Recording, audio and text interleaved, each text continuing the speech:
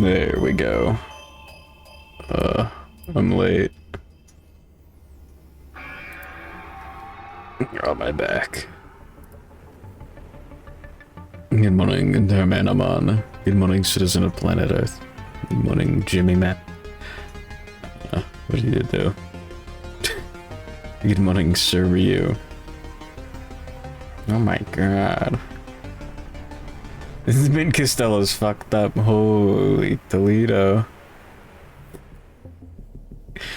Good morning, Diabetic Cat. Great username. I'm not playing that audio on stream. I clicked it off stream. Good morning, Azure Wretch. Good morning,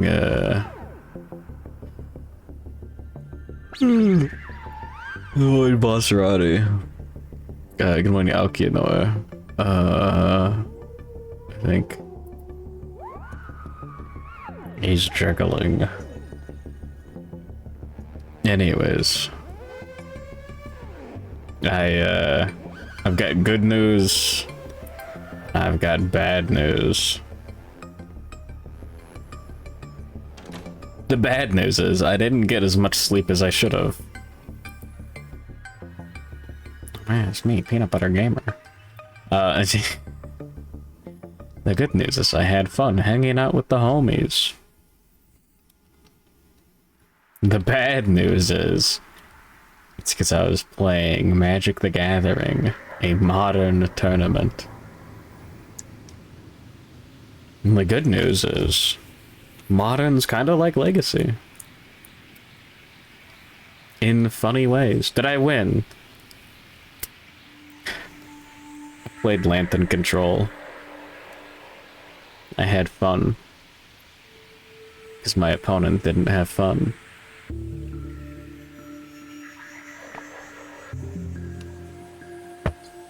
I got some,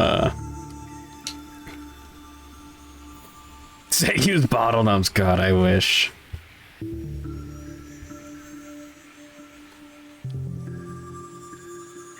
God, I fucking wish.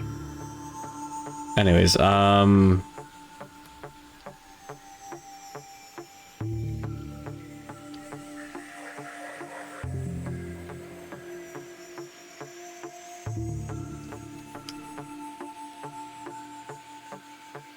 oh god, I didn't save. Yeah, we were at 7 survival on every one.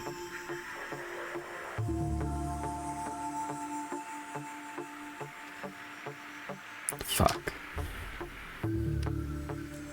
Lantern Control's funny. Nah. Anyways, some of the stuff got saved, some of the stuff didn't. Amulet Titan. And you're making fun of me for playing Lantern Control. I play Primeval Titan after playing my bounce lands, and I play my entire deck. With my turn 3 combo. Okay. You know what? I think it's fair that I'm Pike Cecilia fucking Boseiju.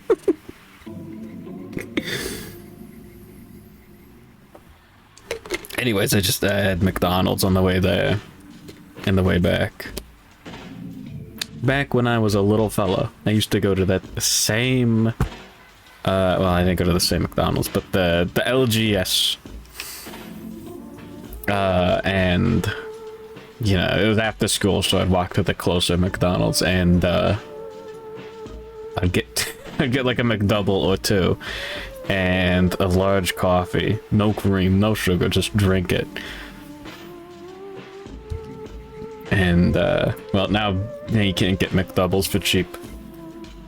Now you gotta order the double cheeseburger, which is practically the same thing, but anyways.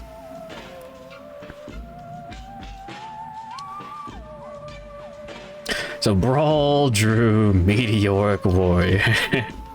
Nico drew Cruel Aerostorm. Targeted Manto, who dashed and surged to Rawhide Headband on Seer, revealing Infinite Shot. Oh, target survivor with the most armor points. Well, now we know who's gonna get targeted by that. Infinite damage. Funny. Well, that's great. Also, good morning, Runbato.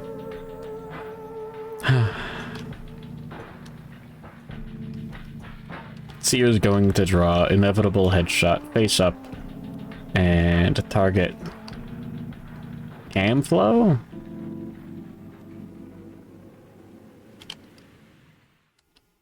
It's going to surge to block.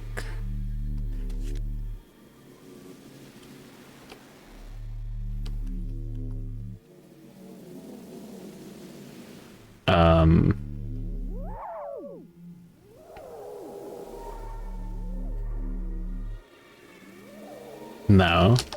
Sorry, I was stupid yesterday. I guess we get to redo this because funny. It didn't save the dashes and all that. We're going to dash with ham flow. Good into 6 survival. And we want Mando to be the closest survivor. 1, 2, 3, 4. Whoa. 1, 2, 3. 4.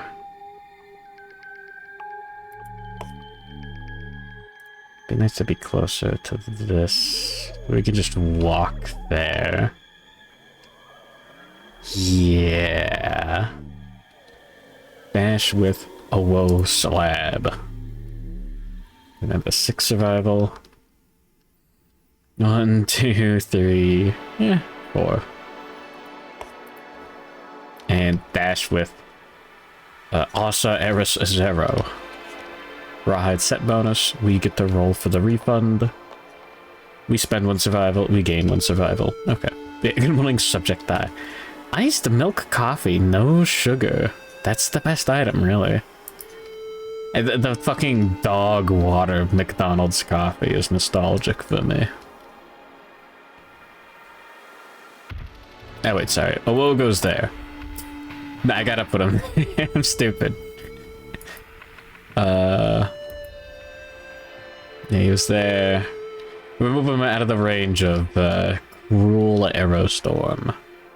It's already targeted Manto. And Osa Eris 0, 1, 2, 3, 4, 5. There we go. Perfect. Dog water. Stink dog. No. Anyways, yeah, Modern's fun. But it shouldn't be. Listen, I don't like Wizards of the Coast. I don't like what they've done to Modern.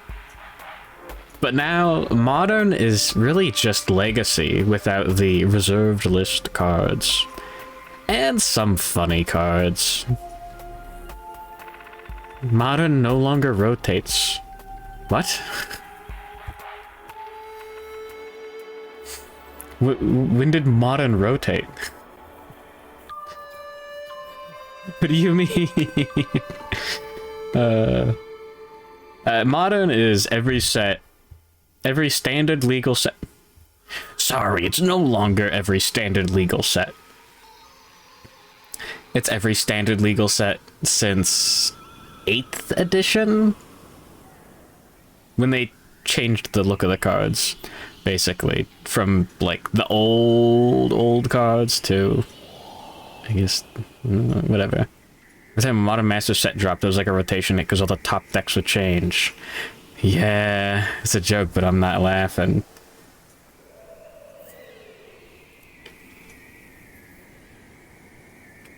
You mean Modern Horizons? I got bad news for you. Anyways, yeah, the idea was it was all standard sets from 8th edition onwards. Is it 8th to 7th? Yeah. Anyways. Yeah, Legacy is all products, including supplemental products like Commander. The thing about Modern is now it includes some other sets. They printed Modern Horizons. which is just a set of funny little cards. And the idea is those cards get added directly to Modern. No standard set. They're just printing cards to Modern just for fun. So, yeah. Oh yeah, Entomb got banned. I'm surprised Reanimator got that bad. Like, I mean, yeah, I guess the deck is just Entomb, your reanimation targets, your reanimation spells, and 1 million counter spells. Like, why would I pay 1 mana for a Delver of Secrets when I could just play Entomb and Reanimate and have enough and win the game on the spot rather than take a couple turns to win the game? Half of everyone's sideboard. Sometimes main board. That's awesome. Anyways, we have 1 evasion on Manto. Oh yeah, I gotta not press that button because it'll pick up the dice used for the life totals. Shouldn't there be? No, this is all the dice. Hold on. Sorry, 6 speed. Hitting on 4+. Yeah, he only has 1 evasion. 3 hits. 5 hits. It was 4 last time. Whoops. Gonna buy a DLC just to add more dice. Doesn't say Kerbosi. Get out of here. Moderators. Kill.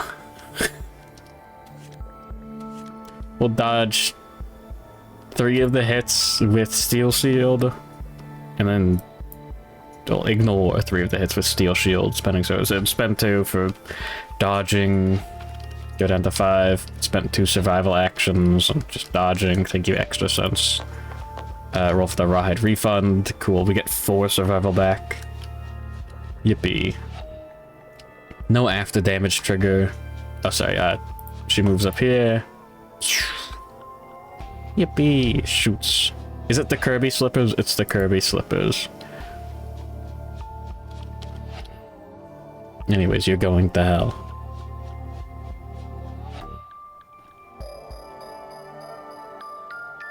One, 2, 3, 4, 5, 6, 7. 1, 2, 3, 4, 5, 6, 7. Okay, good. And then Seer draws Inevitable Headshot. This card is drawn face up. Seer aims her bow off into the distance. No one's off the Showdown board. It's just really fucking funny. Target a survivor. Look at the furthest survivor. We could choose Manto or Hamflow. We'll choose Manto. It's a little bit better. 3 speed, hitting on anything but a 1. Okay. Cool. 3 hits. All go to the head. We'll just spend 3 survival to ignore all of those hits.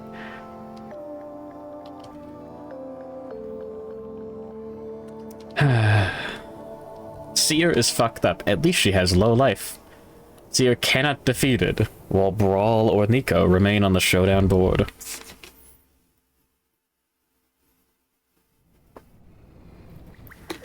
I don't know. Never mind. Yeah. Okay, no, yeah, this fight is really fucked up, and we're probably gonna lose it. But it's fine, because we don't lose the entire campaign if we don't win this. And we can lose, yeah, we could lose 3 more Showdowns and get like a TPK. And be fine. Well, but we wouldn't be fine. We could lose 2 and would be relatively fine.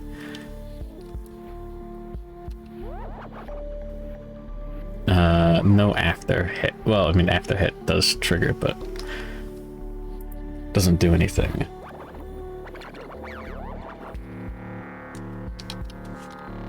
Okay.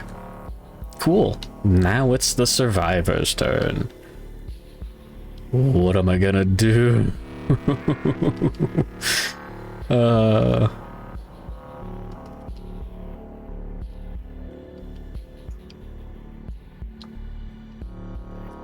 are we going to do?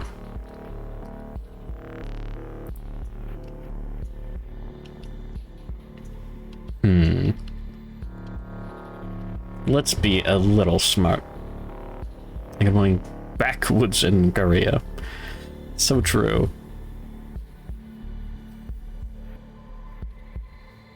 Full move away from all survivors. Turn to face the target. Guardless. Just 5 damage. And gain vault key. And then 2 understanding. That's great. I would like to not draw this, but we have to kill the other 2 witches.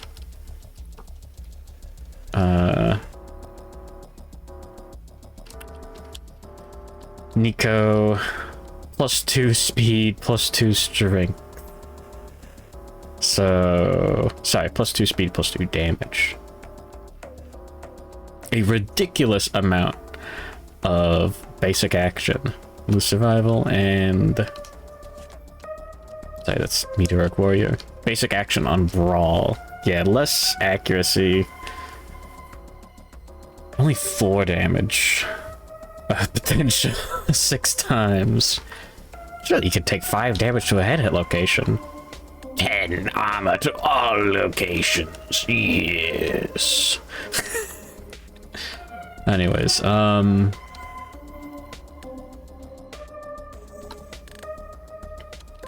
Well, has no way of becoming adjacent. This is not finesse. Absolutely not. Things would be a lot nicer if this guy had enough insanity, but fine. You win some and you lose some.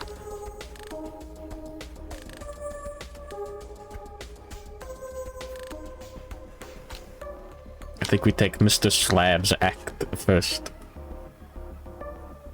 We go 3 spaces and we polish the sword in Hamflow's grid. Yeah.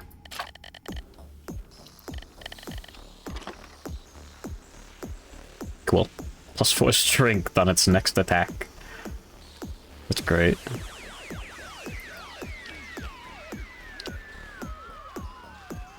Is that our only finesse weapon? That's fine.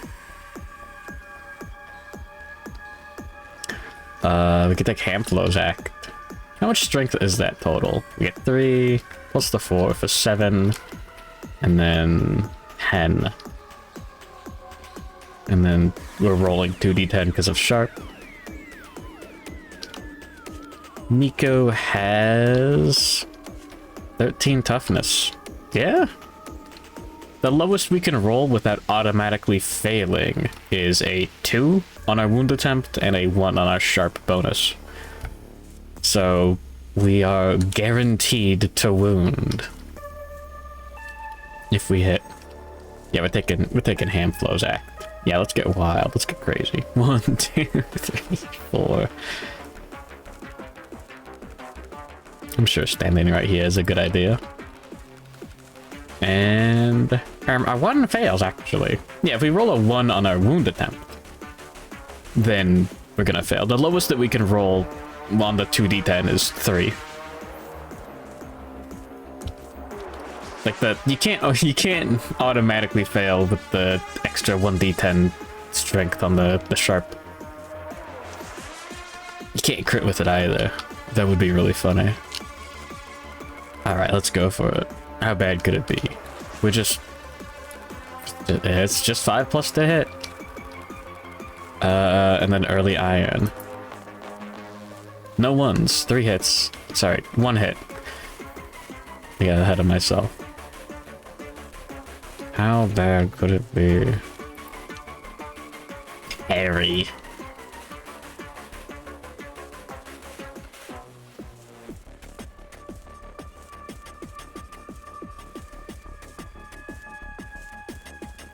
She's not performing Witching Cloak. She's just swapping.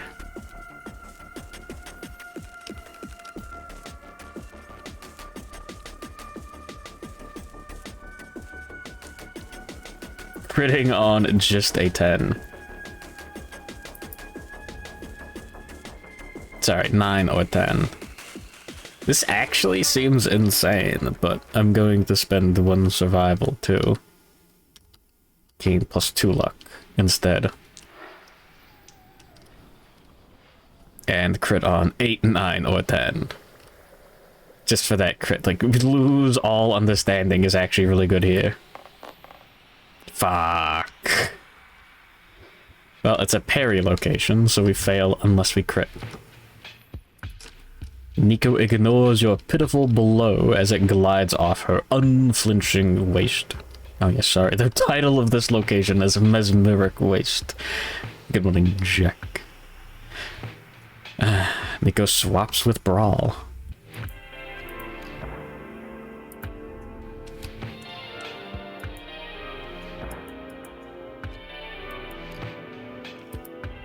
I don't know what the miniature swap button means.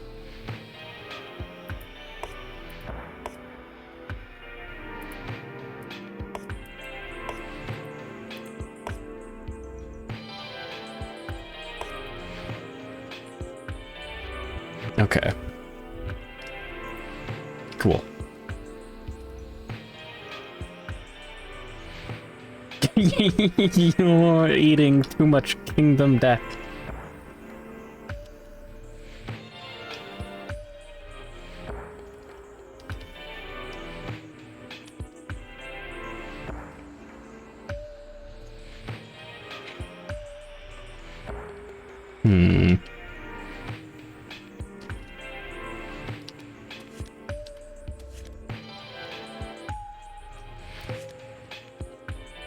Braal has 11 toughness. The wing Mega Mook. The Frogdog pieces in your mouth. Thanks.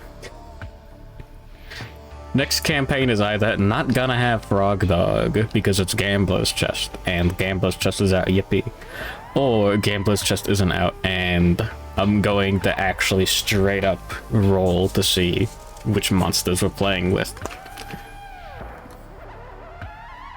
Good luck.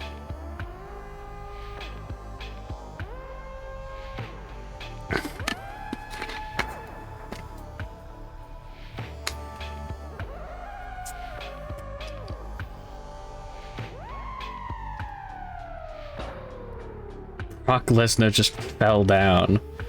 What the hell? Also, they're second pointing Stinky Peanut. Peanut just fell down. Sorry, Braal should be here.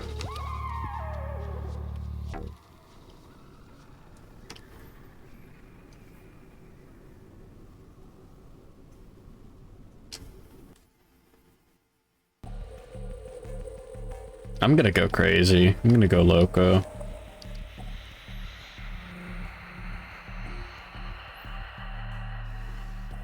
It's a bad idea. We're gonna surge to attack again with ham flow. 4+ to hit because we're in the blind spot. No ones. 3 hits. Well, that was bad. No witching cloaks. Super dense, super dense, super dense. Bash and damage. Full move forward. Okay. And basic action. Target the attacker.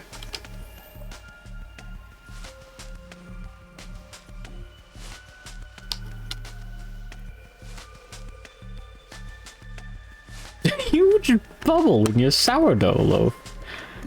What?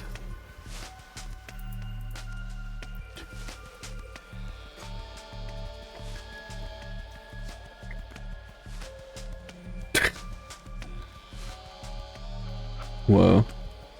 Mortal Kombat.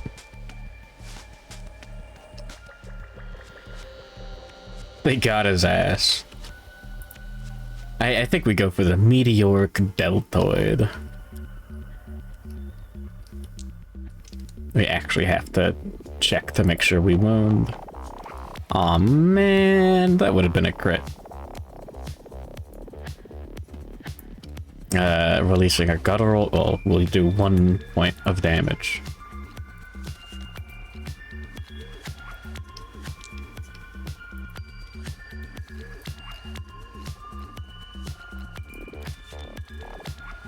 Releasing a guttural roar. Braal rushes ahead. Arms wheeling. Full move the monster forward. Any survivors in the blitz zone suffer bash and 3 damage to 3 hit locations. Ugh. Any Daltoids? Any Doids in chat?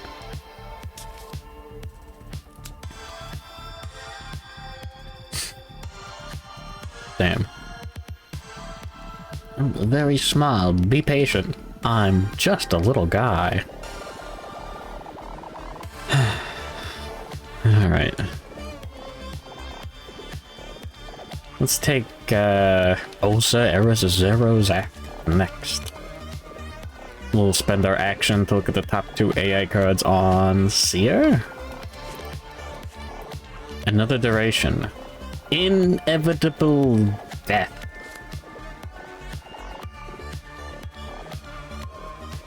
This is drawn face up. A rod of blood emerges from the gloom, whistling with unwavering aim at the survivor with the priority target token. As it approaches, its staggering proportions are revealed. An oversized pillow of blood smashes down, pinning the helpless survivor to the stone-faced ground, dead. This cannot be avoided in any way.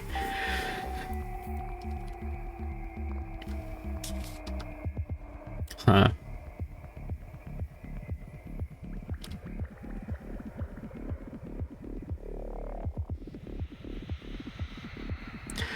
God, I hate the rules for duration cards. I do not know how to properly play this, but I guess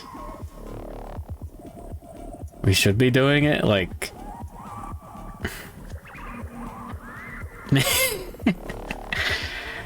If it's revealed via Rawhide Headband, we can no longer manipulate the deck with Rawhide Headband.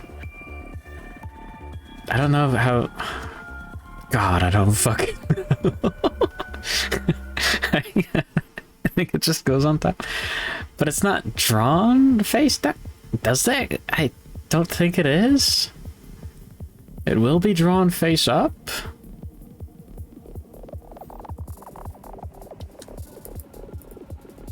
Let me actually just check.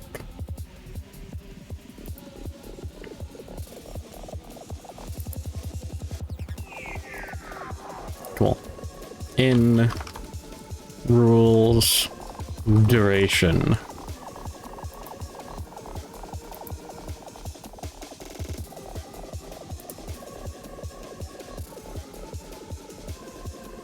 Yeah, you skipped the first step.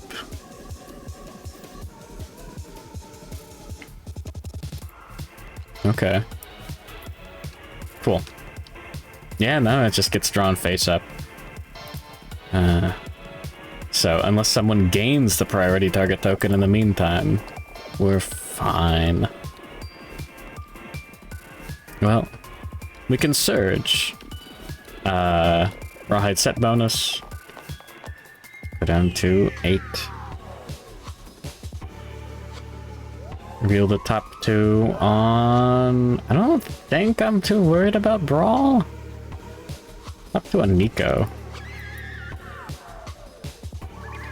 And this man with the golden back. It's great. And Speaker Slayer Arrow. Damage equal to their understanding. Each hit location.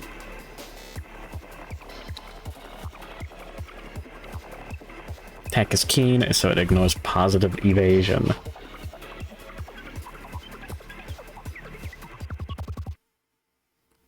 Oh, it's just keen, who cares? Well, no, it's 3 speed.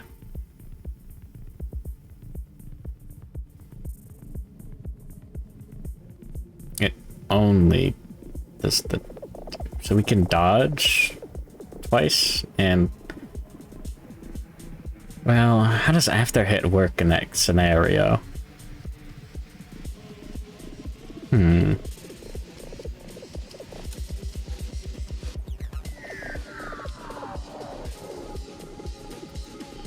Good morning, hardcore hunter.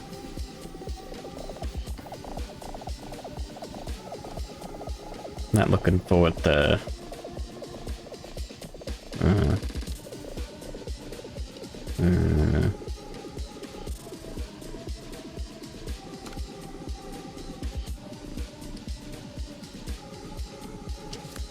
So we could just target, like, anyone with this.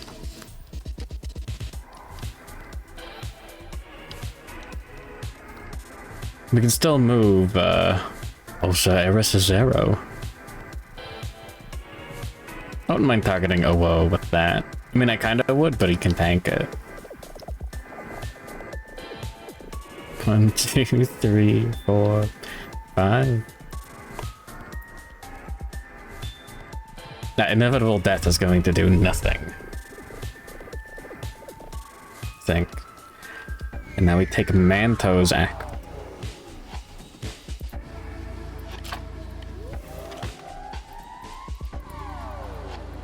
Let me just grab a billion bleed tokens real quick.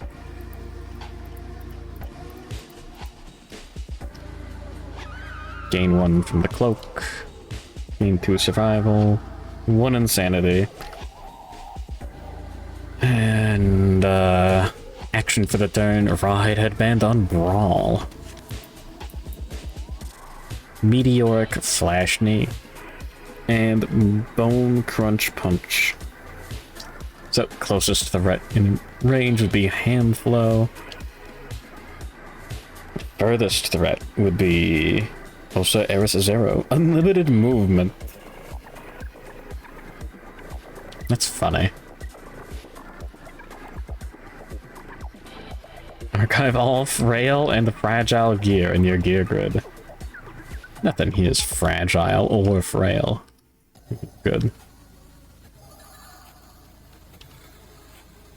Nah, this guy's got it.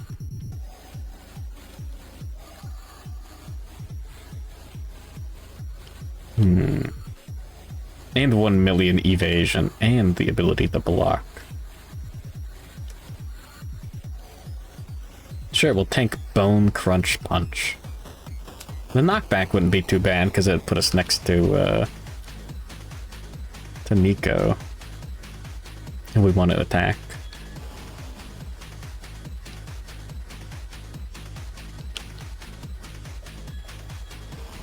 Man, this is fucked up.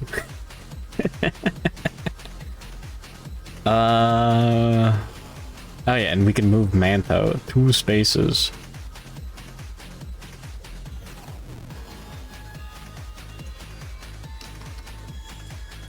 There we go. Easier targeting, I guess. 1, 2, 3, 4, 5, 6, 7. Not quite. Now I want everything to turn out. That's fine. Alright. Monsters act.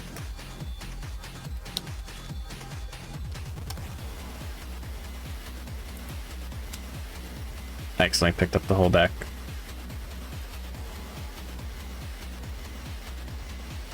What?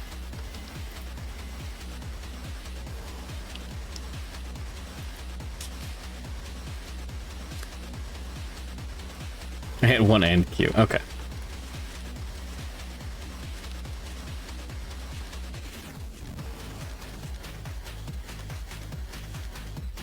Sorry, Brock Lesnar is still fucking rolling backwards in my other window. Braal draws Bone Crunch Punch. Targets the closest threat in range. Ham Flow. Alright. Move and attack. Sorry, Ham Flow has a -1 accuracy token. I forgot. What else am I forgetting?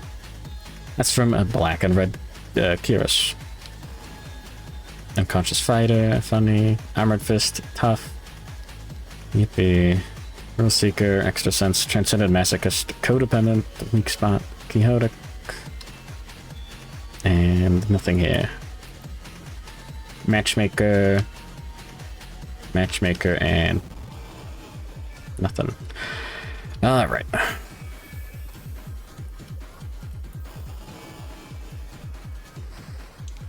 Hitting on... We have 2, 4, 5 evasion, 9 or 10 to hit. Alright, 1 hit. Whenever you're hit, archive a -1 accuracy token to ignore that hit. Okay. Done. No after damage trigger. And Nico draws Beaker Slayer Arrow.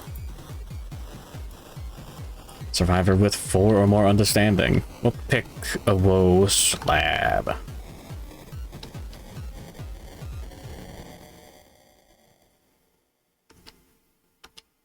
Yeah. Keen. Move the range and attack. 1, 2, 3. Okay, hold on. 1, 2, 3, 4, 5, 6, 7. Really? 1, 2, 3, 4, 5, 6, 7. Okay, sure.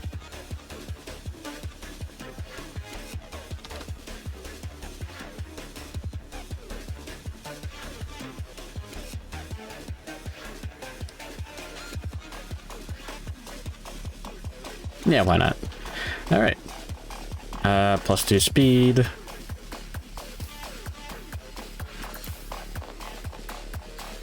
Alright, 3 hits. Arrow of Deadly Revelation. Does no damage. Target suffers damage equal to their understanding to every hit location. Not per hit, just in general. If target dies, Nico suffers -4 accuracy until the end of the round and immediately performs this card again.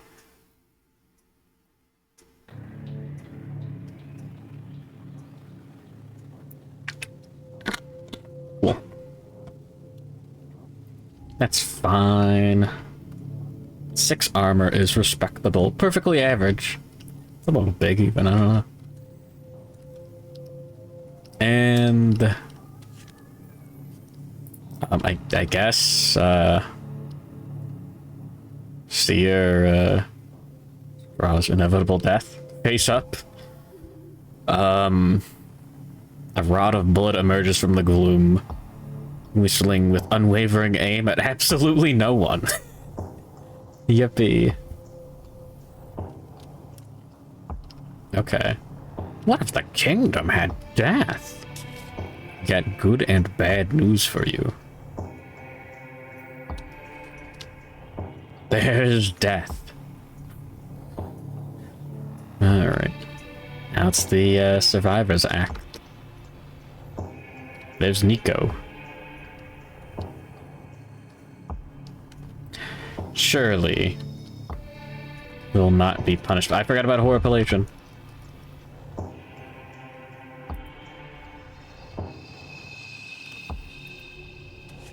I'm gonna pass around Horripilation instead of the dice. The hand flow started round 1 with it. Instead of this round, a woe has it. We only have level 1 Lantern Research. Yippee. If we get to attack with a woe, that's great.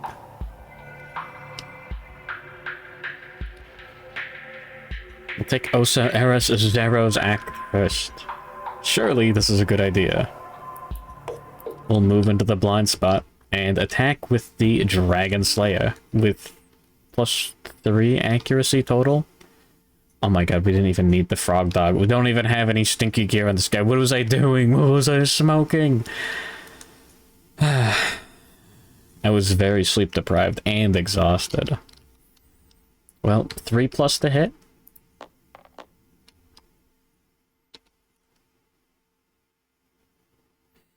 You gotta be fucking kidding me. Surge. Yeah, get an extra... You roll for the refund. You don't get the survival back. Alright. 3+ to hit. Good. Yeah, on Nico. Surely she doesn't have any super dense locations.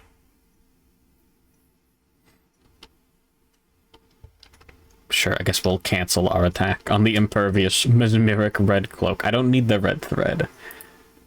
That's fine. Fucking whatever, man. Alright. Do we go with Hand Flow next?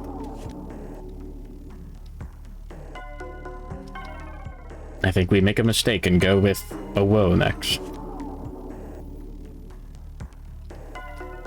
And 1, 2, 3, 4.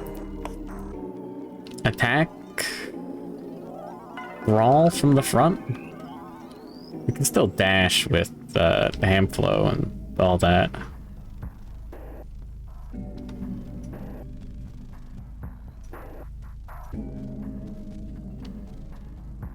Three speed, 5 plus to hit. Armored Fist, we have like a total of 12 strength. Everything looks fine. Kingdom Death Monster and the Koru Observer music.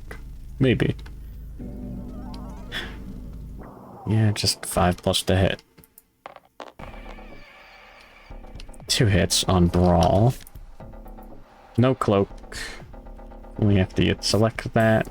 Reflex, full move forward. Failure, full move forward. Let's go for the Meteoric Brawny Knee. 15 toughness total. Automatic failure.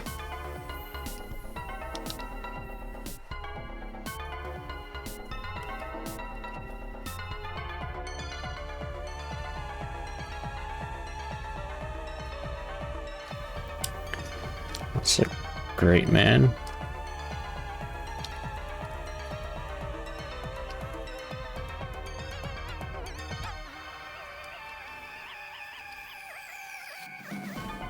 I'm so tempted to spend a lifetime reroll just to guarantee that.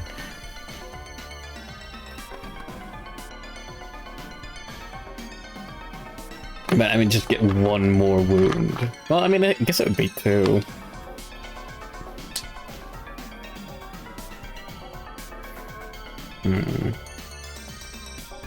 What is his strength again? 4 plus 6, 10, 11, 13. Yeah, anything but a 1 is a wound.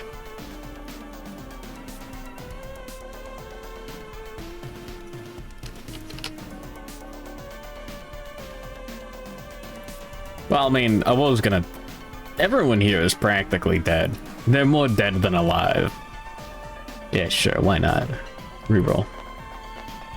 Okay, that's a wound to the Meteoric Brawny Knee. Oh yeah, and -1 toughness as well.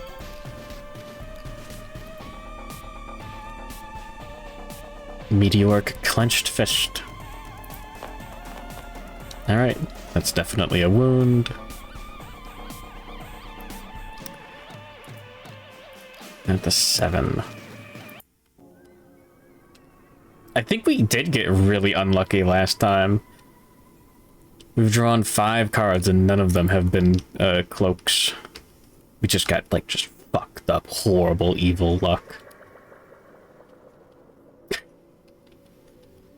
Well, let's dash with Hand Flow. Who hasn't had an act yet?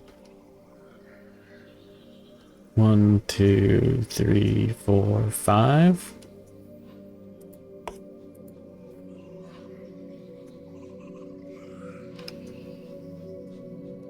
One, two, three, four.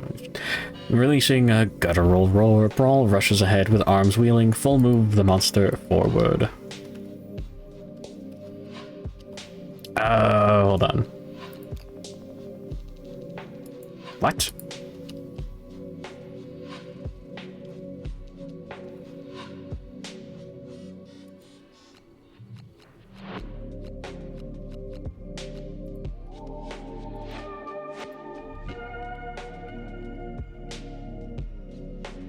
Where's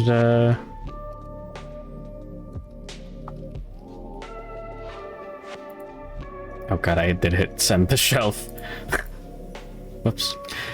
I thought I hit show path. 1, 2, 3, 4, 5 instead. There we go. I forgot about the path being wider than that. Here's a really important question.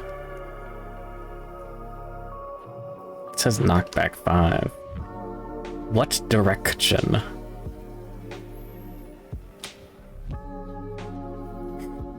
You're playing a tabletop RPG with Koru Observer.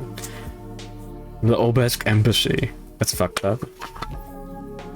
I gotta finish Koru Observer or whatever.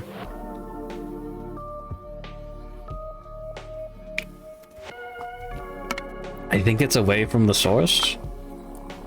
This is a very important rules question.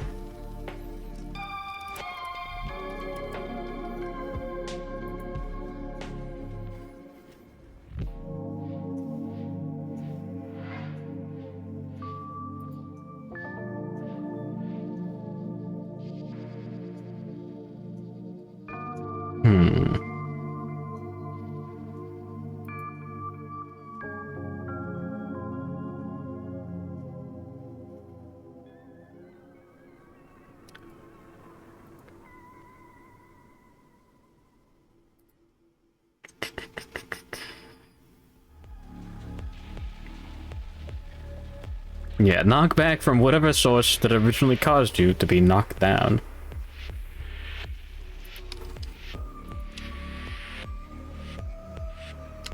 Huh. I think technically we take knockback 5 this way. Yoink. That's great. Oh yeah, and 3 damage to the body, and body.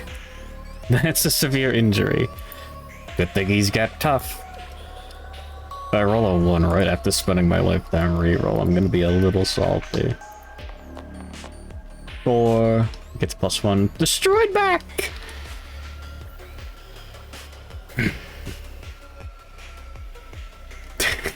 It's funny.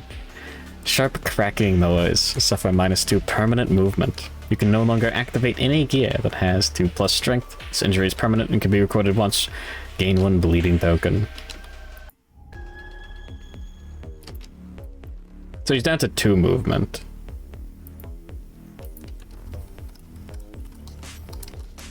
He can definitely tank. So that's good.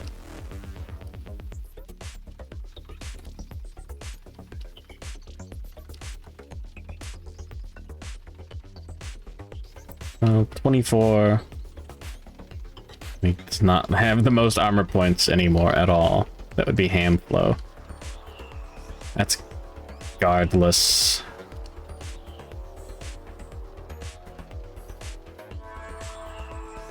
Ready to move with Owo.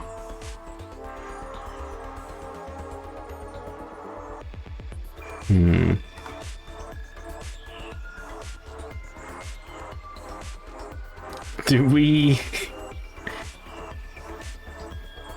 dash? Move 2 spaces?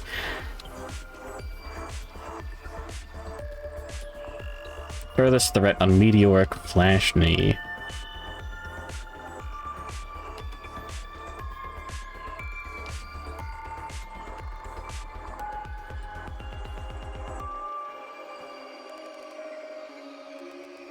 I think we just have to let that happen.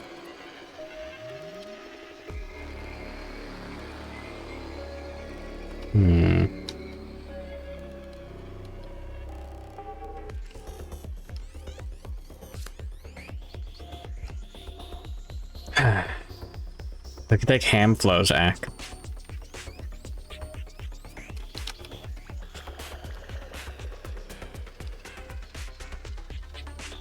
We could surge right now with Manto. I need to think. Then 1 survival.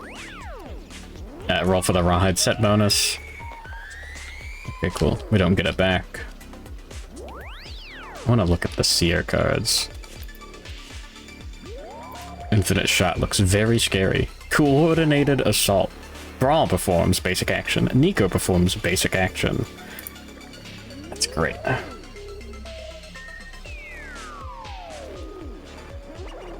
Jimmy, you pervert. You're going to hell. Furthest survive. I'd love to target Manta with this.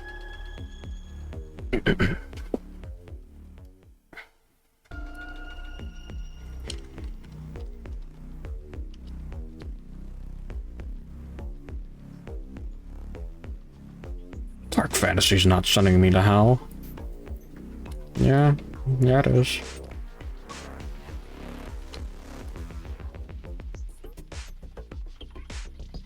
Three, 6, 9. 10 spaces away from the corner. 1, 2, 3, 4, 5, 6, 7, 8, 9. We need to go all the way down here with Manto if we want to completely avoid that. I got some ideas.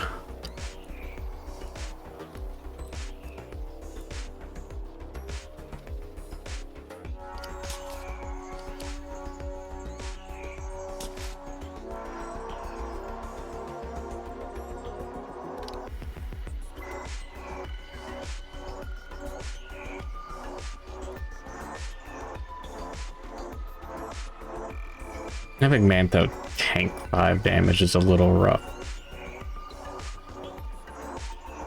Okay, so now we'll take Handflow's Act.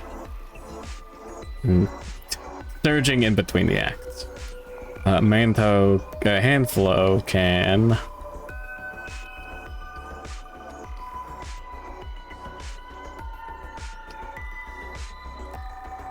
Manto's there.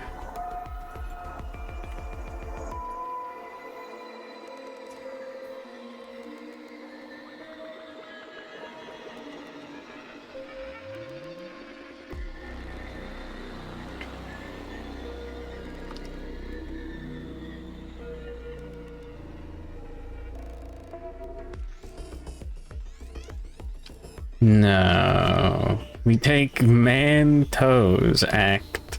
Jesus Christ, this sucks. Yeah. This isn't that bad. Cool. Gain 2 survival. Insanity. 1, 2 spaces. Dash. Go for the refund. Alright, we still spend it. 1, 2. 1, 2, 3, 4, 5, 6, 7, 8, 9.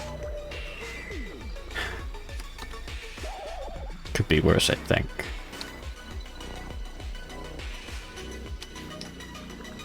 And action for the turn.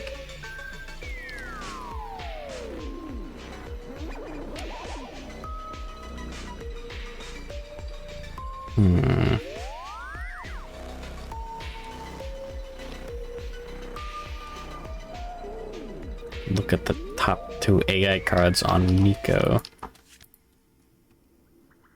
Inciting Shot. Closest knocked down survivor.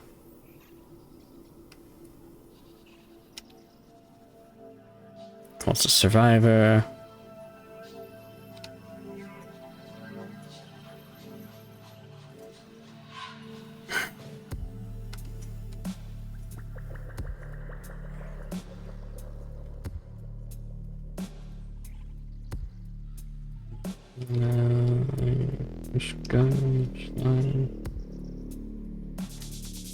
I don't know what man with the golden back does. Kinda. One bleed token isn't that bad. Losing survival is.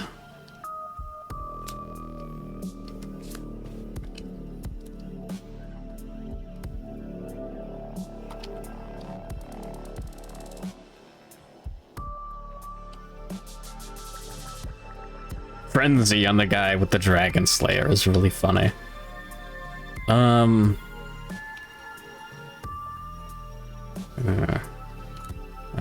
ham flow. If only we could surge. Be able to polishing lantern. 1, 2, 3, 4, 5.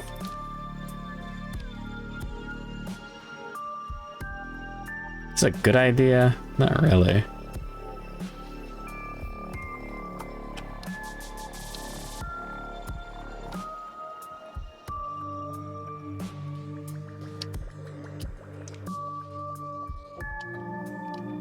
Lantern sword. 4 plus to hit. 2 hits. It's the impervious one. Not for strike. Meteoric thigh belt. You graze her overdeveloped thigh, causing the knife at her side to swivel. Cast strange shadows by lantern light. 2 dice. That is a handful. That's a crit, actually. Your attack sends the dagger skipping, screeching metal grinding across the stone face floor. Archive this hit location and gain the speaker cult knife rare gear. That is a wound.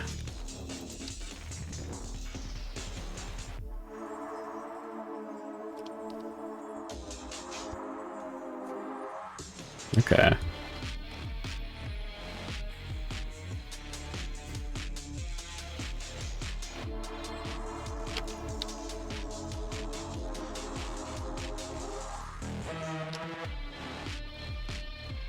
There's not an extra one in the...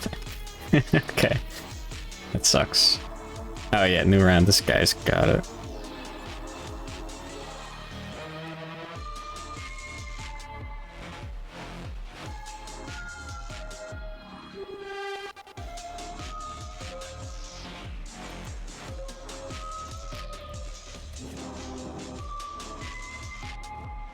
Do I get rid of the lantern sword?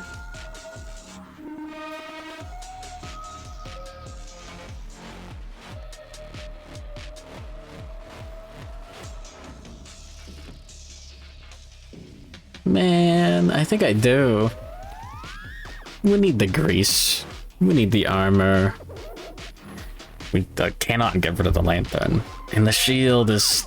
it's gotta be good. Okay, watch this. Will it delete it? It will. Cool. There's how you get duplicate copies of gear. In tabletop Kingdom Death Sim. The knife does not have finesse, so we can get higher strength. It's not a crit. Wait, hold on. No, this guy doesn't have plus luck.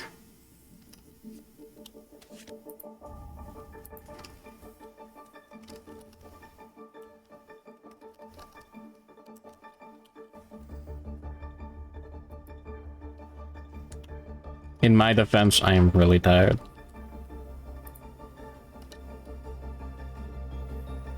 Imagine if he shortened really tired.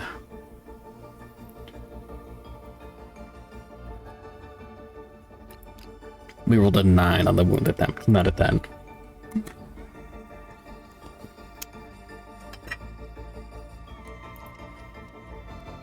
Anyways, we did wound. That's good. We don't archive this hit location. That's good too, actually. And smirking departure. Braal shrugs off the attacker and steps backwards into her cloak. Her wide grin the last to vanish into the darkness. Swap the Red Witch or minion performing this with another random Red Witch. 1 to 5, Nico. 6 to 10, Braal. I mean, Seer.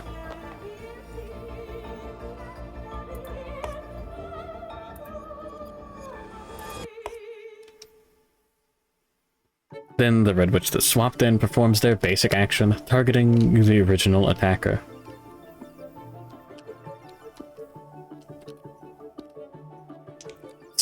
speed. 3, 5, 7, 8 plus to hit. Remember last time we had someone with enough evasion that they had 8 plus to hit? And they got hit trillions of times every attack. There's 1 hit. 2 hits for 5 damage each. Body and the waist.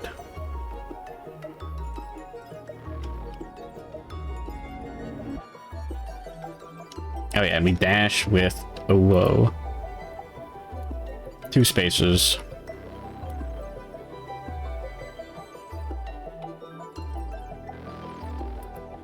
The -1 accuracy token is at the start of the at the end of the act. Hamflow tanked something last round, yeah?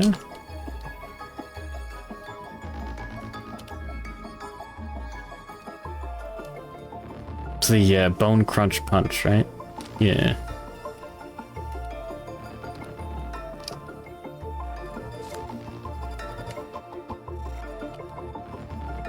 Was it the Speaker Slayer arrow?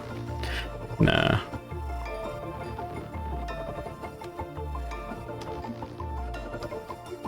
Why didn't I target?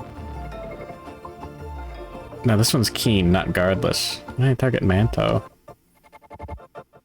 After hit, not like... I don't think...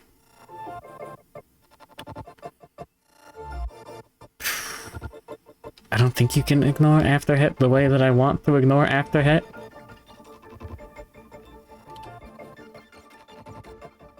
Hamflow's gonna get run over. That's fine.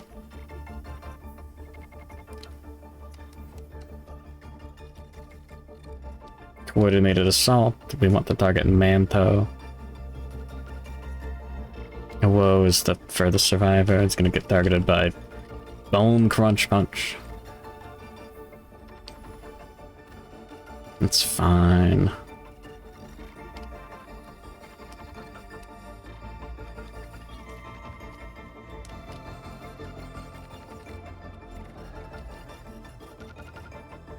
Alright, next round. Osa Eris Zero gets that. Closest survivor in range is this guy. I don't like that. Hold on, we can dash. Make the closest survivor, I don't know, fucking Manto or something.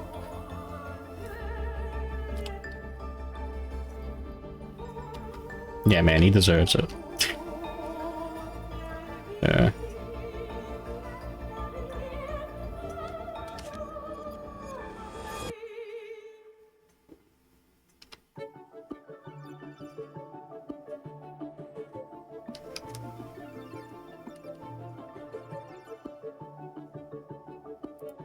Wait, no, that's Nico there. That's Braal there.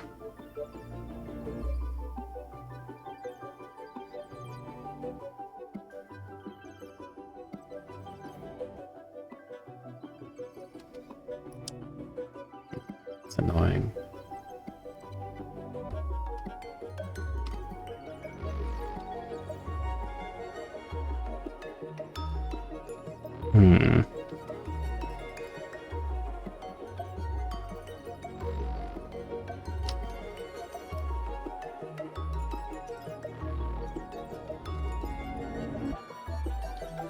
I'm doing a lot of thinking, and not very well.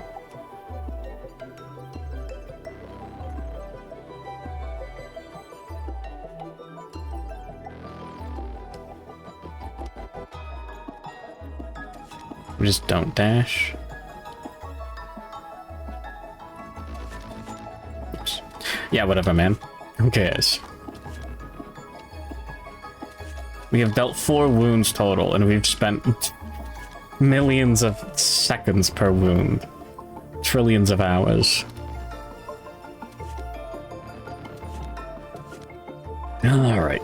Braal goes first. Targets the furthest threat.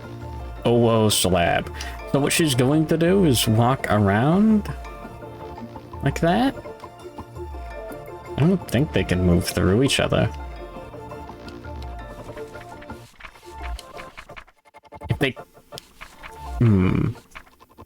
This actually matters a lot.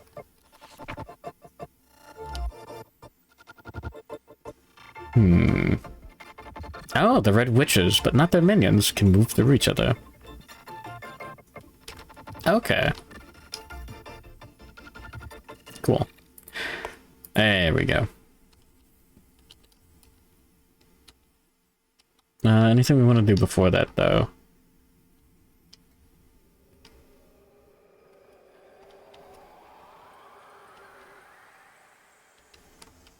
We want to... Well, before Braal moves and attacks. Dash with a ham flow. Now he's got the -1 accuracy token.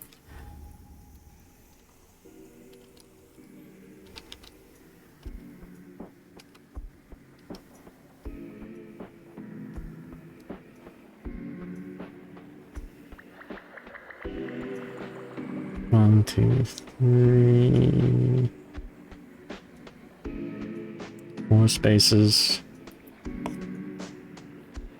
Sure. Alright.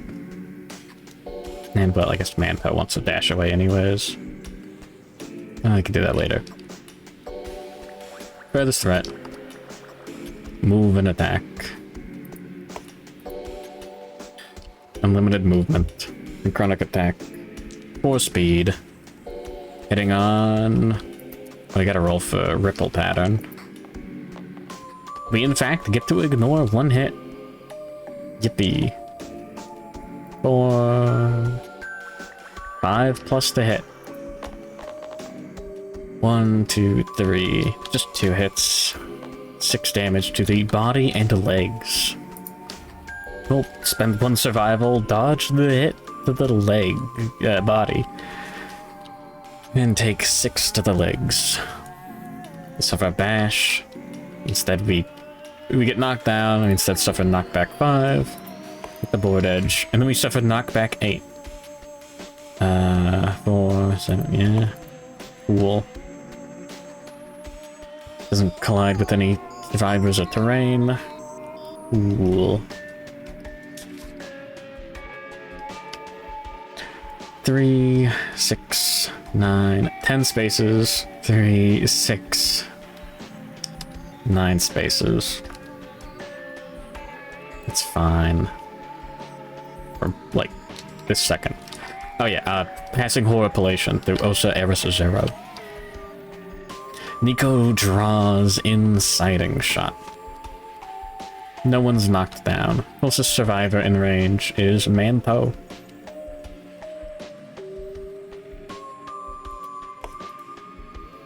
One, 2, 3, 4 range. Well, before she moves... Oh yeah, no, before she moves we want to dash 2 away. Don't look at that.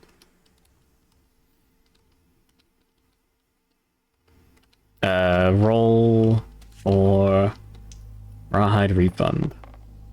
Cool. Spend 1, gain 1. Spend 1, gain 2. 6 speed, hitting on 4 plus 2.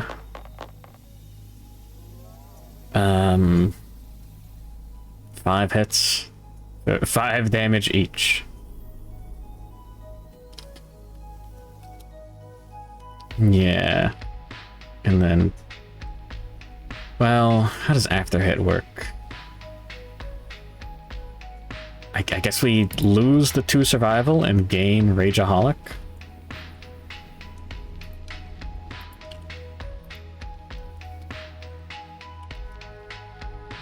Yeah. Your rage boils out of control, causing you to see red at the slightest provocation. Whenever you suffer a severe injury, also suffer the Frenzy Brain Trauma. What's this other card? Guardless. Maybe I don't want to tank that.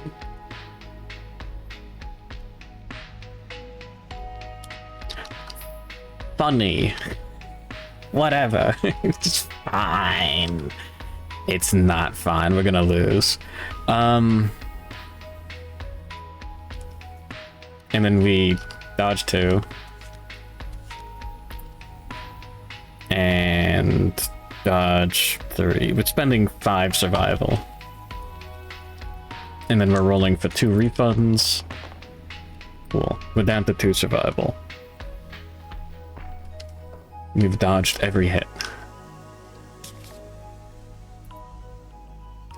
You know what? Rules channel. After hit. What does it say?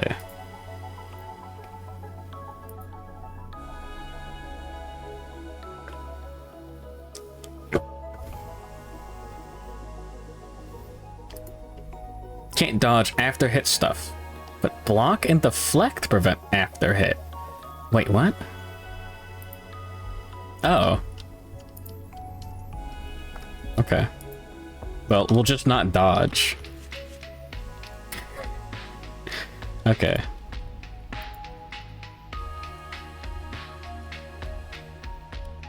Cool.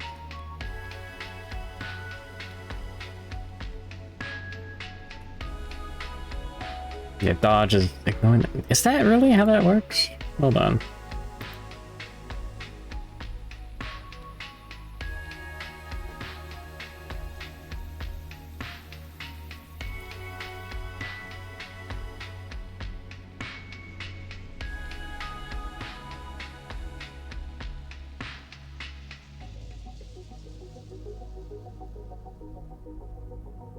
Weird. Well, I'm learning. Okay.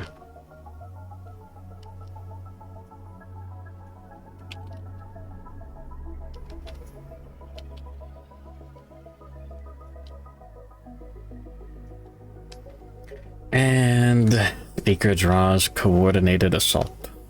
Sorry, Seer. For the survivor, 1, 2, 3, 4, 5, 6, 7, 8, 9, 10, 11. Now Manto. Taking 5 damage, yeah, to the body. Fine, we can tank it. Target gains +2 understanding.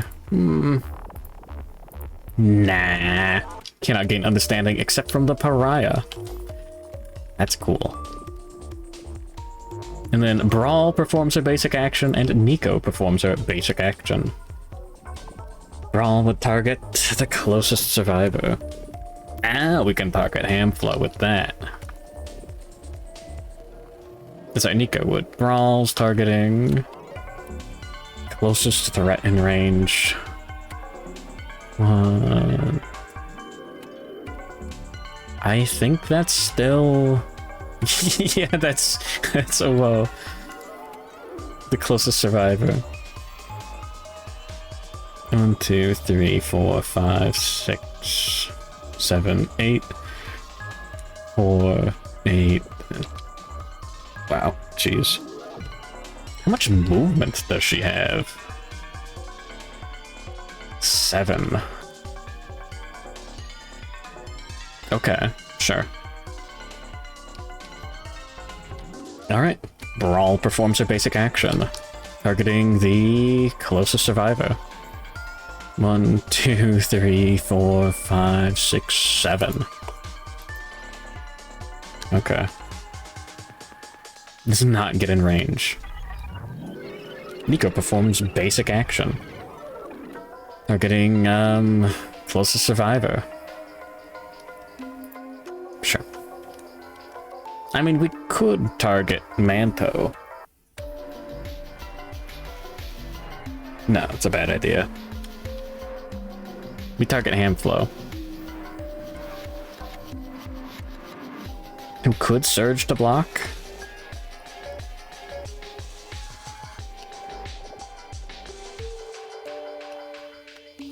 Who will surge to block? Yeah, go down to 2 survival. That's gross. 9, 8, 2, 4, 5 evasion. 8 plus to hit. 6 speed. That's 1. 3 hits. Ignore 1, block 1, And dodge 1. Go down to 1 survival already. God damn it.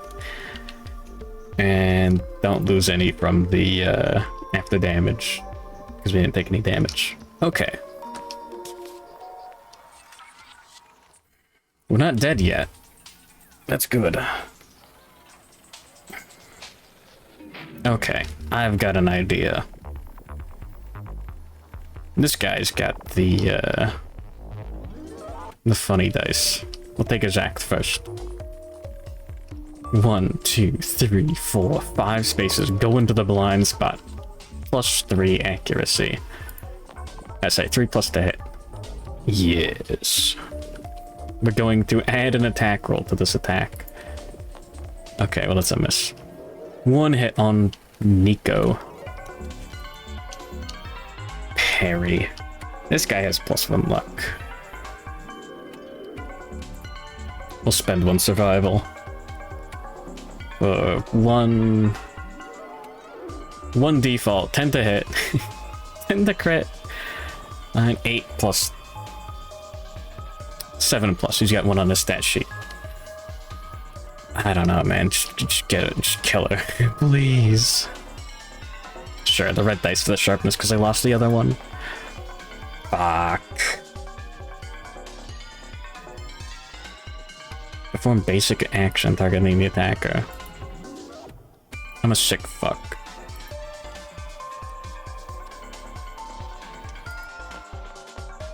That's a crit, isn't it? 10, 9, 8, 7 plus. That was stupid. This shouldn't have worked. Devastating. Resonance travels up the bow's grip through Nico's arms, rattling her teeth. Her concentration is broken. Cancel her next reaction. This attack. Okay, there's no extra reaction this attack. Alright, let's surge. Pay 1 survival. Get 1 survival back. And we'll attack with the Dragon Slayer again. That's a hit. Parry and super dense. You gotta be fucking kidding me. We'll spend 1 survival to gain +2 luck.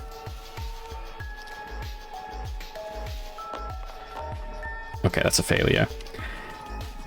Nico fends off your attack with her Rubicon Steel Heel. You're attacking with a melee weapon, the monster pins it to the ground, pulling you down in the process. You are knocked down. And... Frail. Archived. Tee-hee. I'm gonna go to the bathroom real quick. I'll be right back. What do you mean we just lost our Dragon Slayer again on the first time we take it? I'm going insane.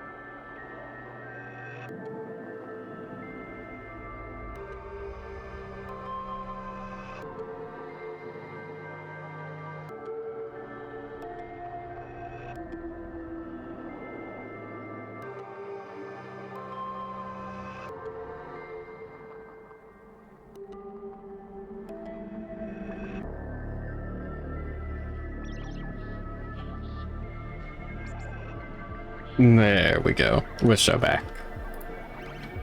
Alright.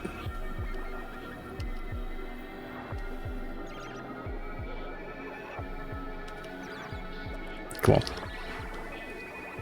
Got knocked down. Lost the big sword. You still have a decent chance to crit. It's not that decent, but you know what I mean.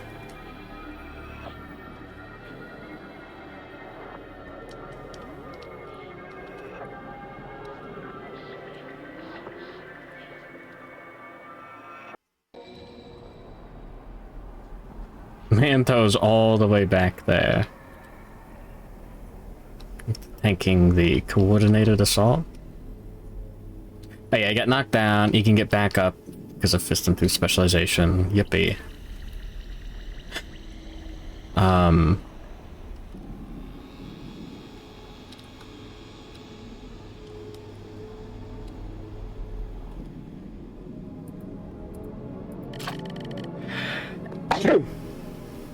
Excuse me. Destroyed back.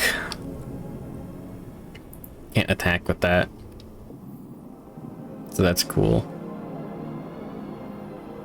2... 8. Just 8 strength. With Fist and the Tooth.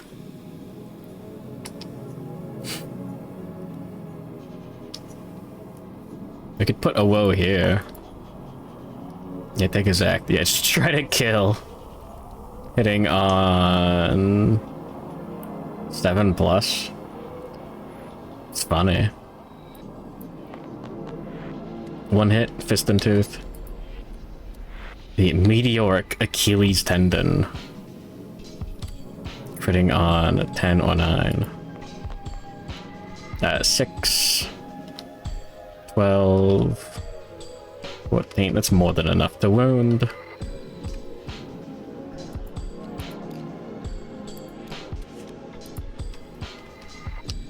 If Braal is adjacent to the attacker, a sudden kick flies out from the ground, shattering their nasal bone. Tears flow uncontrollably. Attacker gains a bleeding token and a -1 speed token.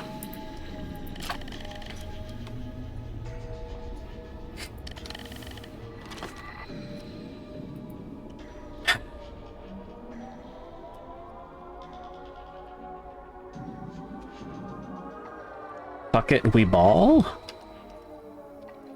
I think. We balling. Like we bowling, but...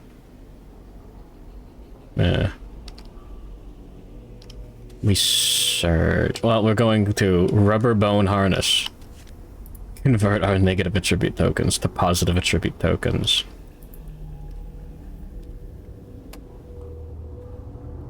And then go down to 3 survival to surge. Fist and Tooth, 3 speed, 7+ to hit. 3 hits. We're drawing the trap card, aren't we? Stomp and the Drain. All survivors are doomed. Braal absorbs the impact of the attack, digesting its kinetic power to produce a splendid scream. Adjacent hearing survivors. No one's deaf at the moment. Suffer knockback 5. 1, 2, 3, 4, 5. And 3 brain damage. That's a severe... That's brain trauma. 9 + 2. Maniacal laughter. Oh, you're knocked down. Yeah, -1 speed token, the priority target token, and 1 D5 insanity. I think you just collide with...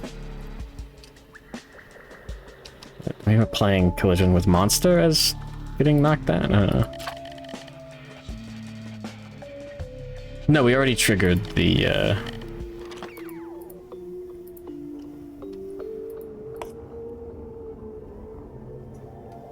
We already triggered the rolling armor this round. It's over for you, probably.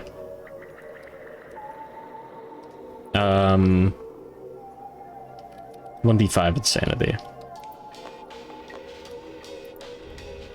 I got the 5.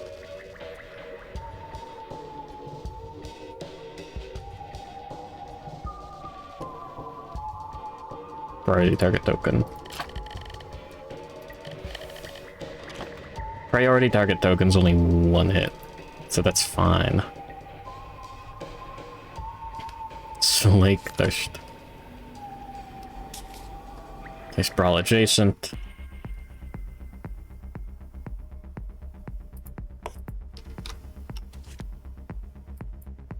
Ripping their shoulders, she muscles them to the ground, pinning their helpless body with her foot. Prone, their blood pools in the gaping stone mouths beneath them. They gain the Blood Fountain Survivor status card. Braal heals 1.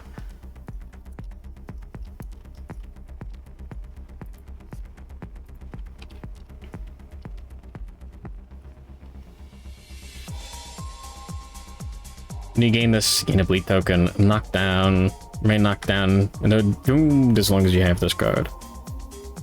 Braal, withdrawn AI, drains your blood instead, gain a bleed token. No longer adjacent to Braal. Combo Crush.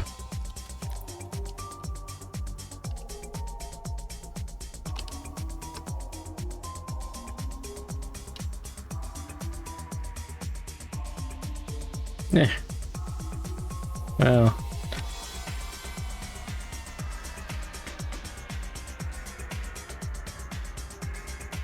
May as well draw this with this guy. The sword guy without a sword anymore.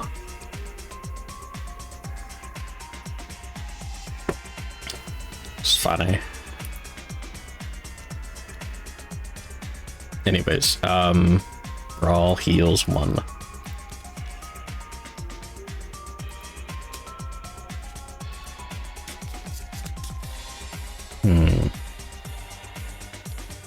Survival, gain 3 understanding, yeah.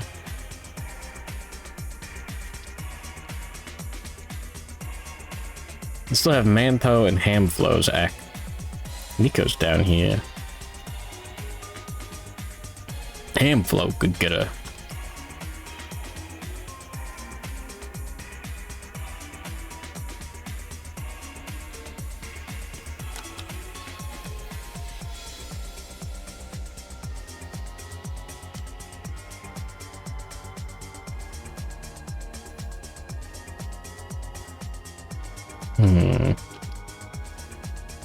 Survivor with most armor points, I think, is Hamflow right now. Building our Seal Ardor. We're gaming.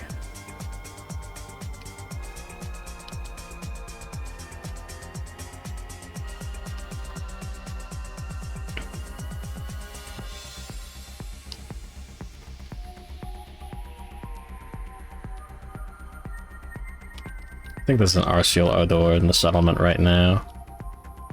Yeah. You're just chilling. Monster Claw style is pretty good, I guess.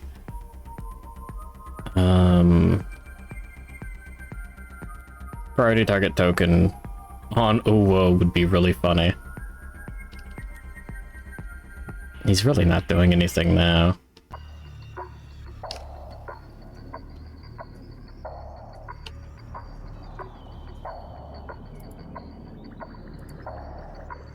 What is this, Jimmy?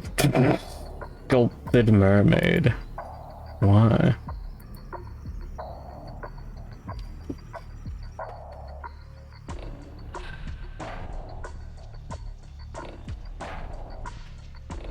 Mm. 3D printed mermaid. All right.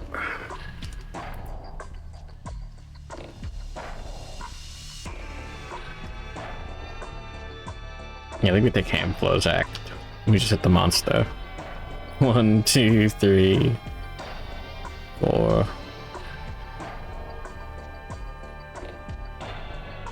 I don't think she really cares if you're in front of her. 5+ to hit. Early iron. No ones. It's 2 hits on Nico. No trap card. Lose to survival and a parry.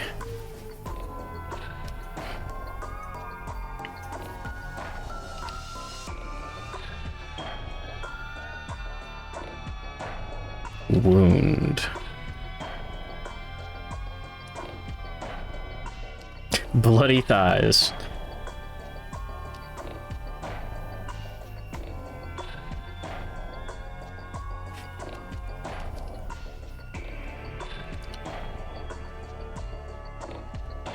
Or the hips.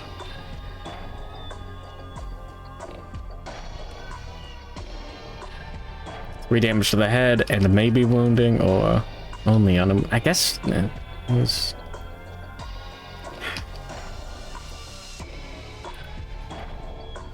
I'm a high roller.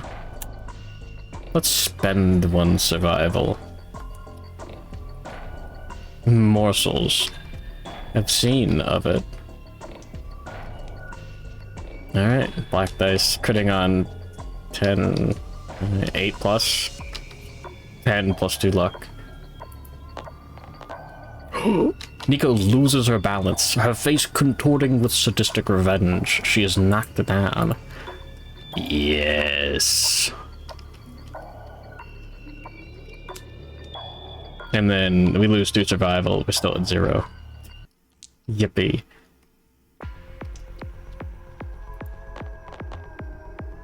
Why do we get 2 perfect hits here? Okay. Set face to 4. Yes. Ignore the reaction. And then Indomitable. When the monster attacks, there's an attack that stands up at the end of that attack. You know, I should check the rules someday, but I'm like 90% sure that's like at the end of this attack, she'll get up.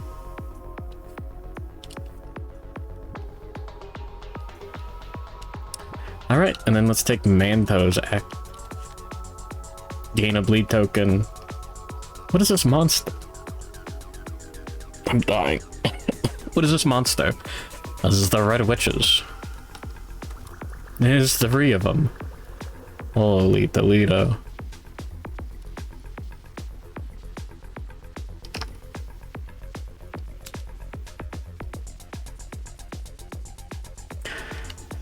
We get the bleed token. We got Thrill Seeker and Transcendent Masochist. 2 survival, 1 insanity. And use our action to Rawhide Headband Seer.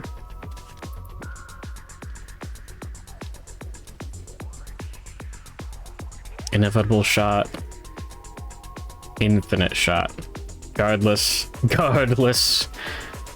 Vault Key. Understanding. Damage for this attack is equal to the target's understanding.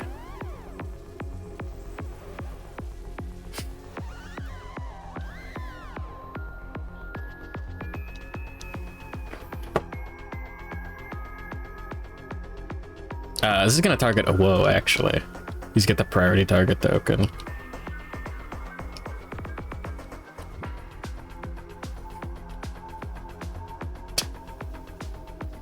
Fuck it. I think we just have him tank the infinite shot. Yeah, so yeah. He got a destroyed back, so now I don't really care if he dies. And by that, I mean, there's not really much we can do. Alright. And then we can move with Manpo.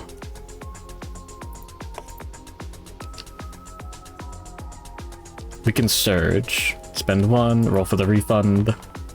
Cool. We lose 1, and then Thrill Seeker. We gain 1, and then Thrill Seeker gives us an extra. Yeah. Surging to remove a bleed token with the medkit. And the next.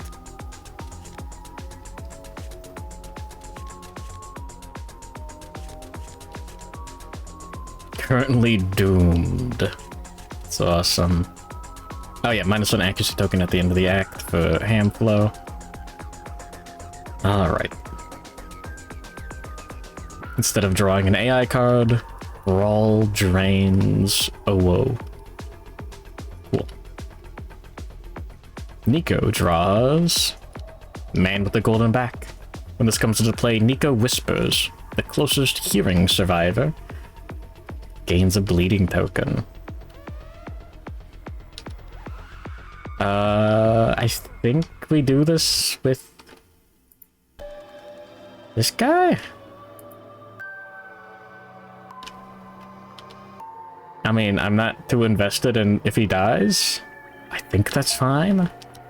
Okay, this gets passed on to Handflow.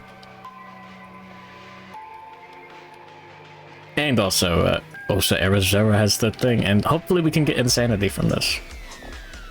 Survive the hemorrhage, 3+ understanding. They hear the story. Man with the golden back.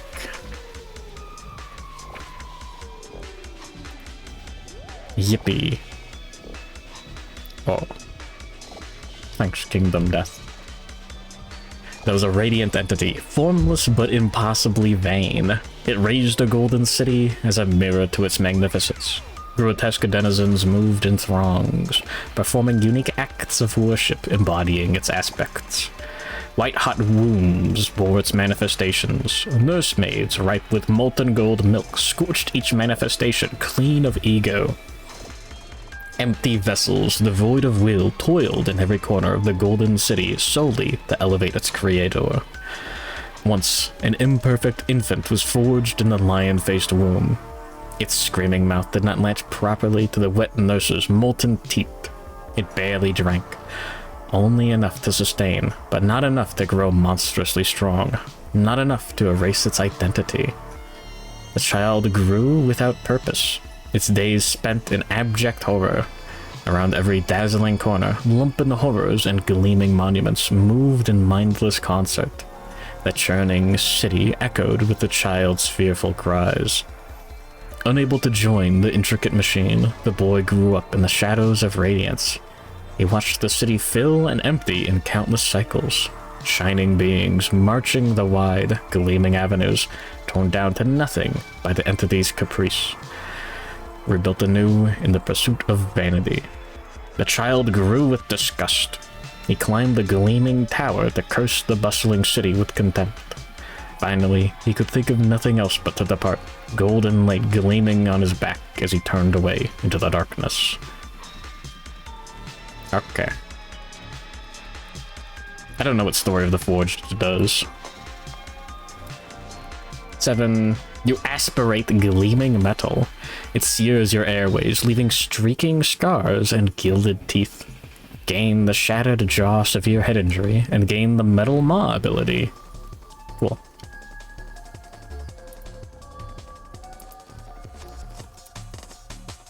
That's great. This guy just lost his weapon. Now he's got Fist and Tooth.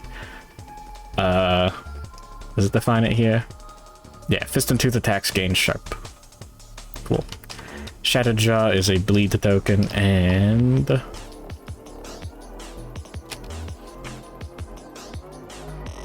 drink your meat through a straw. No longer consume. Be affected by events requiring you to consume. No longer encourage. Okay, that's it.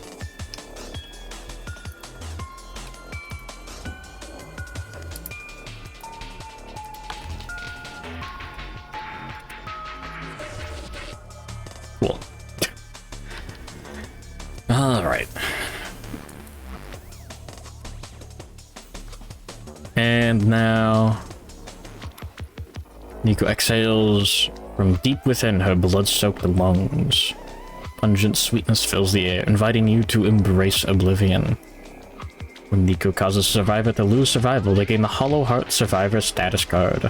When a survivor archives their Hollow Heart status card, Nico is enthralled by ecstasy, gains a medicine accuracy token, and archives this. Okay. Alright, and then Infinite Shot. Survivor with the most armor points. Well, as the priority target token. Gets targeted instead. Infinite range, 1 speed. Guardless, cannot dodge or ignore. Yeah, ripple pattern just ignores the hit. Alright. Not a miss. Infinite damage to the head. Aw, man. Alright.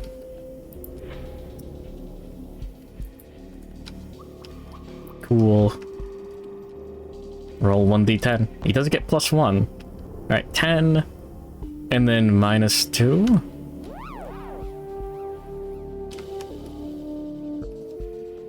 Yeah.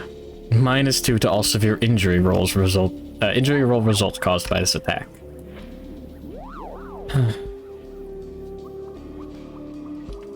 So, concussion. Your brain is scrambled like an egg. Gain a random disorder and 1 bleeding token.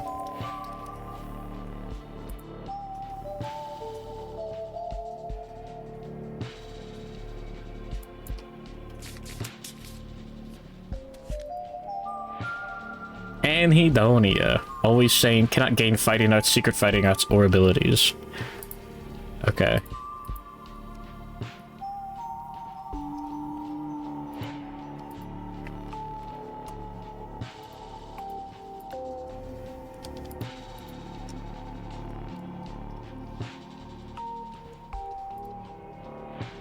Funny. That's actually kind of good against the Red Witches because of the whole funny gimmick. Did I give him the bleed token? I don't think I did. He got one when he got the thing. And one from that. And then infinite knockback.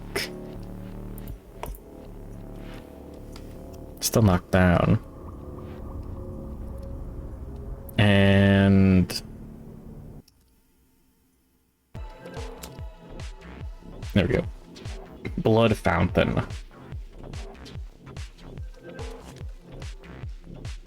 When you're no longer adjacent to Braal, flip this card and perform Combo Crush. You or Braal moved for any reason. Cool. Braal's jagged toenails rake your body, suffer 3 damage to 3 hit locations. It's actually worse than I thought. Arms, and legs.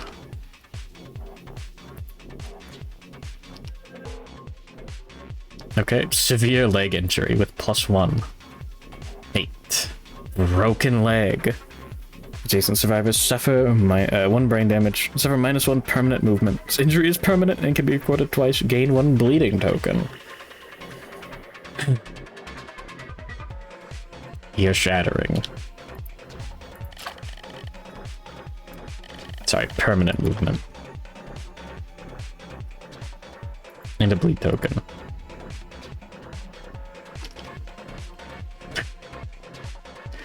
Now he's down to 1 movement. That's awesome. No more bonus strength.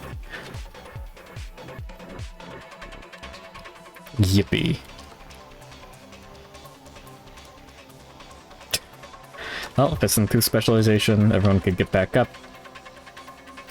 1 space with, oh whoa, that's great. 3, 6, 7, 8 spaces. 3, 6, 7, 8, 9 spaces. Okay. Interesting.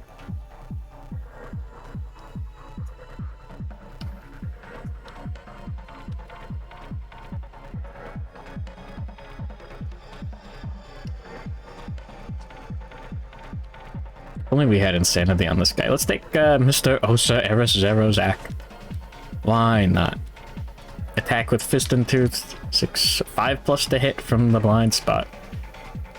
And we have sharp 1 strength. What are the odds there? Nico has like 13 toughness. Hold on. 12+ on 2d10.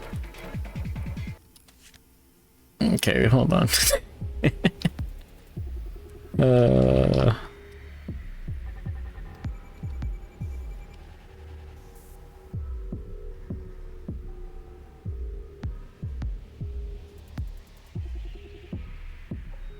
Uwo is in range of Braal. That's so great.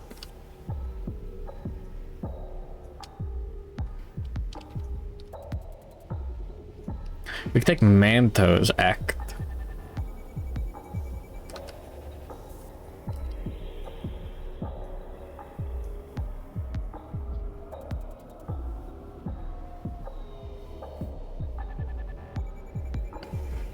Kinda want Ham Flow to have a direct shot.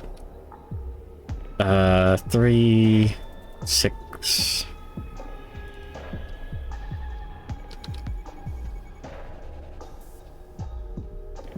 Only have 2 movement with Manto. Yeah, put him here. Yeah, it's funny.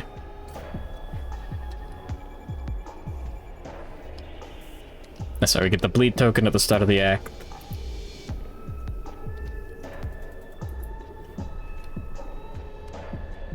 We'll spend our action to... I don't know, man.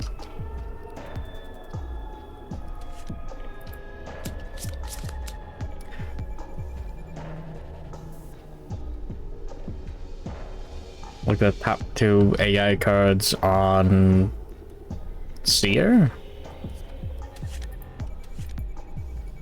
Transposing shot. All survivors within 3 spaces. Except for the knockback. And the gain vault key. And then regardless. Damage equal to the target's understanding.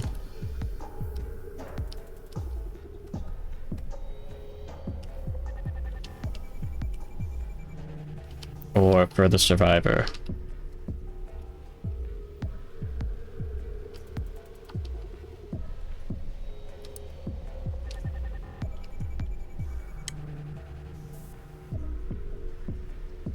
Fuck it. Inevitable shot. Why not? Targeting Uwo. If he lives.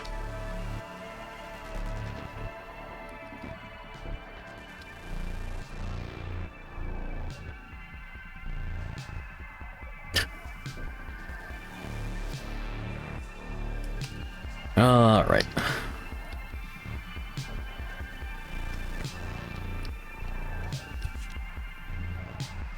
Now we take Hamflow's act. 1, 2, 3, 4, 5 spaces. Surge with Manto. Polishing Lantern. And then attack with Hamflow. Roll for Rawhide set. We lose the 1 survival. Okay.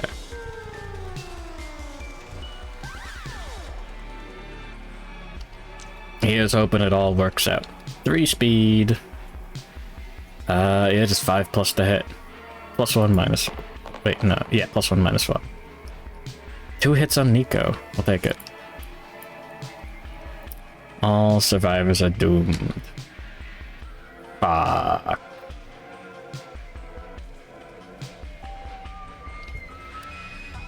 Nico's perverse exuberance extends.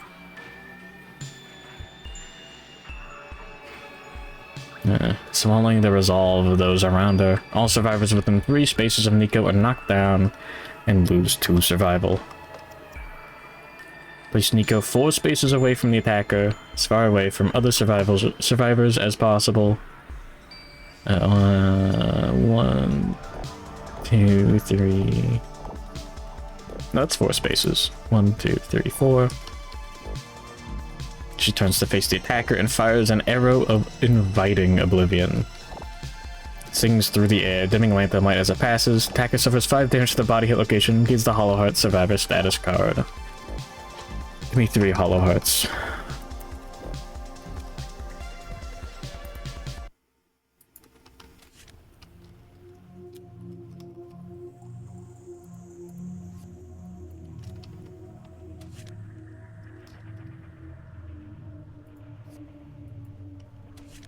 Wait, hold on. Wait, yeah, never mind. Handful was attacking. Loses 0 survival. Never a survivor. Loses survival from Nico. They gain the Hollow Heart survivor status card. Cool. Manto loses 2. Goes down to 6.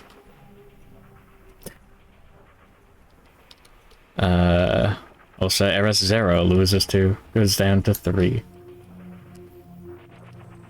And 5 damage to the body is a severe.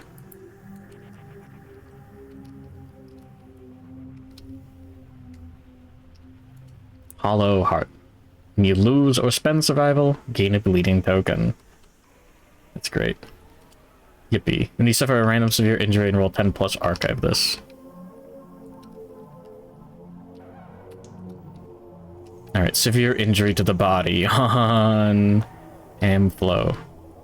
Broken rib, -1 speed. Gain a bleed token.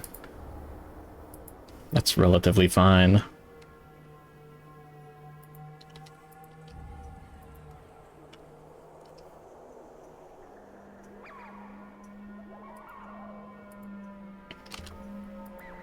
What did you do, Jimmy?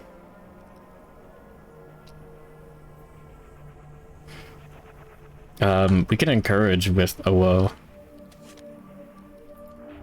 Spend a survival. Have... Oh, sir, Eris 0. Stand up.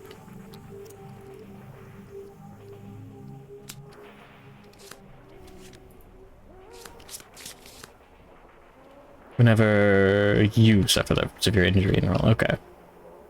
The Twitter link isn't loading. Is my internet dead yet? No. Oh my god, what the hell is... Jiggling robot boobs. Insane.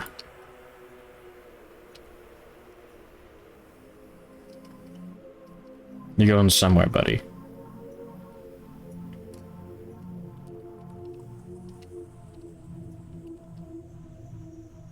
I'm awake. He's woke. Sire, he's woke.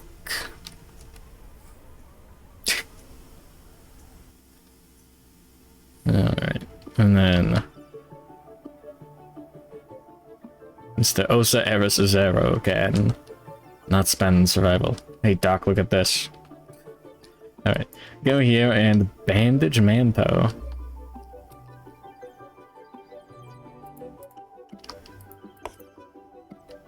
Or go 1, 2, 3, 4 and attack the monster.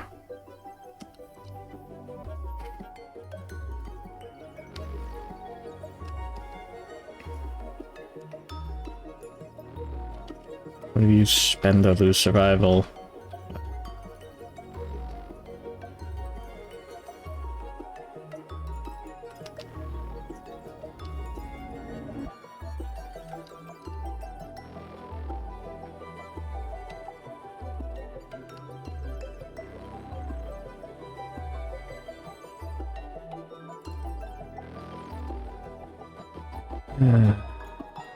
But what if we kill?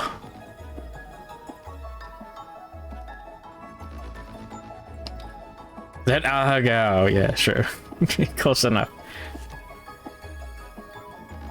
We can... No, we'll go here. We'll bandage. And we can surge. Spend 1 survival. Roll for the rawhide refund. We get the survival back. We spent 1, we gain a bleed token. We're using that action to bandage. Yippee. And then we take a woes act.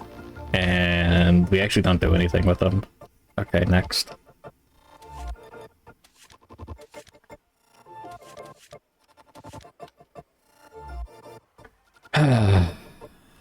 Gamble, gamble, gamble. This is a different gamble if you think about it. The monster draws Rain of Blows. Closest threat in range. Oh, whoa. Alright. 4 speed. Sorry, 6 speed. 1, 2, 3 evasion. And... no ripple pattern bonus. So, 5... 7 plus to hit. 2 hits. 2 hits. Knowing none of them yet. And... head and body.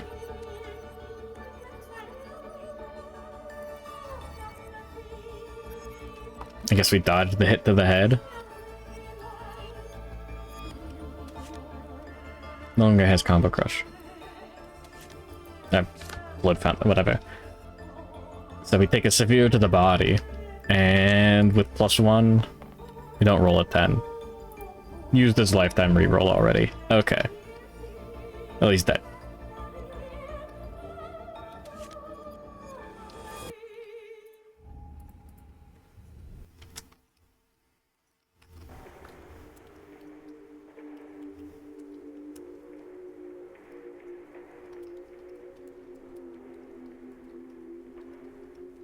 There we go.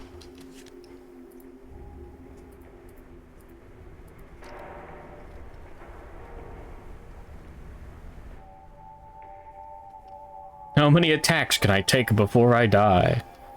New AWO stream idea. Yeah.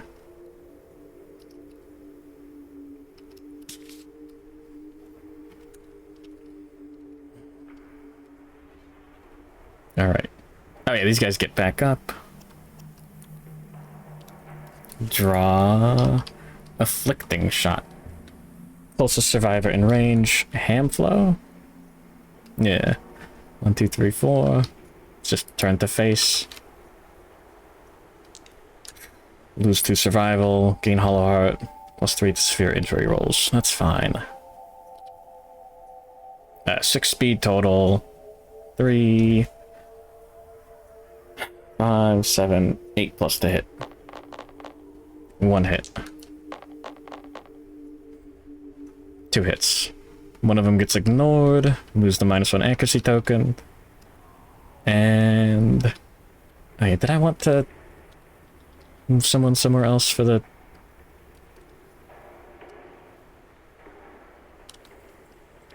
oh god, what's on top of Seer's deck? Oh god, oh fuck.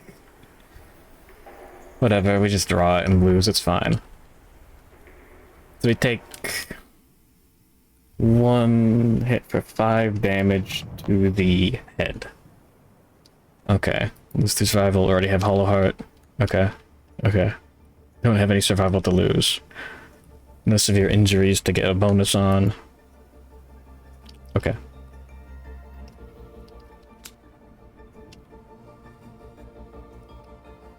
And Seer draws Sanguine Disruption. Oh my god. Oh yeah, dead. Seer swaps with Nico if able. All survivors within 3 spaces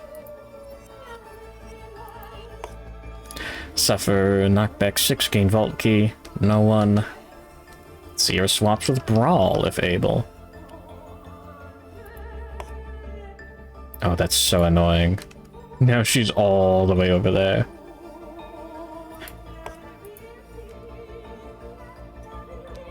No one's within 3 spaces of Seer.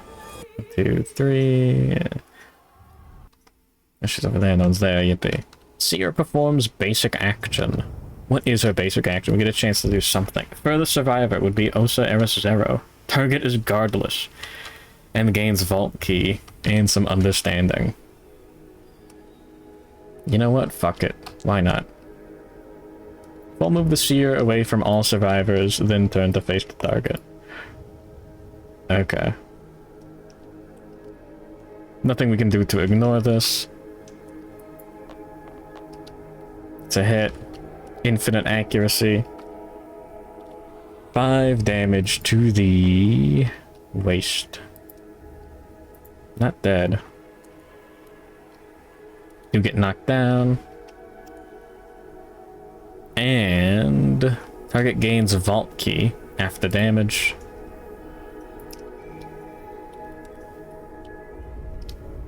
And +2 understanding. This cannot be removed for any reason. Gain 3 additional secret fighting arts slots. You may have up to 3 more secret fighting arts than you may normally possess.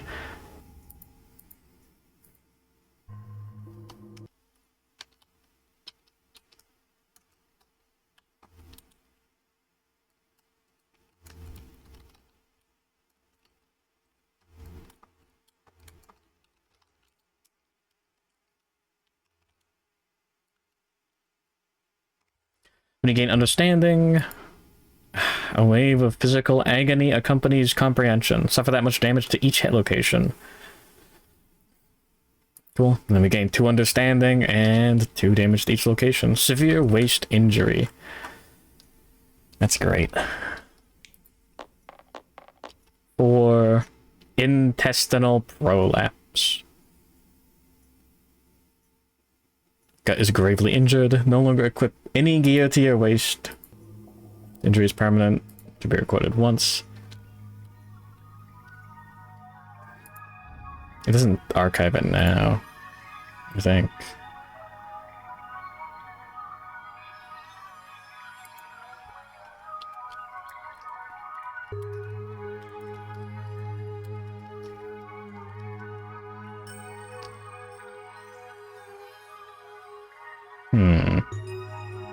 Yeah, gain a bleed token.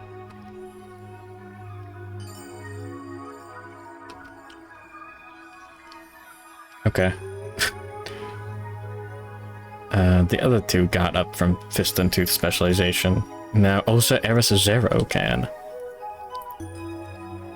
Anything after the... No, okay, yeah, we're good. Well, now what?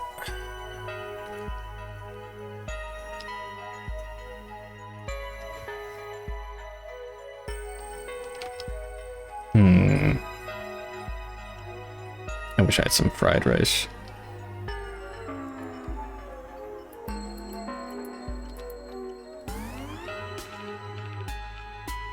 I could take Manto's Act. Buff the Lantern Sword on Hamflow. Oh yeah, Horripilation goes to the dead survivor. Yippee. And just kind of move closer to the monsters.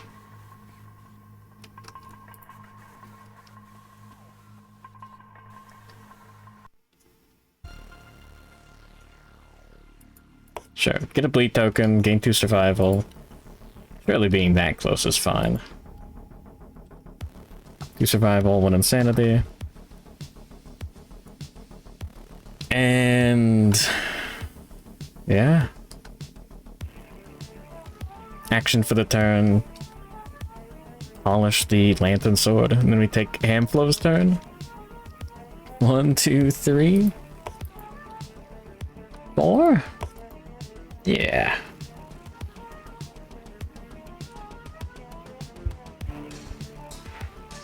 Yeah. And then we attack Braal from the blind spot. 5 plus to hit. We lost our -1 accuracy token. 4 plus to hit. No ones. 3 hits. No first strike cloak. Impervious. Super dense. +4 toughness. There's the meteoric thigh belt again. We have 3, 7, 10. And she's got 10 toughness. Sure, bump it up to 14, why not? Right in the thigh. You graze her overdeveloped thigh, causing the knife at her side to swivel. Cast strange shadows by lantern light. No crit. 6 plus 10, but it was more than enough to wound. Nice, no reaction. She still has 14 toughness. Yeah. Impervious. There's no reason not to go for this one, really. You go for the Meteoric Deltoid. Automatic failure, because we rolled a 1 on our wound attempt. Releasing a guttural roar, Braal rushes ahead with arms wheeling, full move the monster forward. And any survivors in the blitz zone suffer bash and 3 damage to 3 locations. 7 spaces.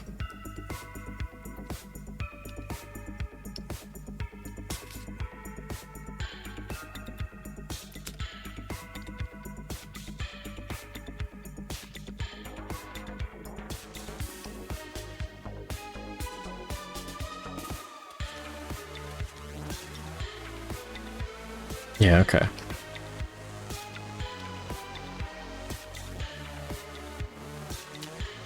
I can take... Oh, Sir Eris Zero, Zach. Let's, Rawhide Headband on Seer. Why not? Duration.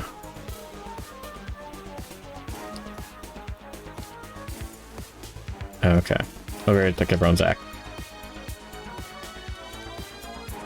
While this is in play, a torrent of profane information flows unbidden into the survivor's unqualified minds. Instead of each survivor's act, they gain Vault Key. This is drawn face up. All survivors with Vault Key gain 3 understanding. Fuck, that's 2 severe injuries on this guy. Please zoom in. That's as far as I can zoom, I'm sorry. Holy Toledo. And then escape the Grand Libraries there.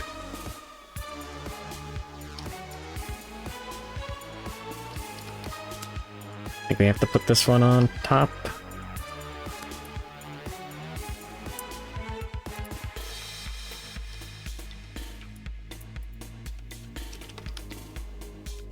Surge, gain 1 survival. Sorry, spend 1 survival. We don't get it back. That sucks. And we're bandaging. Gain 1 bleed token and then remove 2. Make you hollow heart. And then we can move 5 spaces.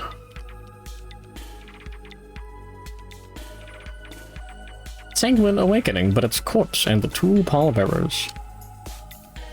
Yeah, okay, man. Sure, why not?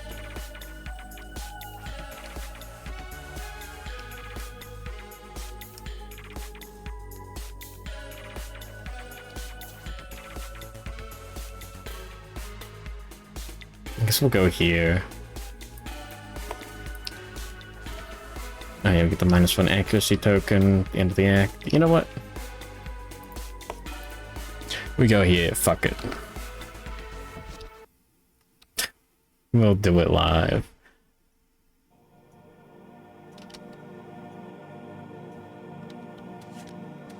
Just so we can bandage Manto before the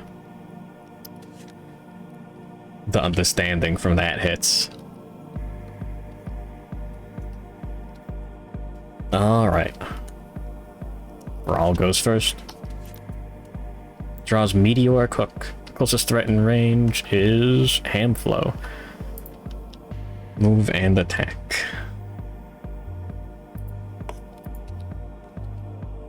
Six speed, hitting on 5 evasion, 9+.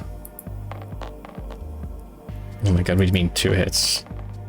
What do you mean 3 hits? For 4 damage each. Body for each one. Make that 2 hits. And... yeah, roll body twice.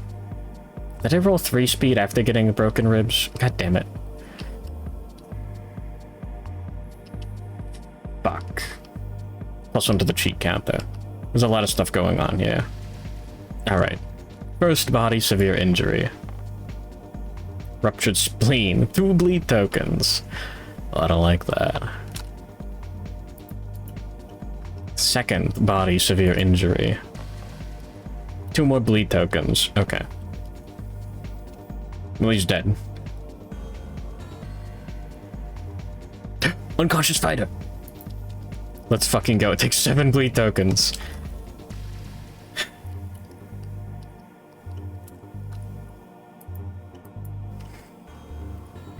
Dude, it's so over.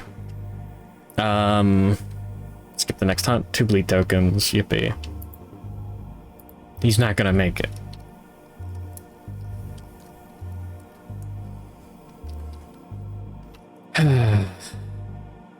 You're a cook. Yoink. Alright, and then Nico. Survivor with the least survival in range. How much movement? 7? Yeah. 1, 2, 3, 4, 5, 6, 7.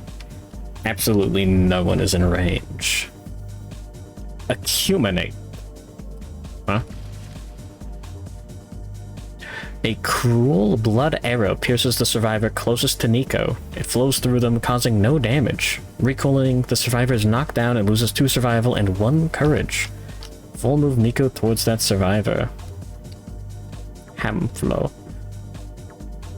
Right, no survival to lose. 1 courage to lose. 1... 2... No, that's Seer. Oh, teehee.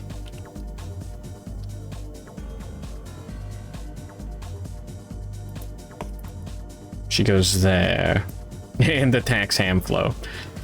8 plus to hit. Yeah. If only these models were painted. No hits. Get fucked. Okay. Oh, before move and synchronic attack. We're gonna surge with Osa Eris Zero. We get the survival back? We do. This is a good idea. Not really. Gain a bleed token from spending 1 survival. And we'll bandage Manto. Cool. Alright. Sanguine Disrupt. Sorry. Sanguine Awakening. This is drawn face up. All survivors with Vault Key gain 3 understanding. Okay.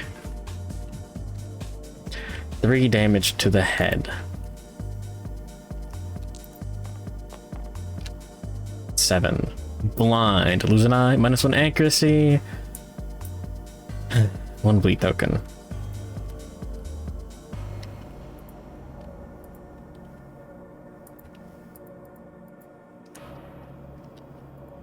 Alright, 3 to the arms. 3 to the body. 3 to the waist. Severe injury. 2 bleed tokens. He's dead. No lifetime reroll. Okay. Yeah, that's it. Alright.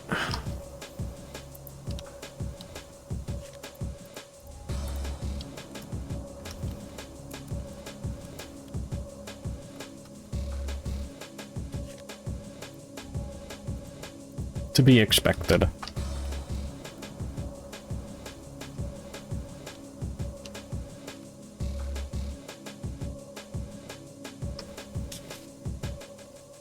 Okay.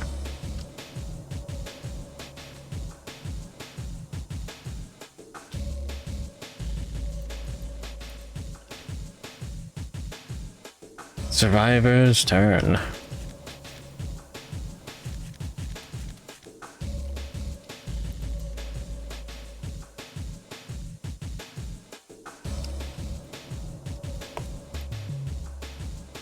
What am I gonna do?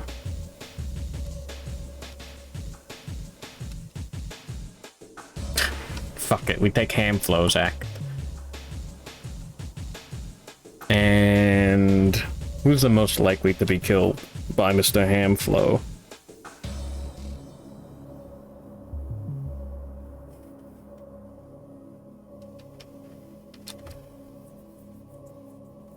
Probably Nico. I don't know.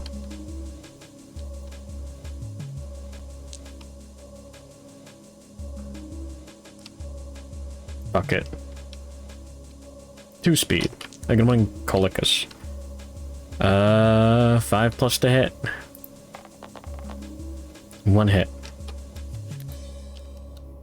To the strafing bow. Parry, doesn't matter what that is. Failure. Perform basic action, target the attacker. Okay.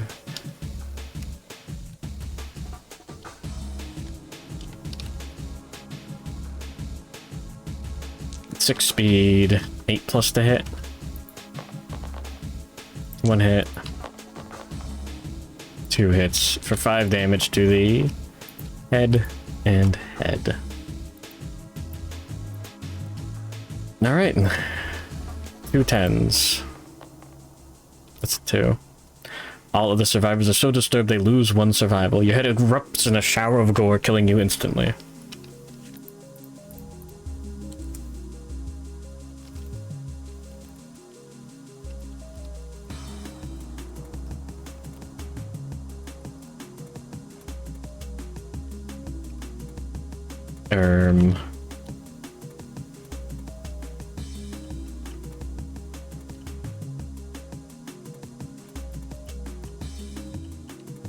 Alright. Manto's Act. Steel Shield isn't finesse. No, it'd be funny.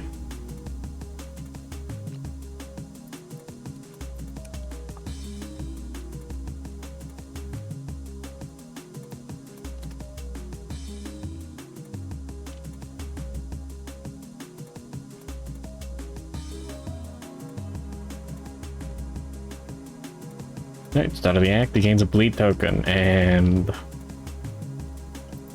2 survival and 1 insanity. You can move 2 spaces. We don't have anything better to do other than attack Braal with the steel shield with -1 accuracy. 7+ to hit. Okay.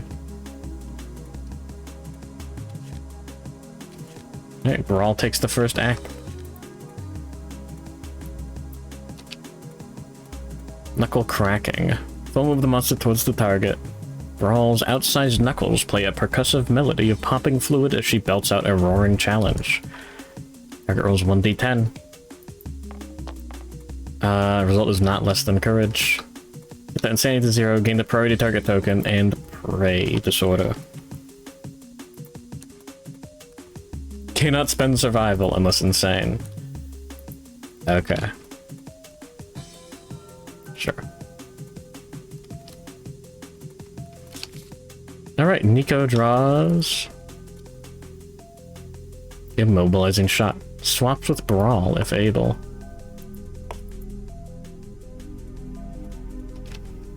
Move into range and attack.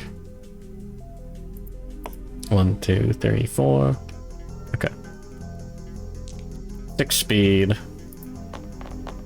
Hitting on 4+. 2. 5 hits for 5 damage.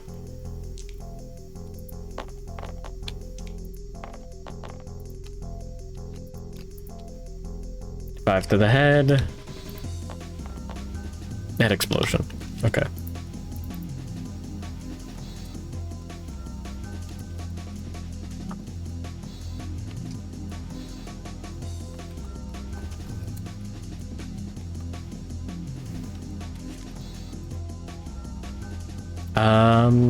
Irreplaceable. This gets archived.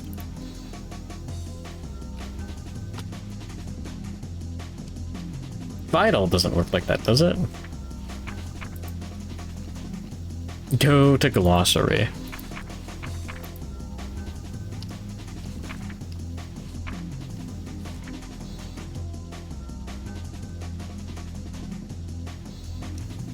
If someone has any gear with this rule, survivors cannot depart without this gear. If the survivor holding the vital gear perishes before the showdown, another survivor must pick up the vital gear. Okay, now we're fine.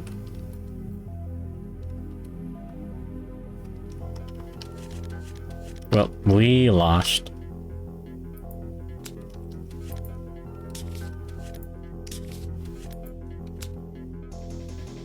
The women got us. I think if we targeted one of them harder, we would have been able to get one of them and then deal with slightly fewer monsters.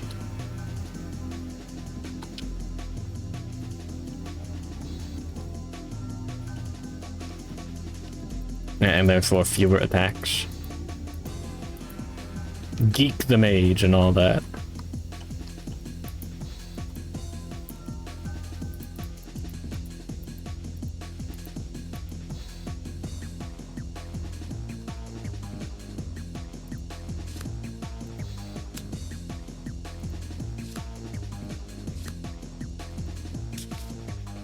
Bro lost the action economy. Dude, it's so over. Also, we are, like, kind of underleveled for this part. Doesn't really matter where these go.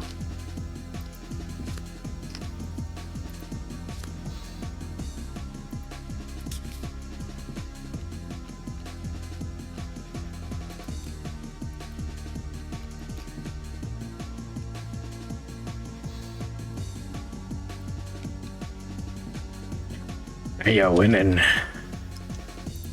Well, we didn't lose the campaign, so that's good.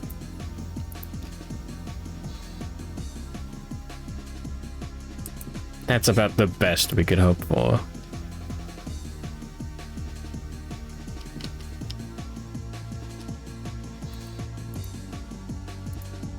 Holy Toledo. Holy Toledo. Holy Toledo.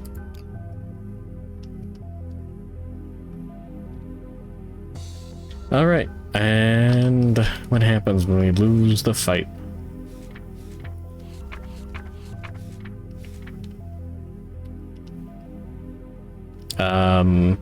Cloaked shadows blink through the settlement. They snatch the pair of female survivors with the highest understanding, forcing them into rubberized suits before they are devoured by red cloaks. These survivors never return. Do not gain the benefit of your death principle. Okay.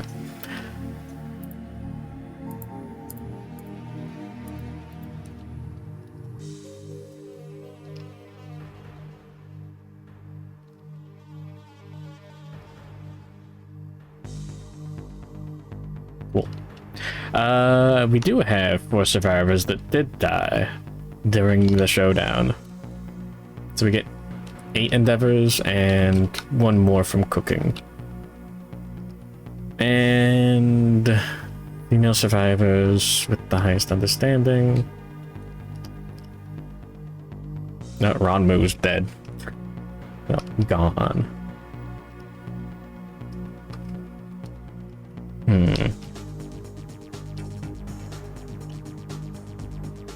Ronmu and Josie Tohosi, I think.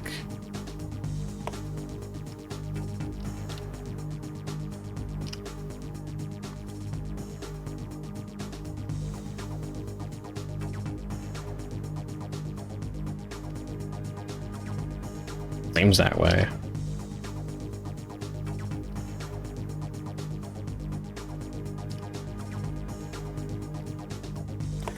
Okay.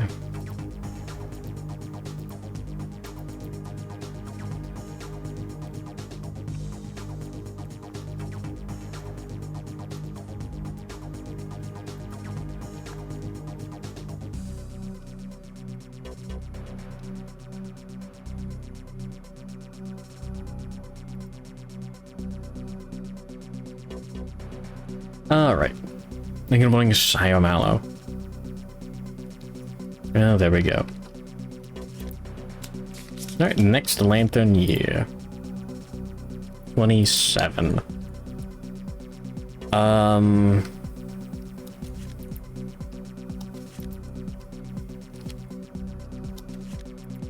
Three, 4, 5, 6. Just need 3 more.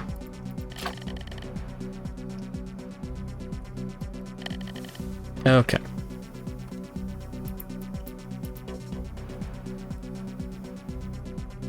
Our settlement event for the year is... No, don't drop. No. Acid Storm. Again. Roll 1d10. Cool. Survivor with the highest insanity runs into the storm, bellowing wildly. They must skip the next hunt. These survivors are gone.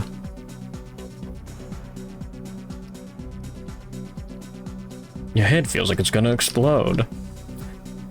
Hey, that reminds me of the time those survivors' heads exploded.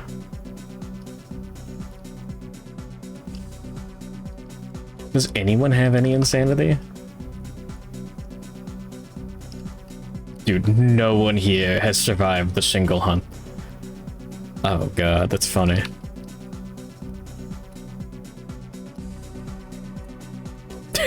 That's hilarious.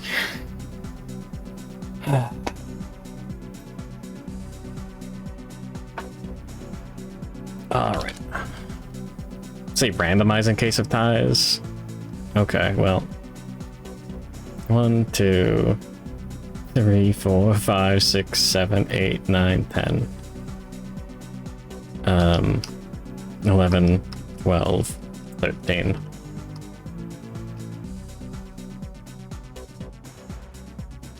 Where is my random.org?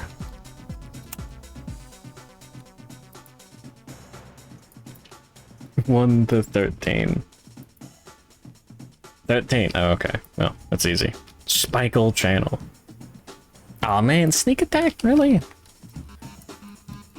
Skip Lantern year 27. Alright. And no music endeavors, +2 to art endeavors. I think I forgot about this last time. Anyways, I'm gonna go to the bathroom real quick, get some more water. I'll be right back.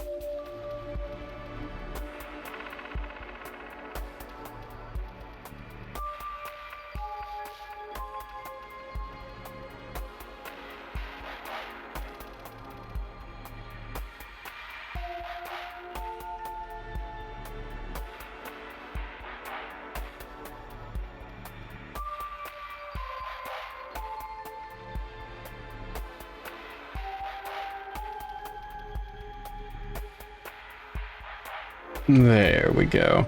We're so back. I'm not dead yet. You could get a founding stone, that's funny.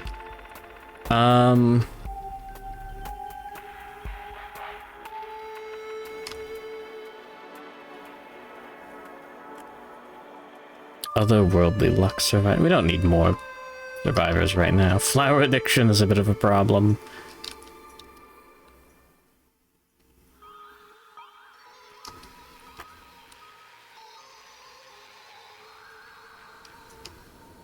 Put Arceal in that grid or something.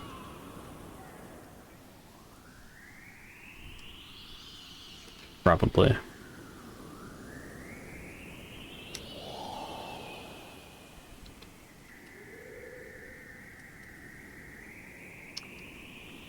Mint Costella has otherworldly luck. Yeah. Killing the egos.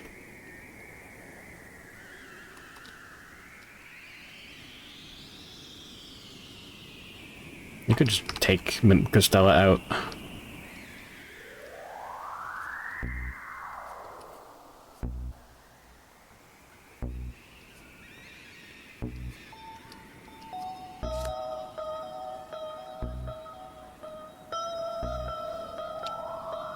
How many red threads do we have in storage? 1. More than enough resin. That's good. Anyways, everyone died fighting the red witches. The women. Yeah, with some more good art of the women.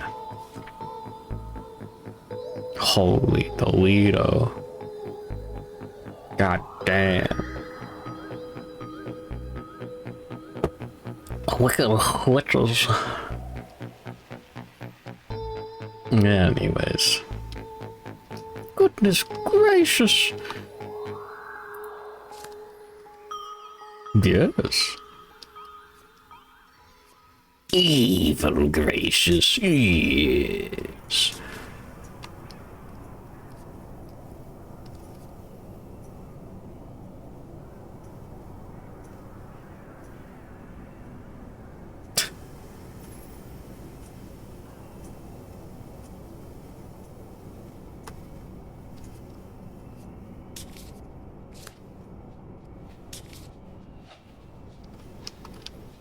There we go. Cool gear grid.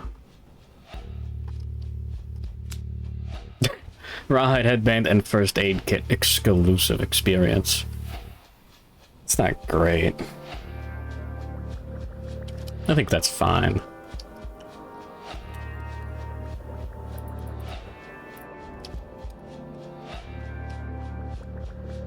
It's funny.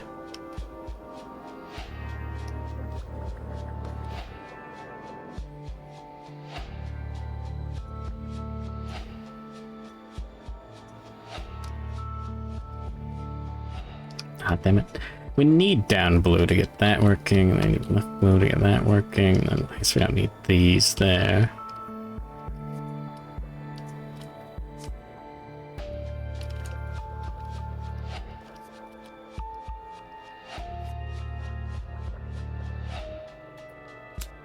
No, we'd still need a lantern.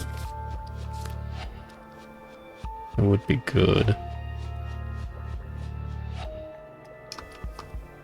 There we go. There's that grid.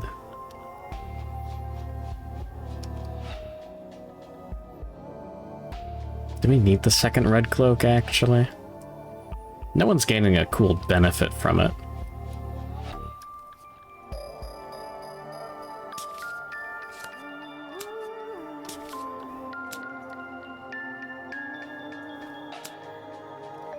There.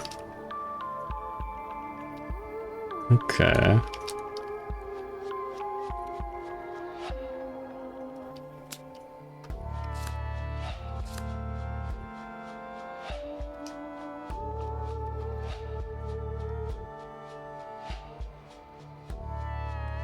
Three, 4, 5 strength. I don't know. Hmm.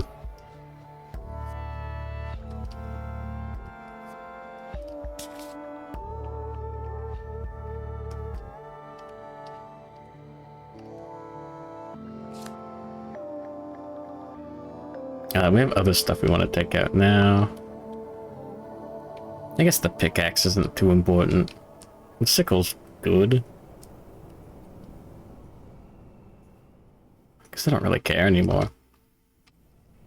Someone wants that. I think we'll take the leather shield.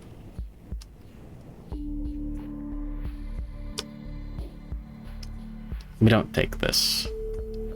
We do take this.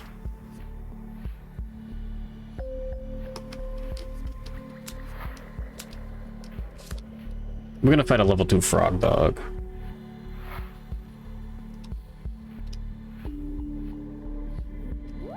Damn it, I lost the other.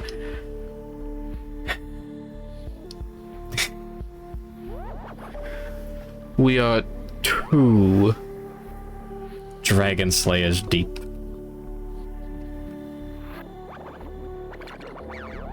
Okay. So we have 9 endeavors. Get that +2 to art endeavors. Prevent music. Verification is faith. It's fine. Our seal Ardor can roll on scarification. The matchmaker ability. Sure, whatever. Go to contents. Bold.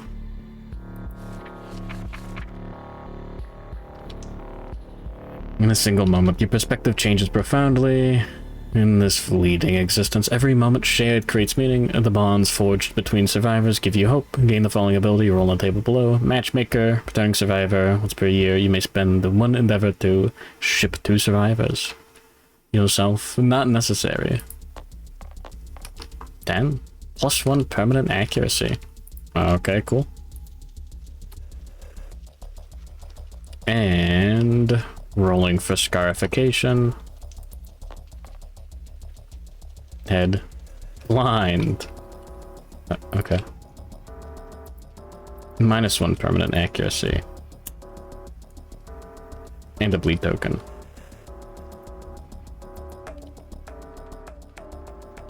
99 to 100% sure that carries through. You get to decide who bones. Oh my god. What is that thing doing? I went to the zoo once and saw this thing they call an anteater. That was quite enough for me. Wild. I think it's very dubious. And it was badass. Cool anteater. Good morning, Nanadan. Good morning, dubious.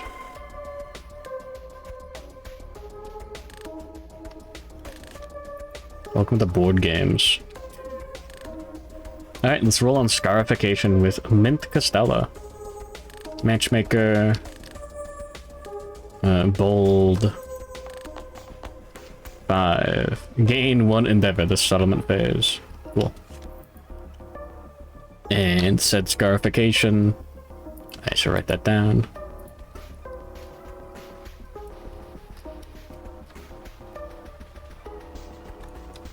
Anyways, how's your Pokemon going?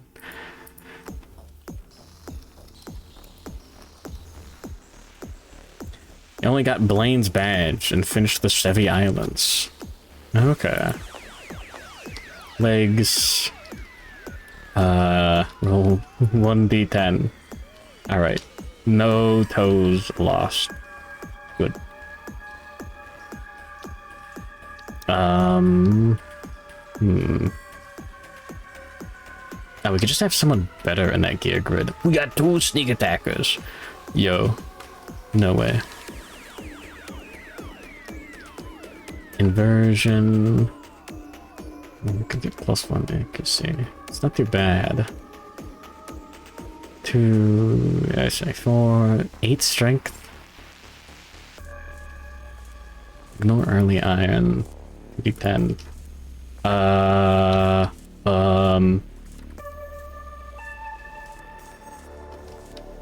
Let's go sneak attack on that one. I've got this. Maybe we don't even take mint out. Think about it.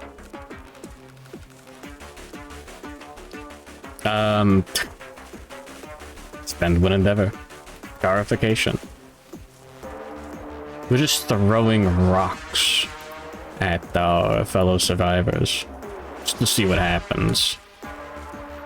But VT, it's 3 courage. Yippee. Single moment, your perspective changes profoundly.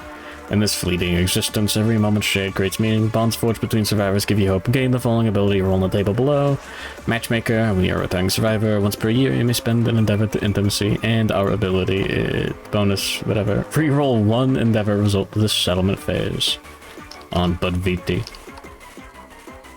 Okay, let's take a break from doing that real quick. Roll on Exhausted Lantern Horde. Investigate.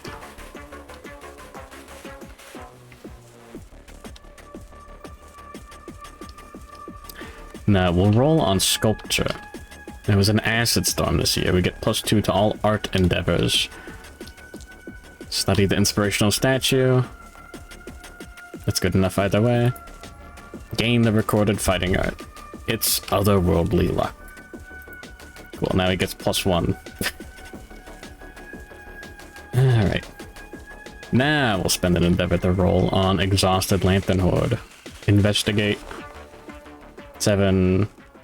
We get to add 1 from otherworldly luck. We could reroll. Gain 2 cocoon membrane. Range resources. At the settlement storage. They added sex, but it's an FMV game. Oh yeah, dispatch. Maybe 1 long Pokemon stream per week. You're not powerful enough. Understandable. All right, 2 cocoon membranes.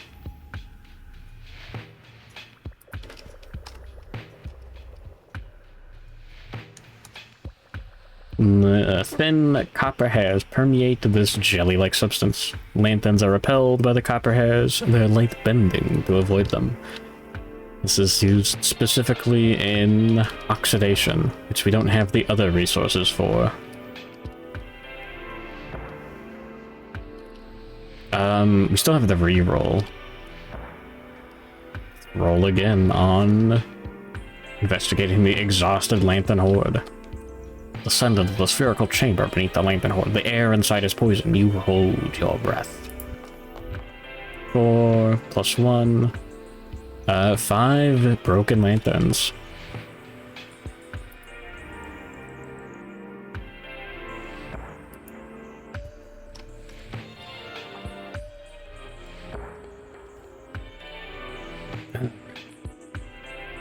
Drama Slopper, another Let's Player from the 2010s.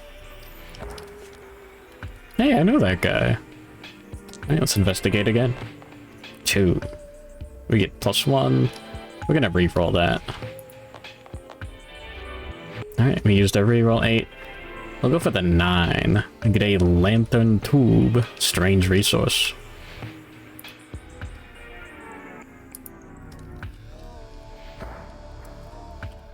There we go. When you gain this, roll 1d10. On a 6+, you can find something stuck inside. Add 1 broken lantern basic resource to the settlement storage.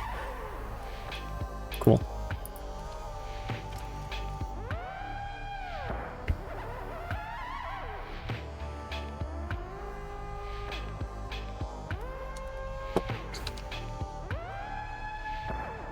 Alright, I'm dying a little bit. 5 iron for the Dragon Slayer from Berserk. I kind of want to make another Dragon Slayer, I'm gonna be honest. We'll roll for Scarification on Spikle Channel. Wait. I didn't roll for scarification. I just gave him the milestone and started gaming. I spent the next endeavor... Wrong endeavor. The innovation. Scarification, rolled chest to gain tough. Alright, spent one...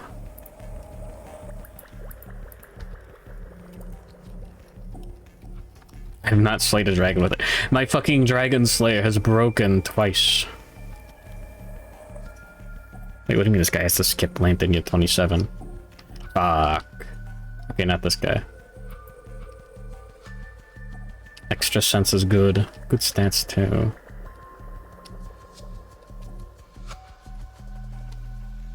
Two strength combo match though. Unfroggable, actually. Alright. Scarification, +1 courage, matchmaker, roll on bold. +1 permanent accuracy. Okay. And...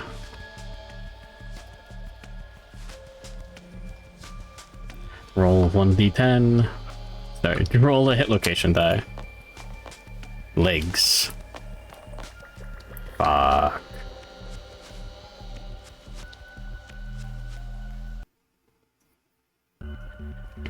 -1 permanent movement.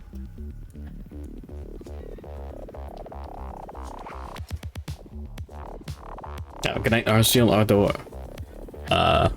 Good luck sleeping. Good luck not having your survivor die. We haven't had good odds.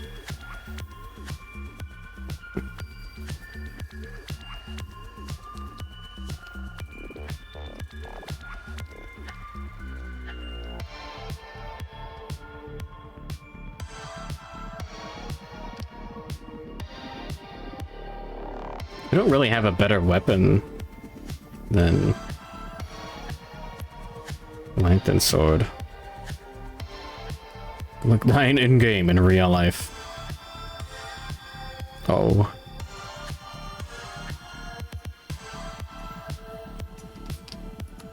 Five... 6... 7, 8...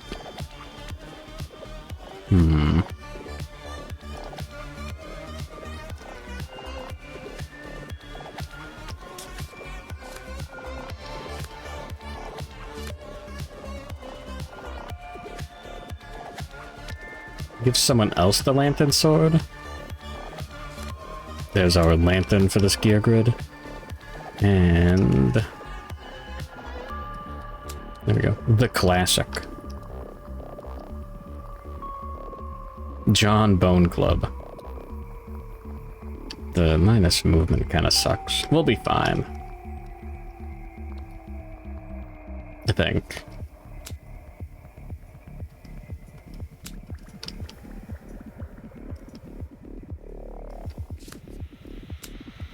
Unfroggable.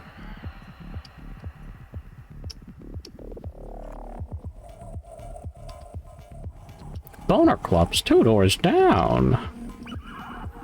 And I'm 6 feet from the edge, and I'm thinking, maybe the Boner Club ain't so far back. Okay. Cool grid.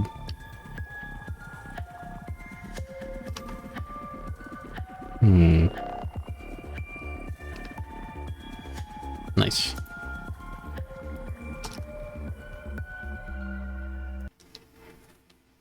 What do for the McDonald's Szechuan event? Yeah.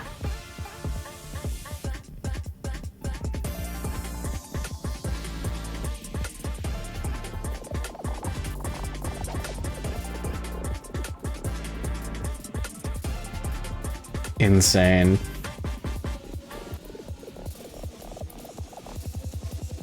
Dude, it's so over.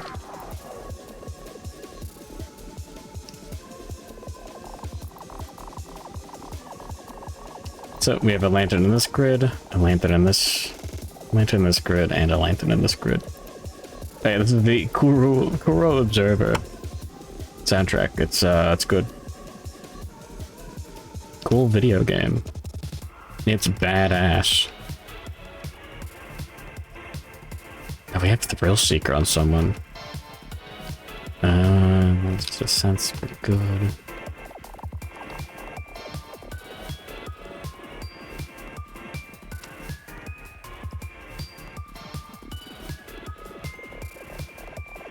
Thrill Seeker on a John sword.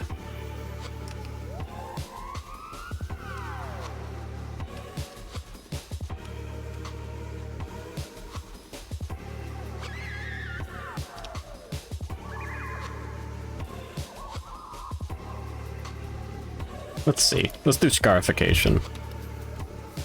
Wait, I can only CTC audio. Added to the survivor name list.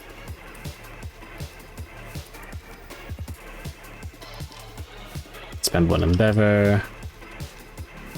Scarificate. Plus one courage. Hit the milestone. With the matchmaker ability and roll a d10. Plus one permanent accuracy. And then for Scarification, destroyed genitals.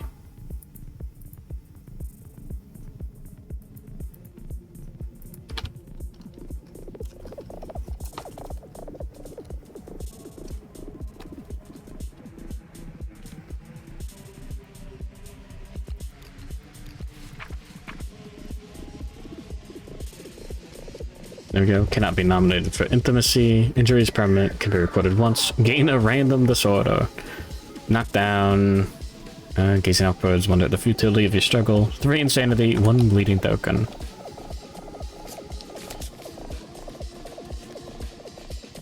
Motion sickness.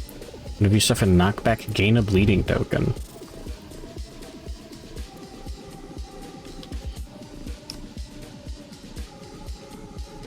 Probably that grid then. Yeah.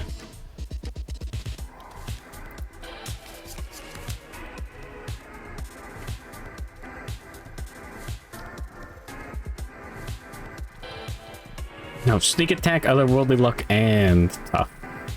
Yeah, this guy can take this grid. The epic sword.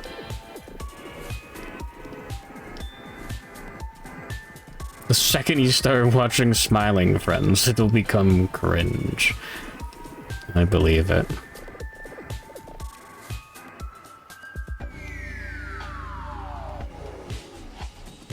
Everyone here has taken the Scarification classes.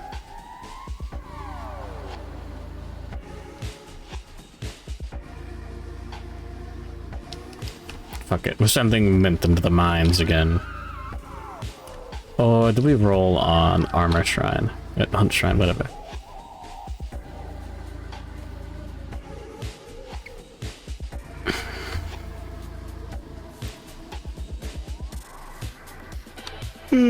I'll take Pulse with Armor.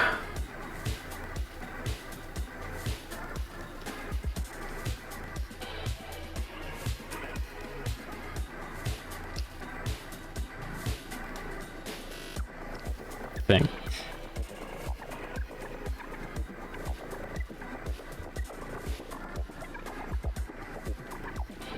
The next time already has extra sense. And strength and well, I don't need strength and accuracy. Well,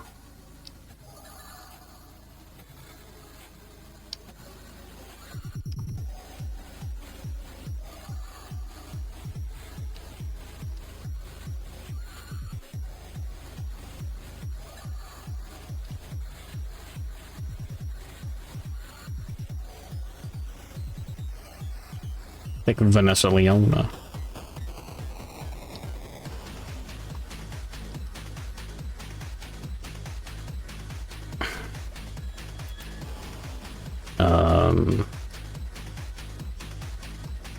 No, yeah. There we go. That's technically better, I think. Maybe.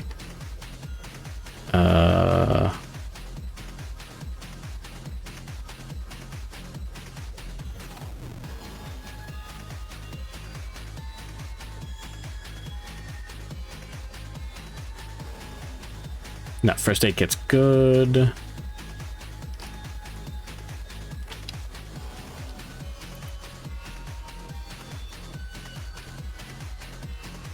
If motion sickness is staying home.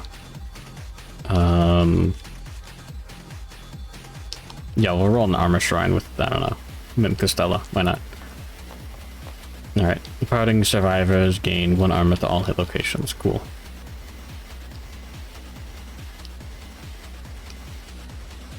I mean, being able to transpose with someone else wouldn't be too bad.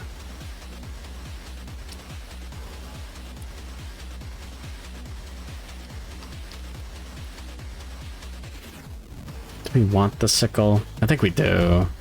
Damn it.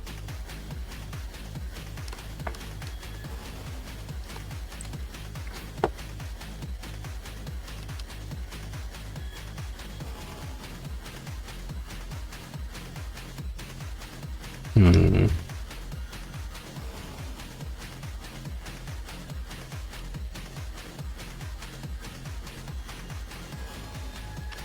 Five, 7, 8 strength. If we bone club.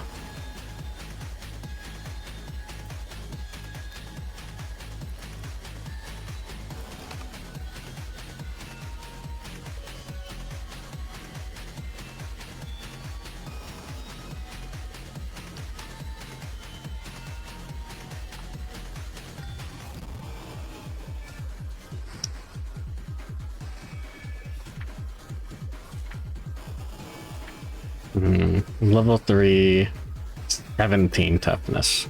Yeah, that's not enough.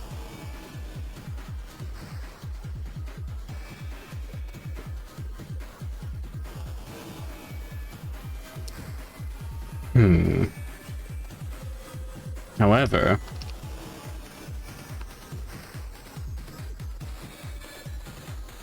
five, 7 sneak attack.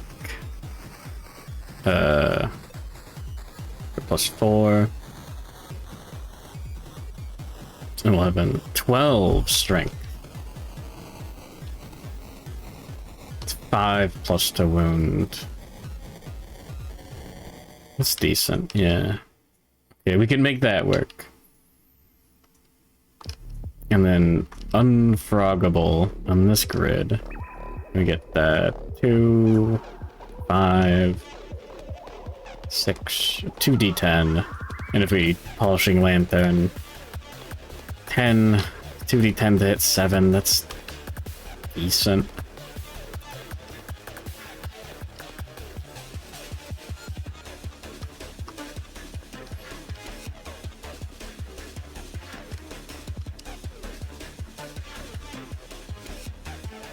Yeah, sure, whatever.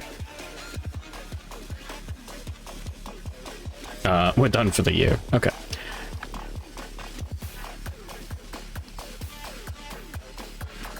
What is a 4, 5, 6 strength? Bouncing a lily pad for a little bit more. Okay, yeah, the mammoth leaves are gonna make this a little bit easier.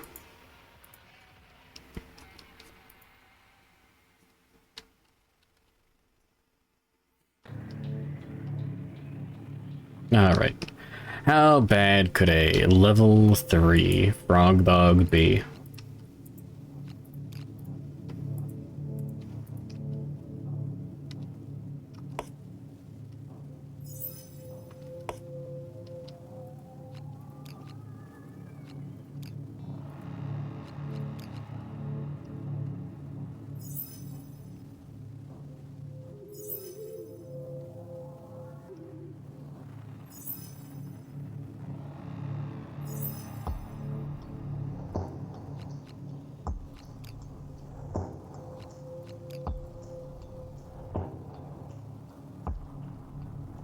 This is like the fucking umpteenth time we made a super cool weapon and now we don't have it to take out on the next...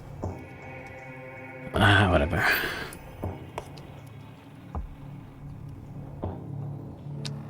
Alright.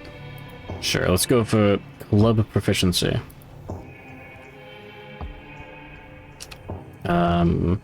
Get 4 armor at each location. I'll put up to 5 because of the funny thing. We do have the red and black.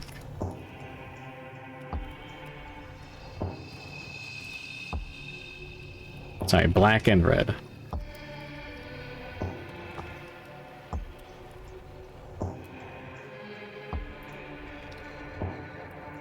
armor set. Yippee.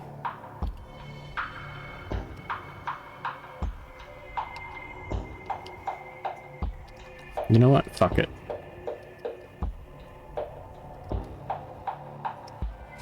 We're gaming. Is that great? It's funny. None of this has other. We're good. And none of this has other. We're good. Alright, so 5 armor at each location. Cloak gives an extra 2 to the body. 4 survival for departing. Say 3 survival for departing. Other funny bonuses. Yeah, the one understanding. At 2, 3, 6, 9. 10 armor to each location. No bonus survival or insanity from other stuff.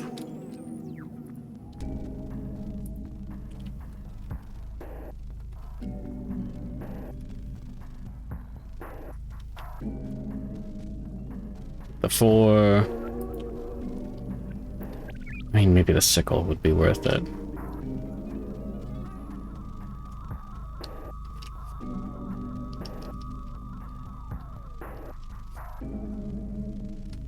I think we put the cloak in this grid. And the sickle in this grid. Yeah.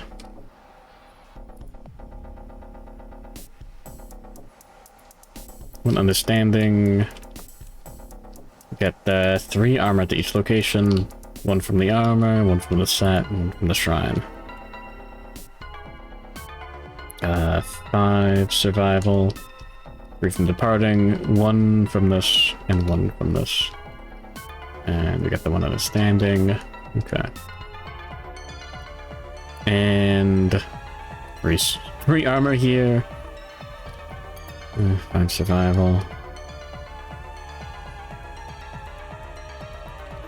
Okay. Skibbity spinning. I'm out of water. Fuck.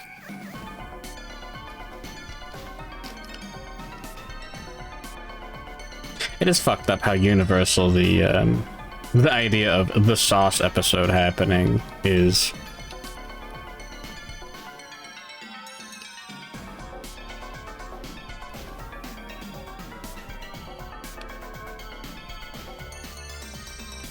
Like, everyone can point to that and go, yeah, no, that's where it went wrong.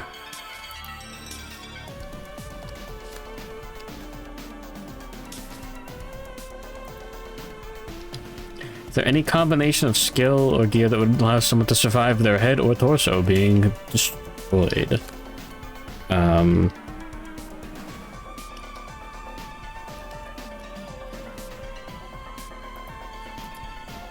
Kinda. Tried Acanthus is pretty good. We could make some, but I don't really have the space for it in any of these grids. And yeah. When you suffer a severe injury, ignore it and archive this card instead. Cool. There you go. 1 free hit. Frogdog. Miniature. And brain being destroyed, still practice law. Yeah. I think it, well, I know the whole bit with that is lawyers have to prove everything beyond the shadow of a reasonable doubt, etc., etc. But also lawyers might be like the whole story of the lawyer with the brain in the jar talking to a doctor about whether someone could be alive after having their brain removed and put into a jar.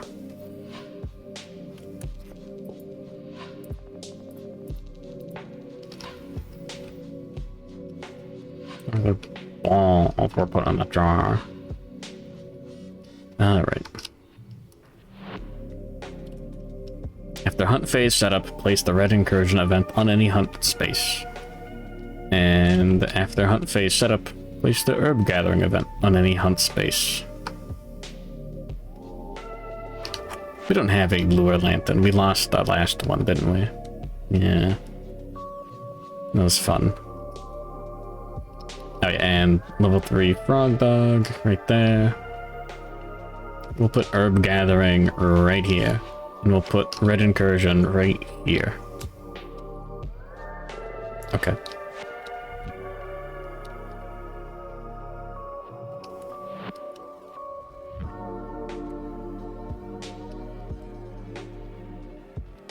It doesn't really matter who goes first. Hot Tungsten will be the first event revealer. Wow, red incursion. Cautious not to invite disaster into the settlement, the survivors probe the Red Cloak's power in the midst of their hunt. Red incursion.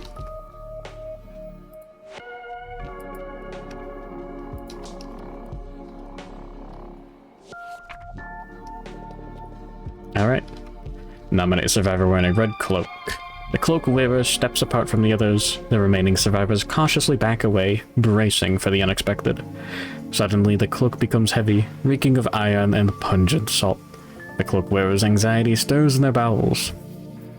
Meekly, they drape the cloak across their shoulders, its warm lining membrane adheres instantly. Probing, rippling follicles emerge, prying at the particles of the survivor's being. Quickly, the lining sets to work, dissolving their structure. The pain reaches their brain in the instant before their substance is devoured. The cloak wearer experiences long-range transmogrification. If the cloak wearer has a complete red and black armor set, +3. We're gonna choose the guy here with otherworldly luck as well, for an additional +1. Good luck, Bud VT. 5 +3 +1 9. The cloak wearer appears in midair above a pit. They plummet toward an expanse of lush crimson fabric, pooling on the ground, only to land with bone-crunching horror atop a crumbling mass of red-cloaked corpses in varying degrees of fragrant decay. Stumbling and spluttering, they reel, unable to comprehend the number of hapless initiates gathered at the entrance of the Elastomer Mines. Yippee. Brazenly loot of the cult's strange harvest. The cloak wearer begins at the corpse pit. You get to add 1. Okay. You plunge into the crumbling skeletal husks underfoot. Blood-hued dust rises in clouds around you. Gain 1 bleed token. Suffer 3 brain event damage. Gain 1 red thread. Then you may descend into the mine's fossilized nest. We don't have any insanity on anyone. Brain event damage can't cause brain trauma. 1 bleed token. And yeah, red thread.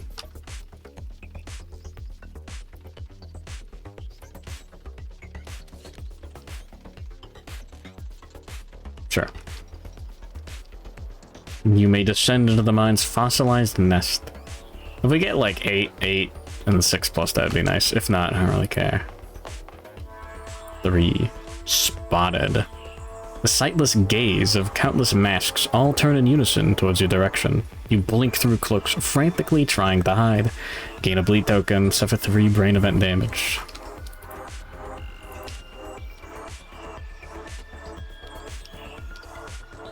I don't really need anything other than the red thread from the first table or the iron from the last table. In which case, I mean, we're good. Sure. Alright, let's just not go again. Next event revealer. We'll have Bud VT be the revealer. Random event. 2d10.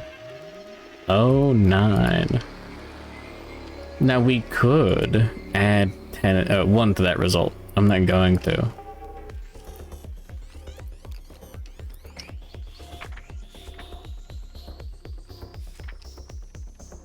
Golden light.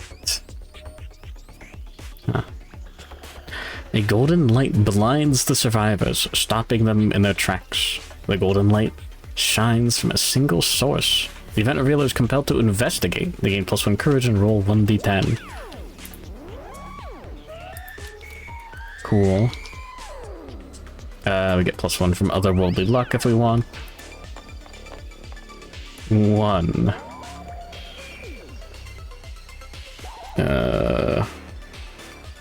Okay. The light is overpowering. Your fragile mind cannot understand its soundless words. Gain 1 random disorder. Yeah, sure, why not? Seizures. Okay. Lingering damage from your head injuries has caused you to experience periods of uncontrollable shaking and absence of thought. In a showdown, whenever you suffer damage to your head location, you are knocked down. That's great. Next. Arceal Ardor. Fits of laughter. Oh, I kind of forgot about shit. We'll be fine. Whimsically coiled mosses cover the ground ahead. Crushed underfoot, the succulent coils produce strange harmonies of sighs. Sweet-smelling fragrance fills the air. Oh, Survivors are tickled relentlessly by the springy moss beneath their feet. All survivors gain 1d5 insanity. If any survivor has 13+, they refuse to leave the vocal mosses and must be physically dragged away by the others, set their survival to 0. I think we roll once and gain 1d5 on everyone. Okay. It could be bad.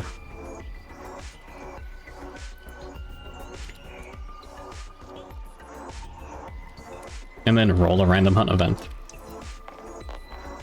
60.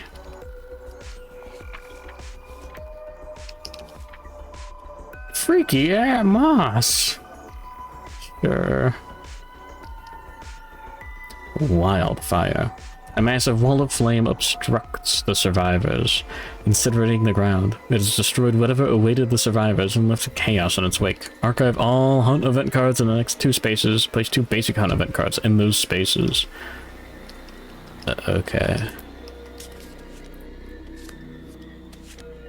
Whatever, they're all basic hunt event. They all should be. Random event. Only 1 survivor with otherworldly luck. 34. Crippling misery. Each survivor rolls 1d10. I forgot about the bold milestone. No, wait, no, never mind. You already hit that. Vanessa Leona does not have 3 courage. Alright, each survivor rolls 1d10. Lowest scoring survivor becomes the straggler. No one has anxiety. 2. Vanessa Leona. Oh. The strangler is lost in the moment. In a moment of profound self-doubt, they slip, not having the will to catch themselves, and tumble off a steep hill of stone faces. They land awkwardly with a crunch, suffering the broken leg severe injury. Sobbing to themselves, they come to grips with just how terrible their life is and gain +1 understanding. No binge eating.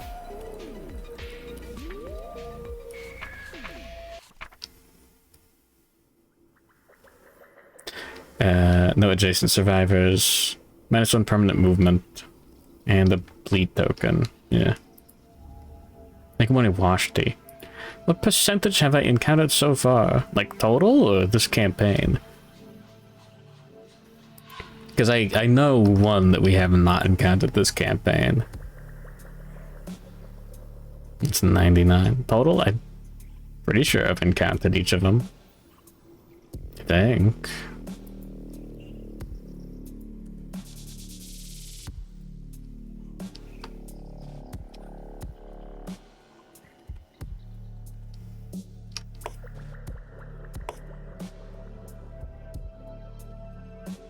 Probably. Yeah, random event. Look at this hot tungsten. 94.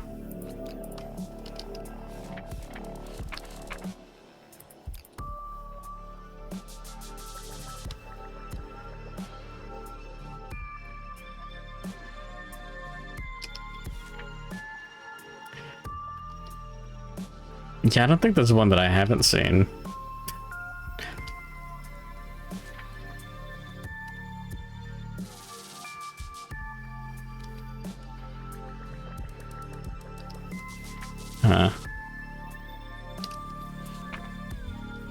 Anyways, sickening mess.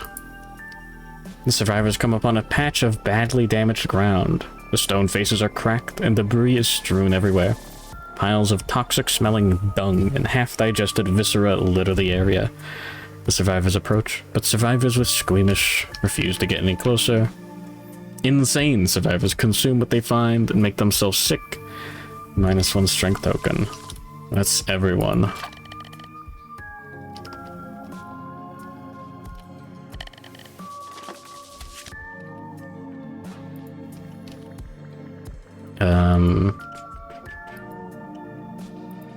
Yeah, okay. No sane survivors can investigate.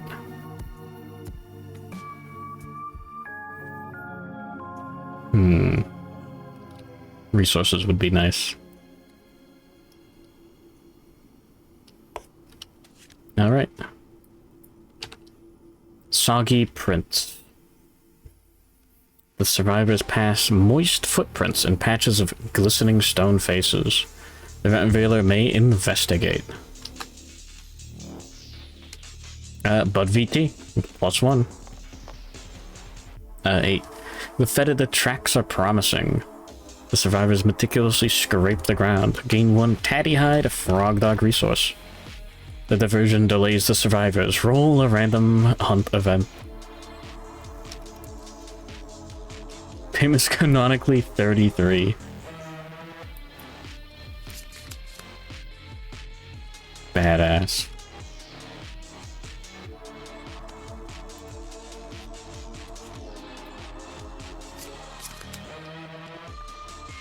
Alright, overwhelming darkness.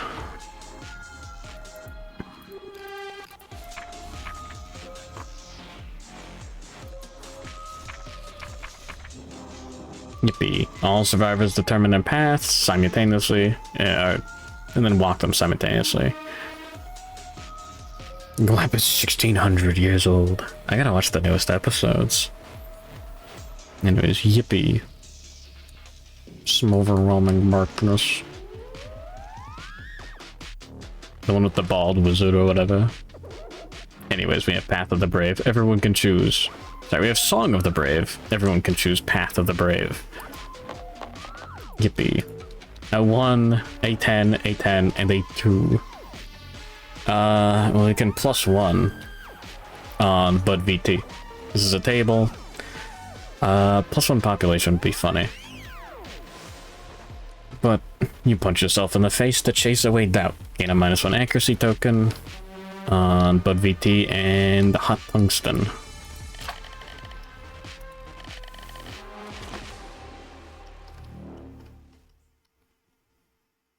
And a 10.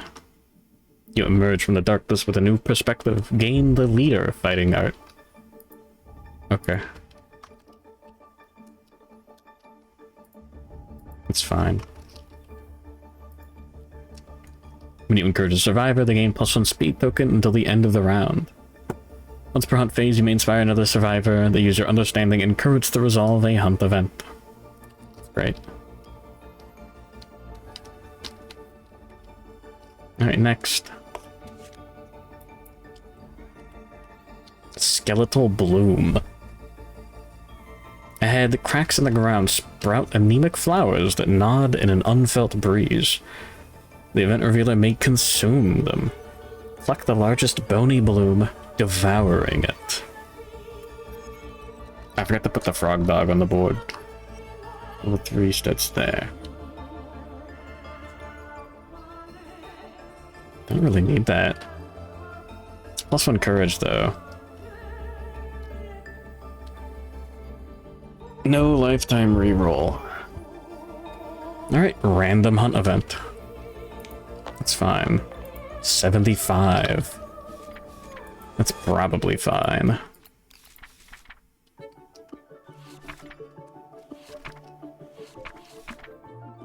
Fuck, I gotta watch the latest episode.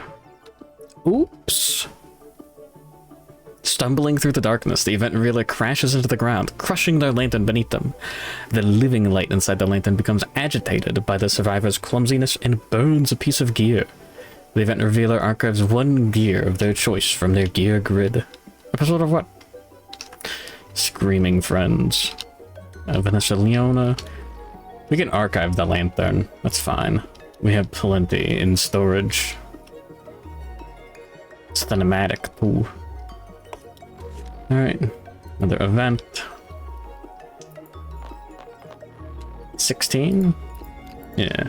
Revealer Hot Tungsten. Haven't seen episode 2. Damn. Night Terrors. Your miserable sleep is plagued with mind-bending nightmares. Each survivor rolls 1d10. If the result is greater than their insanity, they learn something from the waking horror and gain one understanding. Otherwise, one random disorder.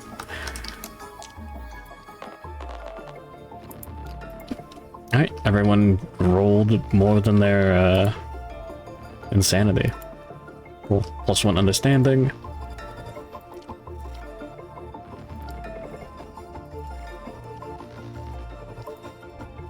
Alright. And if any survivor has the extra sense fighting art, or as a savior, we don't have a savior, they disappear into the dream, emerging from the darkness hours later. Plus 4 hunt XP and a random basic resource. It's the next age milestone.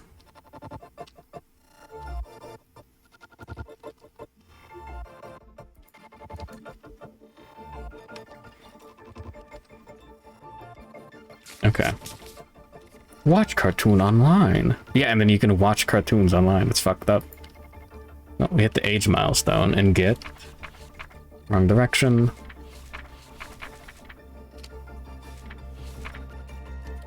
There's gotta be cartoon and stream sites. Yeah, there are. H2, improved reflexes. 14, 1 permanent strength. There we go. Alright, herb gathering. All survivors gain plus 1 survival.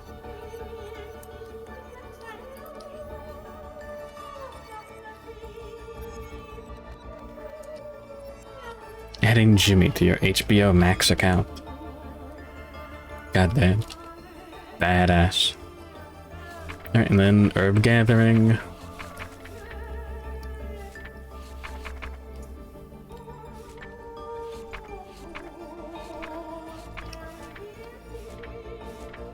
The alphabet goes the other way. Each survivor makes a special gathering roll. Roll any number of d10s. If you get doubles, you score 0, otherwise add them together. And then add them all together at the end. Okay, Bud VT. 0. Arciel Ardor. 19. Vanessa Leona. 0.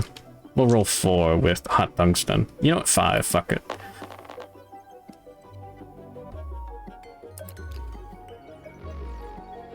Oh, that's doubles. Okay. So what? 19? And then, plus 10 if it's past Overwhelming Darkness. Gain a fresh Acanthus, strange resource. All survivors gain plus 1 survival. Heard that from a different part of the room. Chatter must really want to fuck Jimmy. So true? What did you say? What? Herb gathering? Oh, adding Jimmy to HBO Max. Acolicus would do it. Yeah. Adding someone to HBO Max. Right, next. Oops. Bouncing leaves. Cool. The survivors find a curious leaf that flings them in the air when they jump on it. Each survivor rolls 1d10 as they jump onto the leaf, unable to resist joining in on the fun. 3. Splash, you take a big bounce and land right in a deceptively deep puddle. Archive all your soluble gear. Nothing. 6. Terrific fun. Gain 1 insanity. Okay. 8. 1 insanity. And 3. Splash. No soluble gear. Alright, and then we encounter the monster. Cool.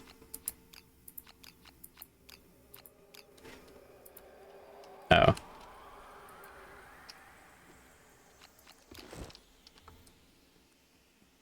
Hold on.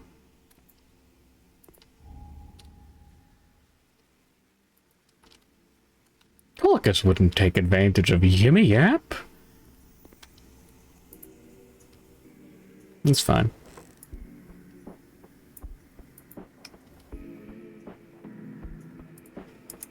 He would, and that's okay.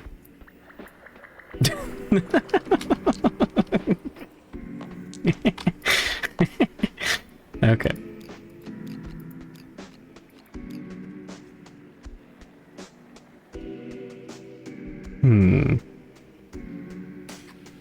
Nano, Mystical, Hamflow, and Arma on your Nintendo Online account. Because he's a pervert. Alright.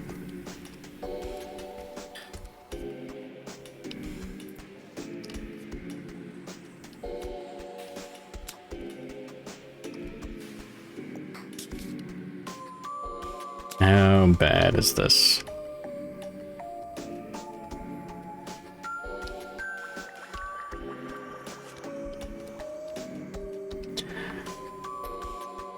$19 AI cards. 10 movement, 17 toughness, +2 speed, +2 damage. Leap, foul stench, double sphincter, gaseous bloat, mature, and indomitable, and starts with indigestion in play. This doesn't come into play. End of the monster's turn, perform gaseous bloat. That's great. And 2 accuracy tokens. Arceal Ardor can tank first.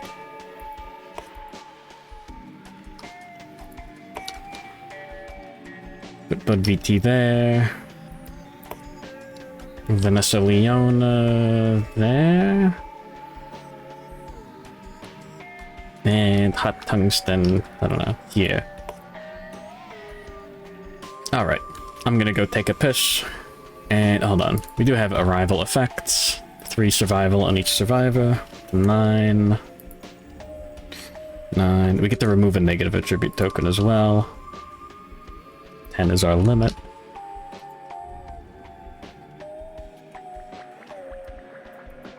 Okay.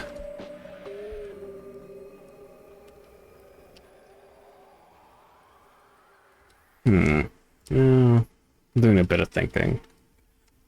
Whatever. No, I'm not. Remove the strength tokens from everyone. The -1 accuracy token doesn't matter too much. We'll be fine. Alright, I'm gonna go to the bathroom and get some more water, and then we'll lose to the Frogdog.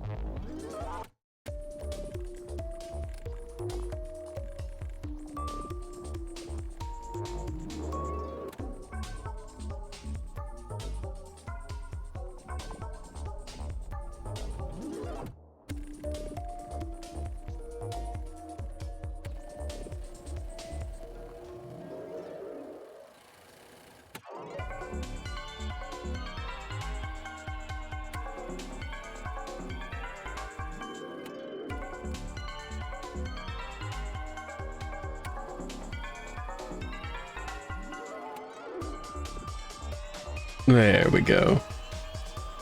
I'm not dead yet, but damn, I'm tired. Second morning early Alkino, I don't know. Whatever, man. Good night, Jimmy. Sleep tight. Don't let this happen to you. You see a monster with a double sphincter. Don't. Gaseous blow. Mature. Oh yeah, we get a stink token on Arceal Ardor.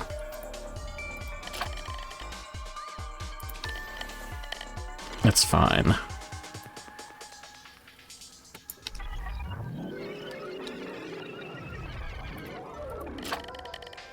I'm gonna use the endeavors to show who's taking their act.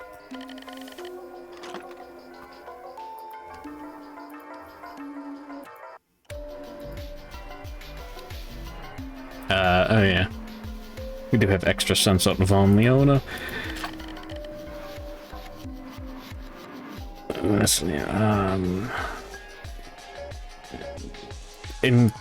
Wait, hold on. Do we have another Shattered Jaw since then? No. No. That was... yeah. Frogable. Bud VT. Snake Attack. Otherworldly Luck. Tough. Seizures. A little bit of brain damage. Alright. The monster goes first. Dog Doom!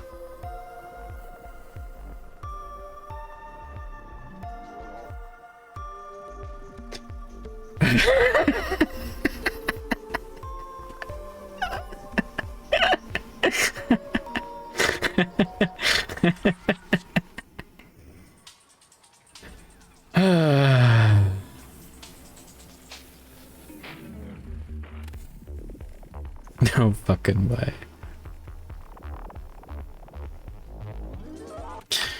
We really should have put Arceal right there.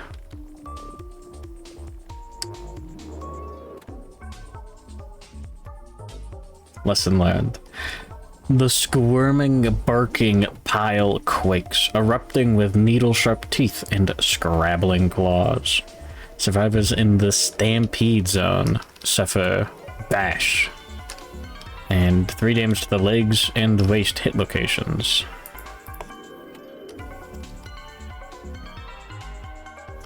Instead of getting knocked down, Arceal Ardor suffers knockback 5, directly away from the source.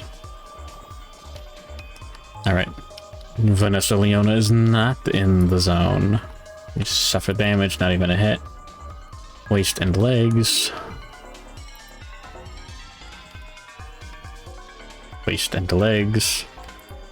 And waist and legs.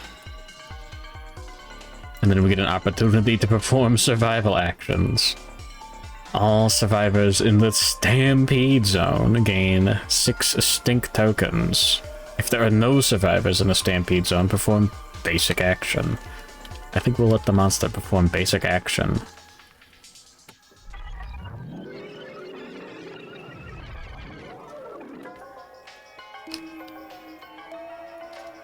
We're gonna dash with Arceal Ardor.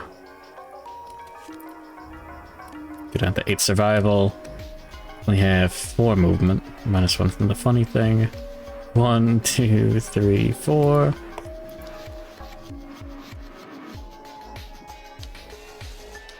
Vanessa Leona can encourage.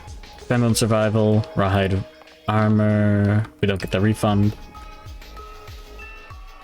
If a survivor dies, do you keep their gear? Yeah. We'll encourage Hot Tungsten, who can then encourage Bud VT. And we don't get the Rawhide refund here either. Gear with the irreplaceable keyword is not replaced. That stuff dies when a survivor dies. Alright. Bud VT is standing.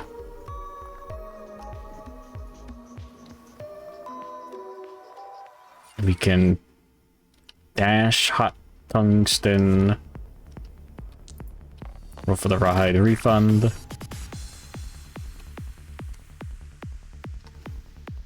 Go here.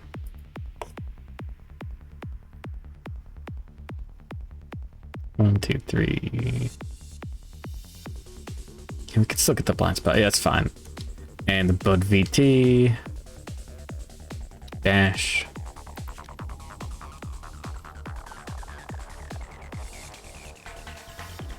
Go here. There we go. Everyone gets out of the dog pile zone. Cool. Yeah, I don't know if it's obvious. The monster is not on a pile of rocks. Those are dog poles. They're like tadpoles, but dogs. Alright, no one's in the stampede zone. Basic action. Only one stinky survivor, Arceal Ardor. Move and attack. Ripple pattern. Roll D10. Not enough. Is irreplaceable generally the best stuff? Usually, yeah. Alright. +2 accuracy. 5 speed. 3 damage per hit. +2. 6 plus to hit. Yeah. 3 evasion. Okay. 1, 2, 3 hits. The 3 damage to the body, head, and legs.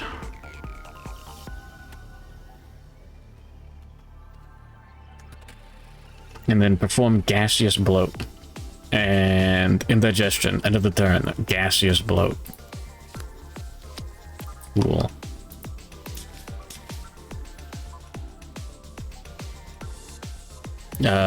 Place the top card of the fart deck face down on double sphincter. Start of the monster's turn. Before drawing AI cards, play all farts one at a time. Great. The monster suffers a wound from a survivor in the heinous origin. Squealing emission dissipates harmlessly. Discard the top fart card. Anyways.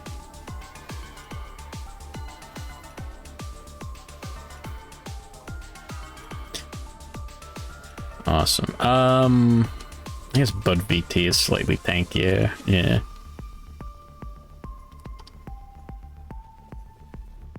I like that. Fart for me. No, don't do that, man.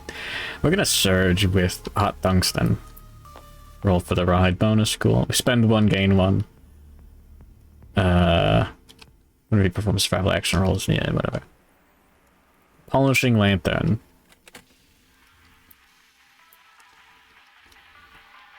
Yippee.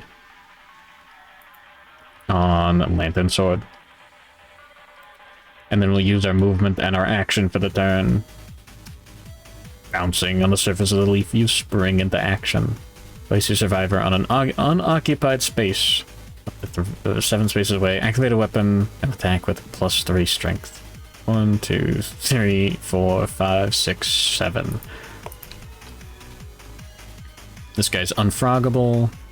So we have 3, 4, this is 7, 10, 12, 13, 16 strength. The monster has 17 toughness. We're good.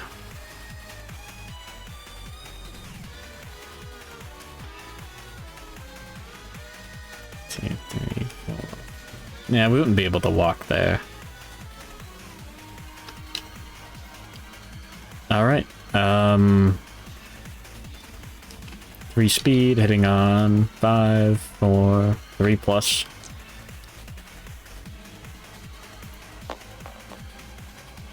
Three hits. Wrong pile. Bad luck. No trap card. We are so back. Okay. Failure, leaped and gaseous bloat, wound, proctophilia, ignore the stink token. Fuck, Arceal Ardor is gonna tank an extra. Start of the survivor's turn, all survivors suffer damage equal to the number of their stink tokens to a random hit location. That's 1 to the body on Arceal Ardor.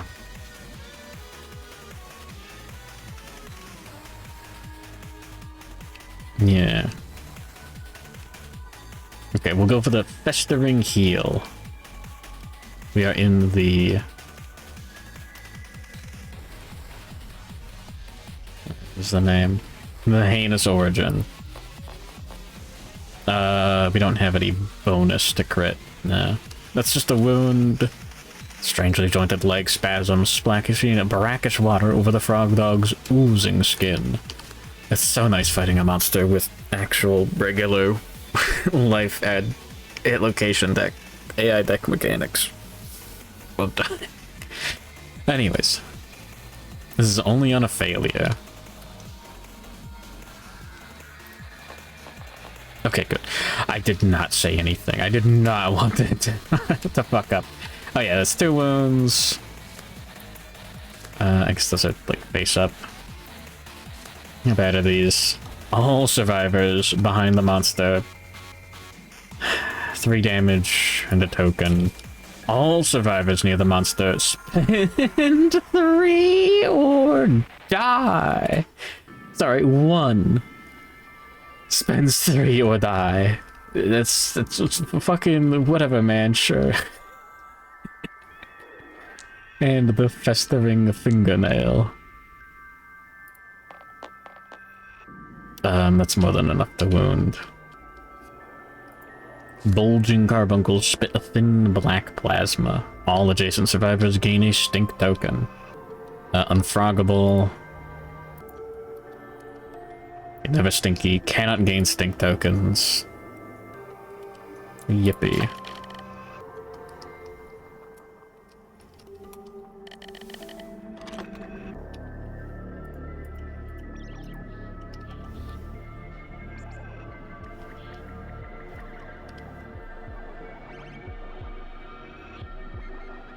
Okay.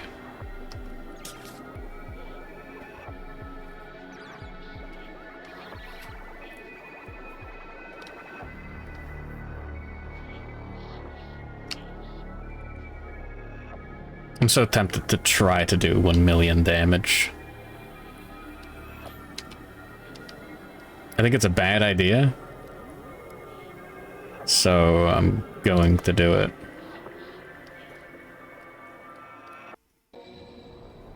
It's only 3 damage to a random location. I mean, we could just take Bud VT's Acton and movement and action. We leap. It's 3, 8, 10, 11, sneak attack, 15 strength. Yeah, that's good. We'll go right in the middle. We still have 2 other survivors who we haven't taken their acts. Alright.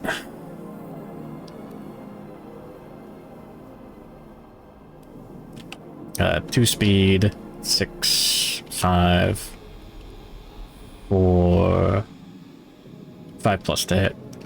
We didn't spend any resources on this, it's fine. 2 hits. You fuck. The carbuncle cough.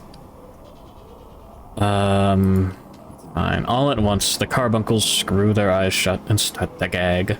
Wriggling, mucus-covered balls emerge from the carbuncle orifices. This can never be unseen. All adjacent survivors suffer monster-level brain damage. Okay. And hot tungsten.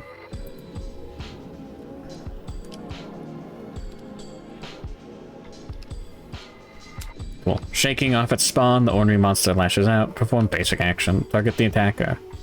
Bud VT.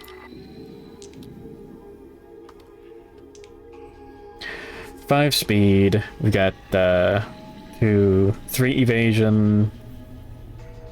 And then the monster has 2 accuracy. 6+ to hit. We're doomed. We can't dodge any of them, and we're currently attacking. We do archive the -1 accuracy token from the black and red Kyrus, and don't have an option to remove that. We just take 3 damage to 3 hit locations. Waist, and arms. Alright, severe injury to the waist.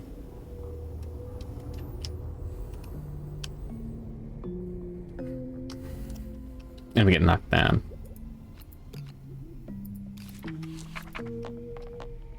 10. Belly up. The blow sends you sprawling, and you are knocked down. Okay. And then gaseous bloat.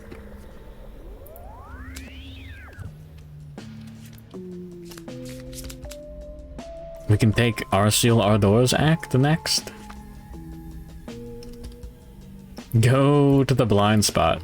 Go to the heinous origin for the movement, and attack with Speaker Cult Knife for the action. Frogdoggles, we do get +1 accuracy while stinky. Oh yeah, while insane, at the start of your act, reveal the top card of the AI in the hit location deck. Snatch and Squash. End of the monster's turn, target a random survivor, leap and grab. What? Fuck you. Okay, we're gonna kill that. Alright, hitting on 6. Blind Spot 5. Frogdoggles 4. Monster Claw style, +1 strength, accuracy, and savage with Fist and Tooth. That's 3 accuracy total. Yeah. And then when any of your attack rolls are a 1. Oh, we don't have that actually. We only have 1 red affinity in this grid now. Shame. Alright, 3 hits. No trap card. Yes. Well, we'll go for the festering gas stomach. No reason not to. We're not gonna get the death blow anytime soon. 13, 17, 18, 19, that's more than enough. That's a wound. Move the top card from the fart deck. Sorry, wounded off.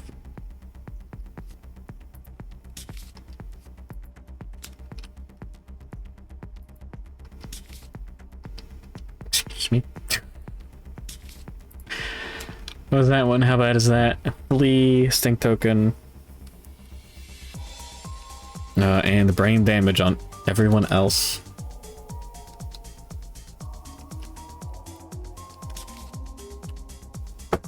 Twitching hand, failure, leap and gaseous bloat. But wound, Proctophilia, and yeah, insane. That's good. That's pretty good though. Critting on 10, 9, and 10. 6, 10, 11, 12.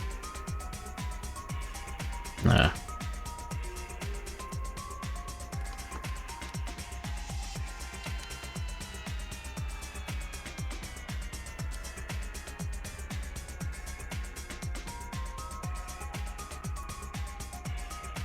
I'm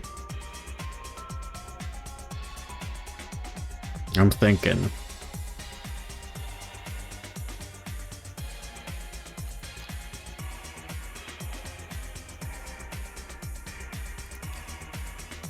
Four more, 5, 6 strength. I need 11 total. We reroll the 2.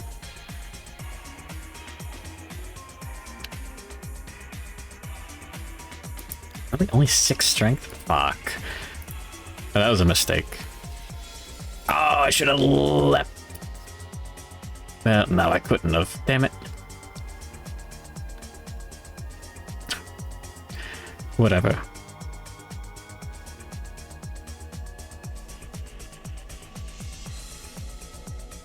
Yeah, 1, 2, 6.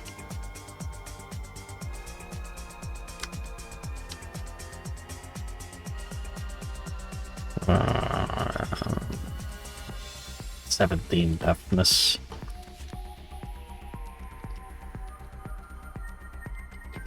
Damn it.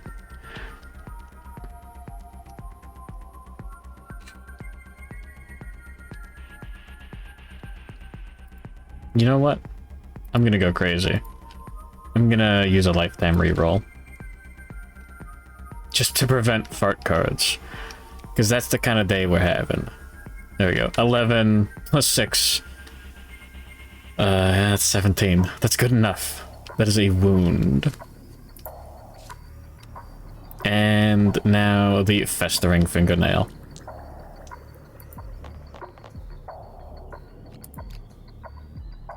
Plus 6, 14. Not enough to wound. No reaction there. Okay. That was stupid. Now we take Vanessa Leona's act. And the Rawhide Headband. Look at the top 2 AI cards and put them back in any order. Twitching Kick. Stinkiest threat is still Arceal Ardor. And just a taste. Turn around to target Arceal Ardor. Bash and brain damage.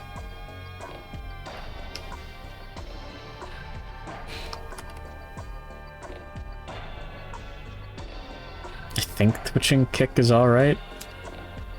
Fucking Dog Doom. And then we can move up Vanessa Leona. Like here?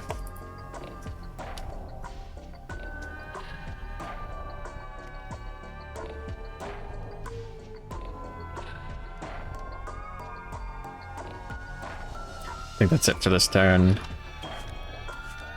You know what? We Surge and the first aid kit. Roll. Alright. Spend 1, gain 1.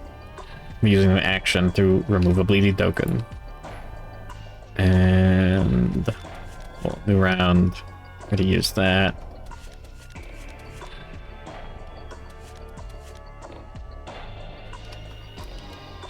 The monster draws. Twitching Kick. Target that's the Stinkiest threat in range. Full move the monster towards the target. If adjacent, turn so the target is in the blind spot. Attack. 5 speed, 6 plus to hit. 3 hits per. 3 damage per hit. Oh yeah, and roll for Ripple Pattern. Forgot about that, I think. No, I didn't. Okay. 1, 2, 3 hits. 3 damage to the arms, legs, and head.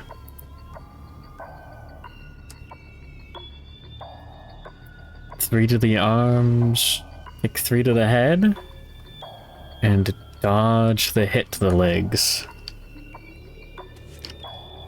Okay. And then end of the turn. Gaseous Bloat.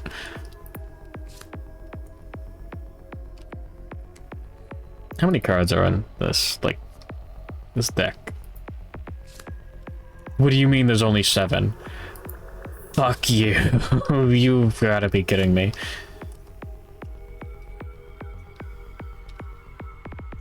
But VT can get back up.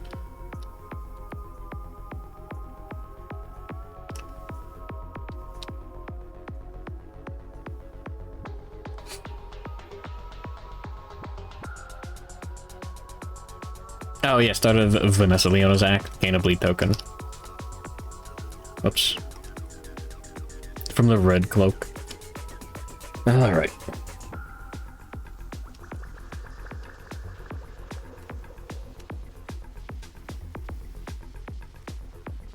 I mean, we could attack with Arseal from the Heinous Origin first. I think we take Arseal's act first. We bounce, like, here. That's less than 7 spaces away, that's fine.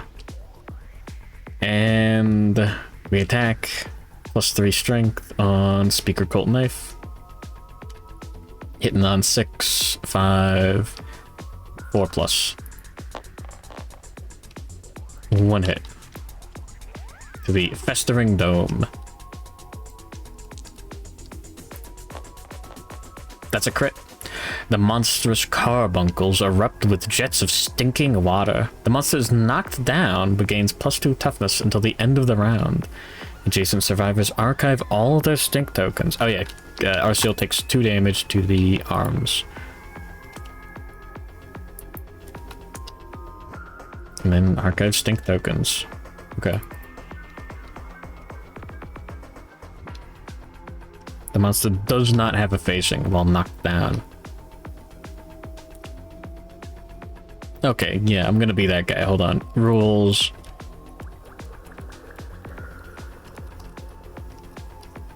Indomitable. How does it actually work?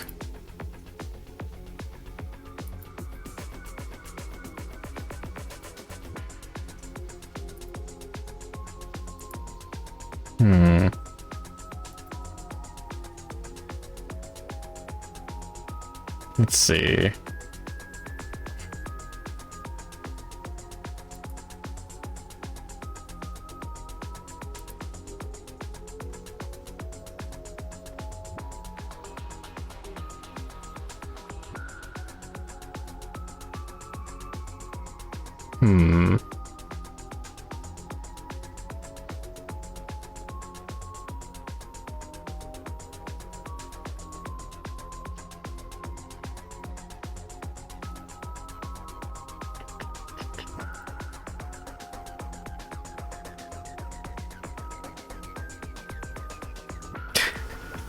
I think the monster gets knocked down, and if we get up at the end of this attack, when a monster is knocked down, though, that's an opportunity to spend survival to perform survival actions, like surging to attack.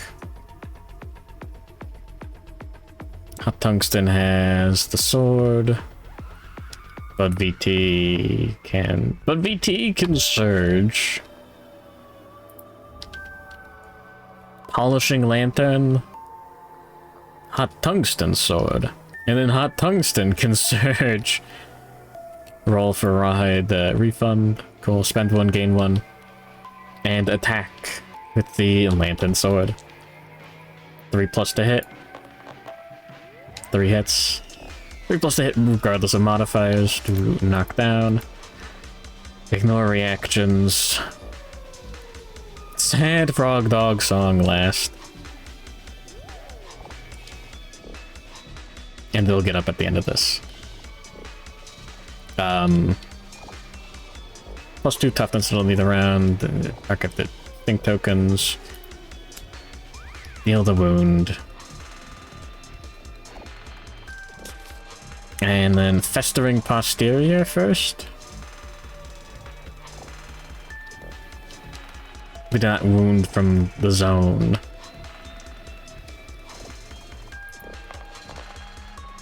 Five, 8. How much strength? 3, 7, 9, 10. Just 10 strength. Okay. 18 is more than enough to wound. No reaction. Twitching Achilles tendon. No.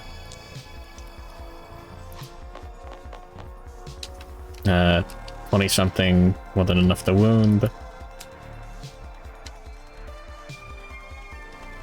And Festering throat. More than enough to wound. Okay. I didn't give these guys proficiencies. Fist and Tooth, just in case. I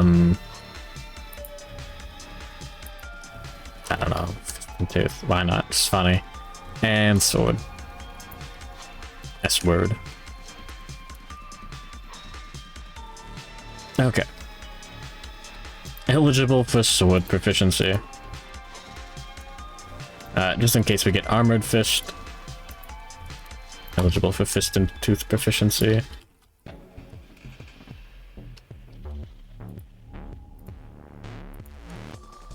Kinda wish it didn't pop up the thing, but whatever. Alright. Now the monster stands up.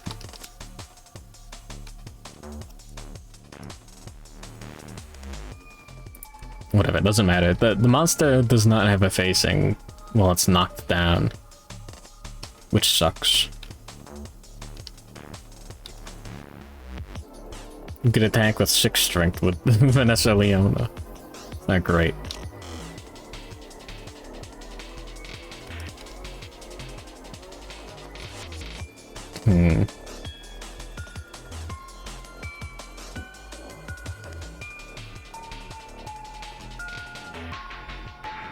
Every survivor died before they got 2 weapon proficiency. It's normal. Oh yeah, fun bit. Twilight Sword doesn't have specialization. That's actually really important. Instead, it just has proficiency in general. So, rank 2, you actually get something cool.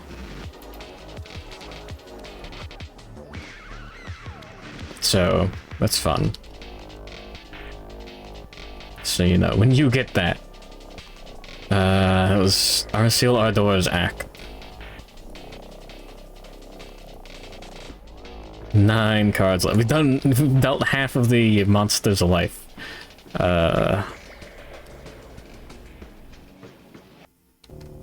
Yeah, I think we go stupid. Let's spend 2 survival to transpose. Yippee. With the Bud VT. Do not gain bleed tokens and red cloak. Cool. Transpose. When opportunity permits, spend 2 survival. Swamp spaces. Limit once per round. And after you transpose, your attack gain +2 speed. Ignore cumbersome. I forgot about this. I forgot about leader. Fuck. That would have helped.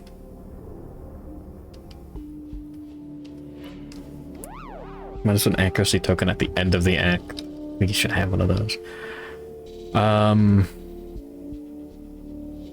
One person survived with 1 proficiency and didn't wound the monster. That's how it goes.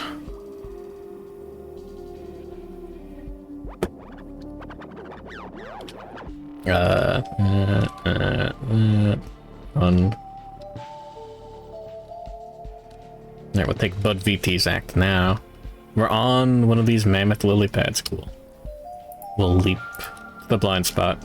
4 speed. 6 +1 -1. +1 for the blind spot. 5+ to hit. 1 hit.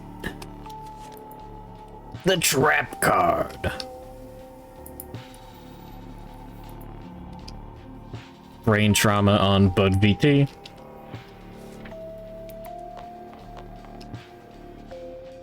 +2.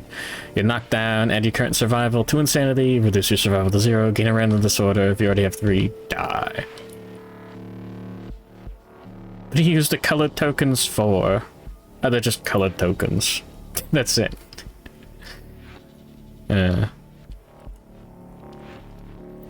5 insanity, 1 random disorder.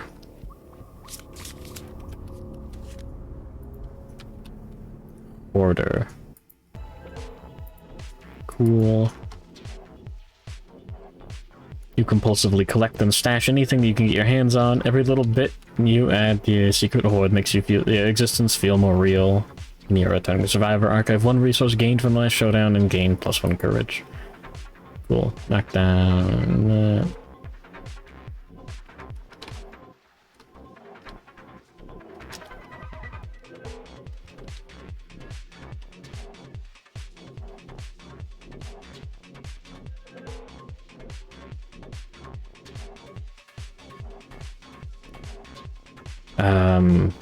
Oh yeah, everyone else takes 3 brain damage.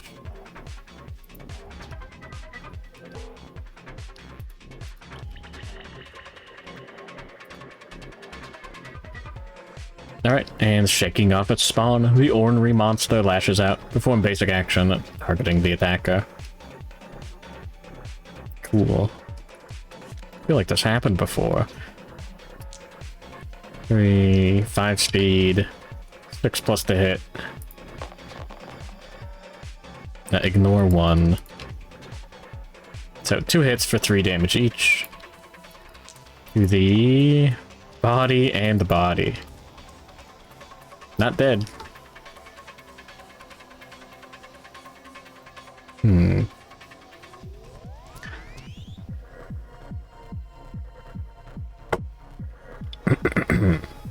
Anyways. I love drinking water. I'm going insane. I did not get enough sleep and now I'm feeling it.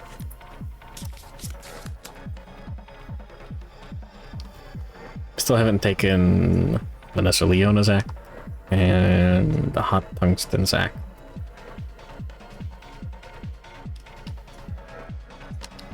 Let's say we have 3, 5. I use that. 6. Just 6 strength for attacking. Go up to 9 for the bouncing on a lily pad.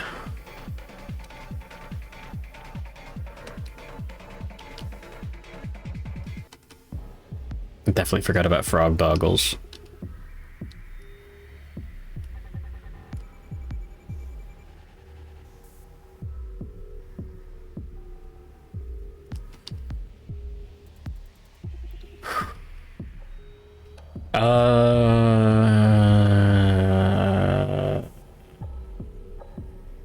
Take Hot Tungsten's act.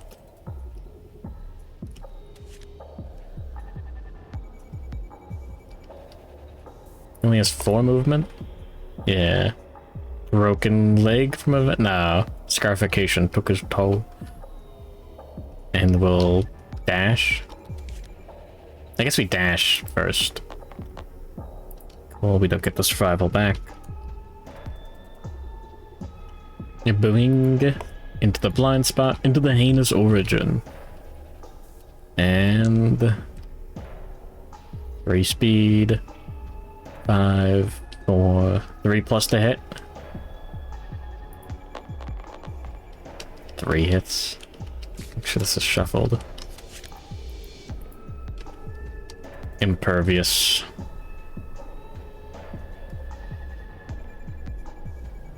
Funny. Gain some insanity, that's nice. Wound. If sane, gain a proctophilia. Failure. If sane, gain a proctophilia. We'll go for the carbuncles first. No reason not to.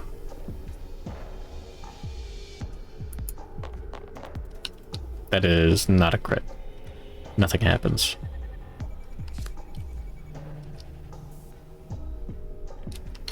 I don't want a proctophilia.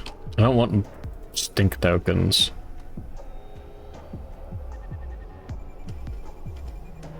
-1 movement on a crit. -1 evasion on a crit. That doesn't... Neither of those affect this too much. We'll go for the thigh.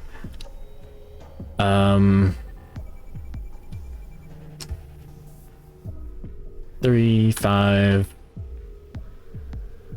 6 strength. And then the lily pad. The mammoth leaf. Up to 9. We gotta roll 8 or higher. Okay, that's enough. 1 wound from the heinous origin. Remove the discard the top fart card.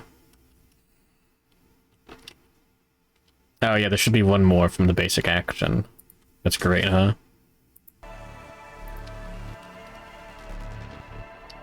Think. Switching back. Or was that... No, end of the turn, and then...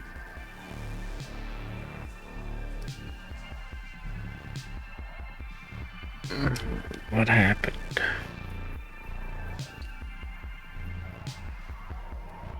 No, Arceal knocked them down and didn't attack from the... Attacked from the side, yeah, and then... Knocked down, then got back, and there's a lot of stuff that happened. There should be a card on top. Alright, twitching back. Damn it, not a crit. Really high roll, that's good. Yeah, we got that. One wound. Discard the top card of the funny deck.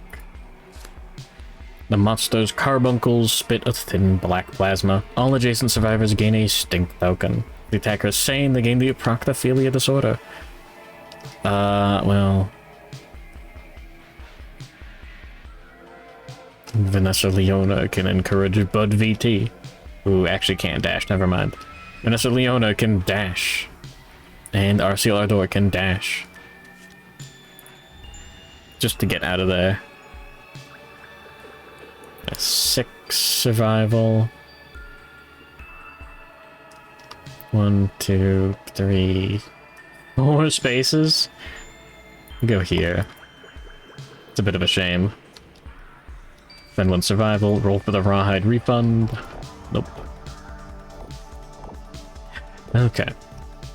Go here. The monster's carbuncle spit a thin black plasma. All adjacent survivors, Arceal Ardor and Bud VT. Tungsten was here. We'll put Arceal Ardor here. There we go, perfect. Still haven't taken the Vanessa's Act. Alright, 2 stink tokens.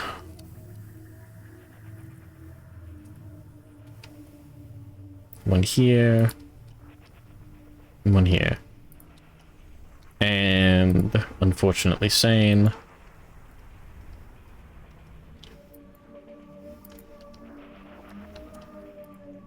Proctophilia.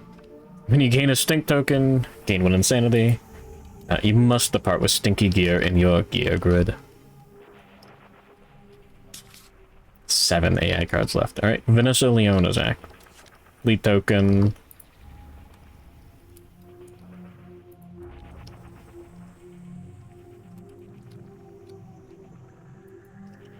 Yoink.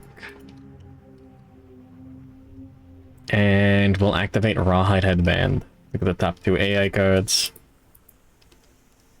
Tongue-tied. Stinkiest threat, either Bud VT or Hot Tungsten.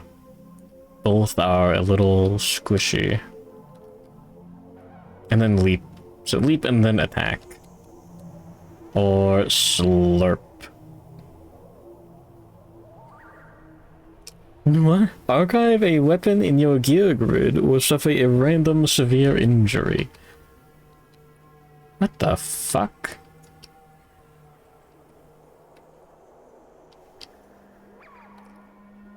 Bone Sickle is not a weapon. You could archive the Bone Club, all things considered. We just deal with leap.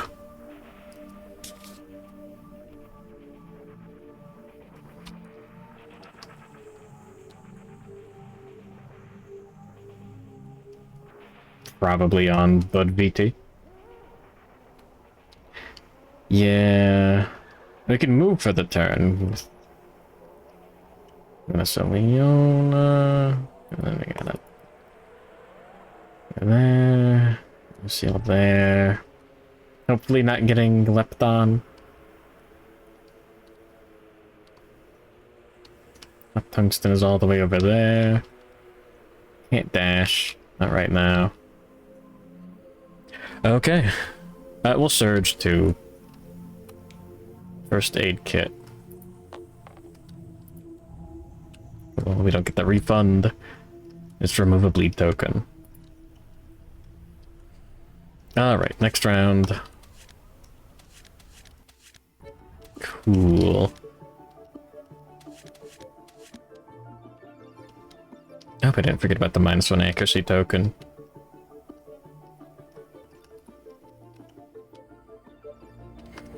Alright, the monster draws Tongue-Tied. Stinkiest threat. I wanted Bud VT to get targeted. We can stand them up with Fist and Tooth specialization. Alright, perform leap. We're gonna dash with Arceal Ardor before the monster performs leap. Go down to 5 survival. Just get him out of there. Move 4 spaces. Alright. Place the Frogdog on the center of the random mammoth leaf it currently does not occupy. Turn its blind spot to face the center of the board. It's occupying this one, so 1 to 5, 6 to 10. Alright. Yoink. That's fine. No one gets got. Yeah, no one's adjacent. No one gets landed on. The Frogdog flings its spongy tongue towards the target. Place the target knocked down in front of the monster. Oh yeah, we got a -1 accuracy token at the end of the act, which we're probably gonna use here. We got 2, 3 evasion. The monster has 2 accuracy. Cool. 6+ to hit. No toes. 3 hits. Gets knocked down to 2 hits. 3 to the body. Sorry, 4 to the body. Severe injury. And then 4 to the body. Severe injury.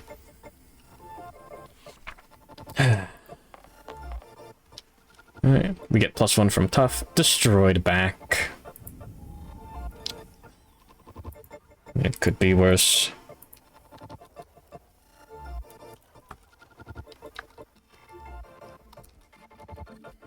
Not by much. Your movement, sorry. Sharp cracking noise suffer -2 permanent movement. You can no longer activate any gear that has 2+ strength. This injury is permanent and can be recorded once. Gain 1 bleed the token.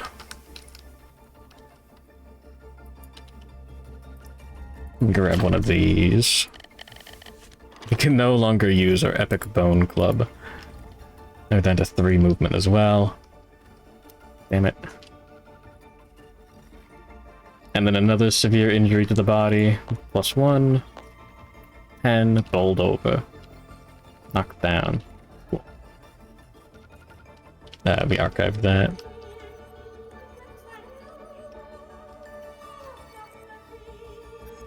End of the turn. Gaseous bloat. Alright, start of the survivor's turn.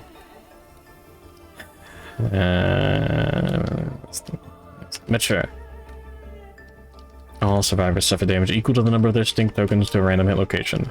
Bud VT. 1 to the arms. Okay. And then hot tungsten. 1 to the head. Unfroggable. Okay.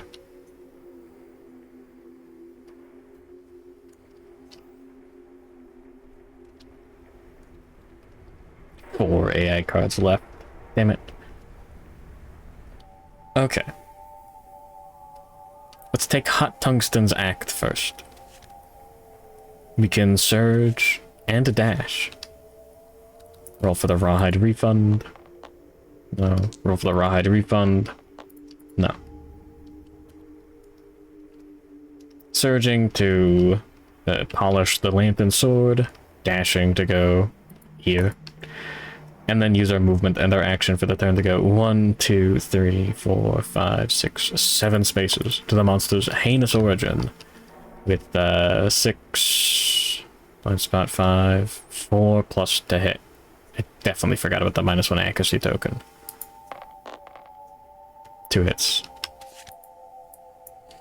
No trap card. On a wound. Full move away. Reflex. Okay, sure. Festering Maw first.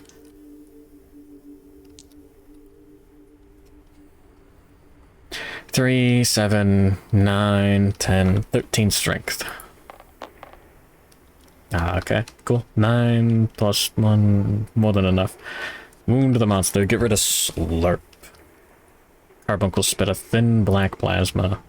All adjacent survivors gain a stink token. The other guy can't gain one, just Bud VT gets one, and he is not having a great time. The attacker is saying, already has eproctophilia. There goes the maw.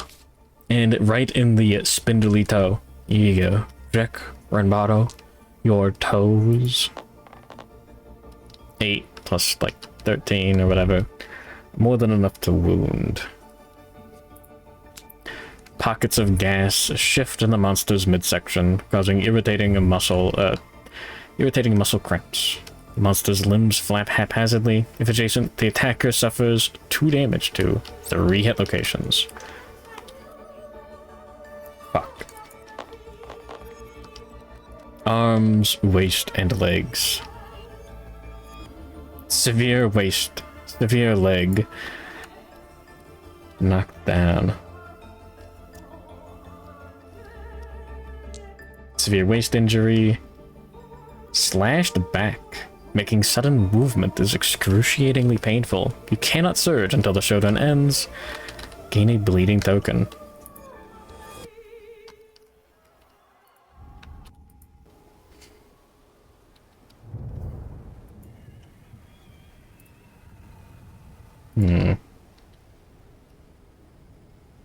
Alright, leg severe injury. 4. Dismembered leg. Lose a leg, -2 permanent movement, and can no longer dash. Injury is permanent and can be recorded twice. 2 dismembered legs, lost both their legs, must retire at the end and gain a bleed token. Okay. Not dead. He lost the toe on the other leg, it's fine. No longer dash.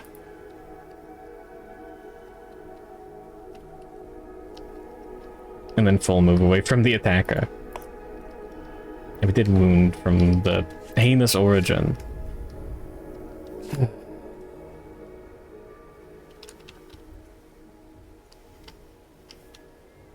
We can encourage.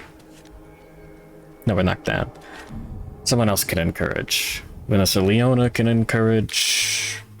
Bud VT? No, not yet. Think about it. I'm gonna go to the bathroom real quick and get some more water. I'll be right back. I love chugging water. It's my favorite.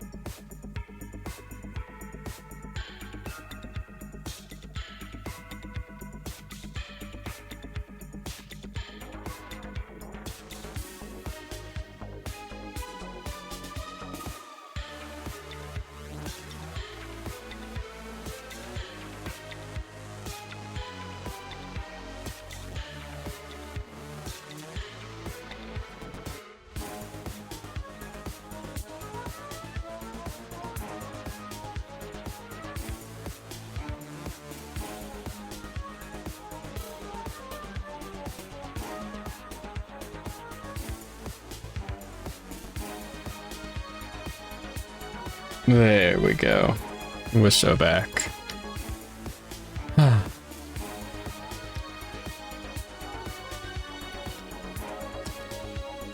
Yeah, let's take Vanessa Leona's act next.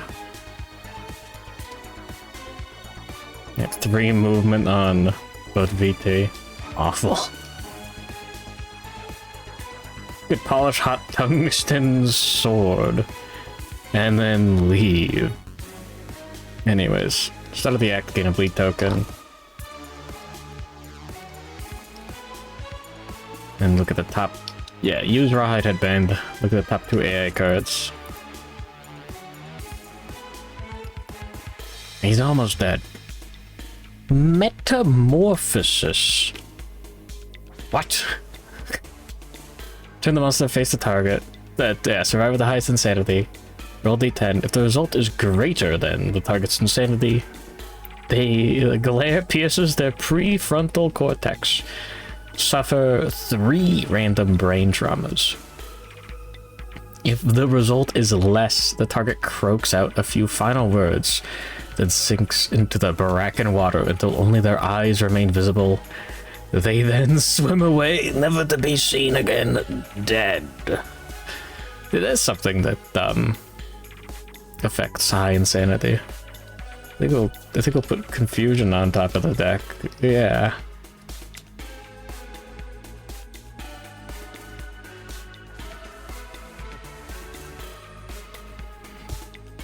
Target non-adjacent threats.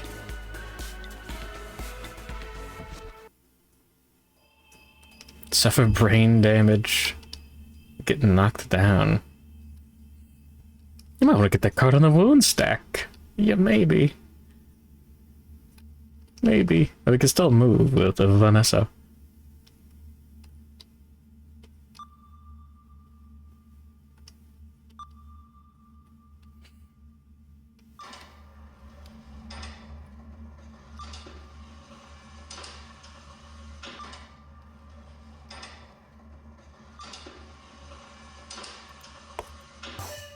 Sure.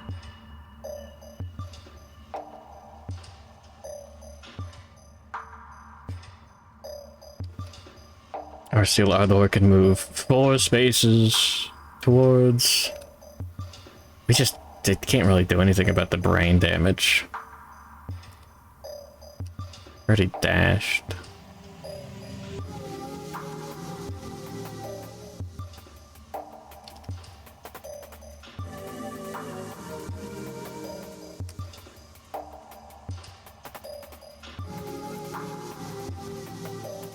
Towards, I think, yeah, Vanessa Leona. As much as I might think about getting the... okay, we have Fist and Tooth specialization, so we're good there.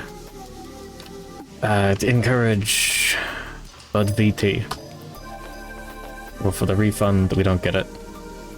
At the 6 survival. And we can take Arceal Ardor's act. Oh yeah, start of the act. Not only if insane. Never mind.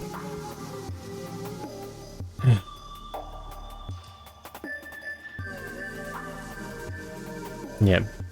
Take Bud VT's act.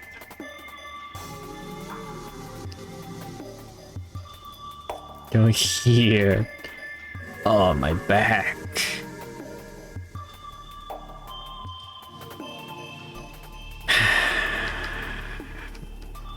Seven strength attacking from the blind spot just with Fist and Tooth.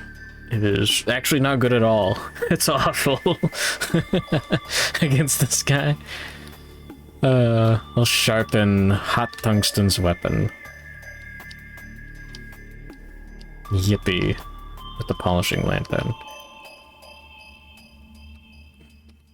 Alright, next. It'll surge with Vanessa Leona. Don't get the survival back. We're removing that bleed token. Still on that Sigma bleed grind set. Okay, now new round.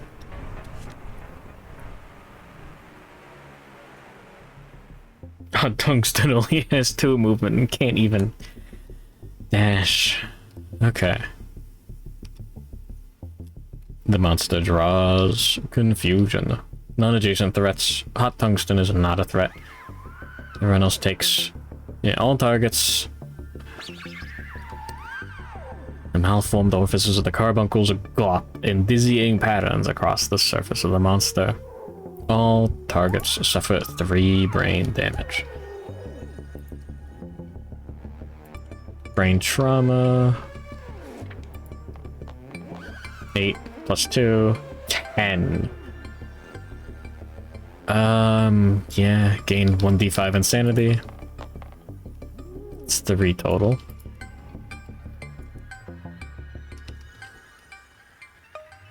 +1 speed, +1 strength token.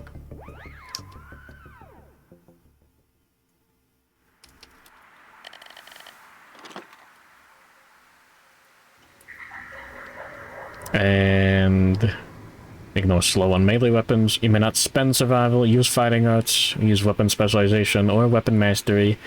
Can be gained multiple times. It lasts until the end of the showdown.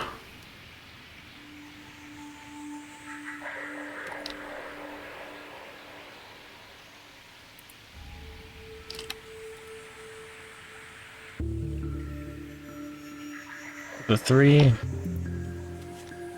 whatever. Alright, and then 3 brain damage here. And no brain damage here. Alright. Any sane targets still standing. But VT is now sane. Gets knocked down. Marcial Ardor is not sane anymore. And Vanessa Leona is sane. Alright, lightheaded and knocked down. Cool. We can't use Fist and Tooth specialization on Arceal Ardor to stand up for free in random times or whatever. A good thing he passed the vibe check.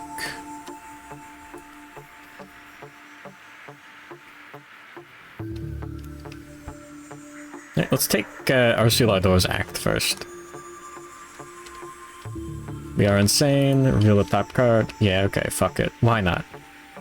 Oh yeah, start of the act. 2 damage on Bud VT to the waist. Severe injury. Does he die? +1, 7. Broken hip. Your hip is dislocated. You can no longer dodge. -1 permanent movement. This injury is permanent and can be recorded once.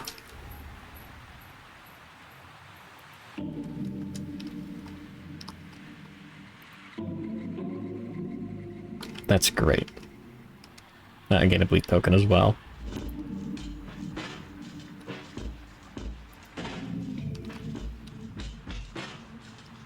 Two movement.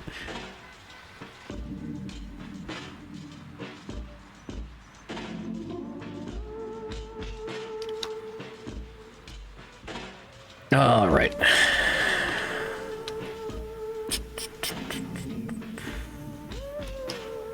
Arceal Ardor can bounce on the pad. 4, 5, 6. No more monster claw style.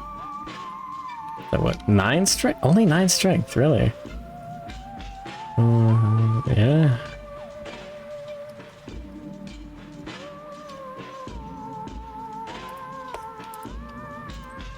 Could have a heinous origin.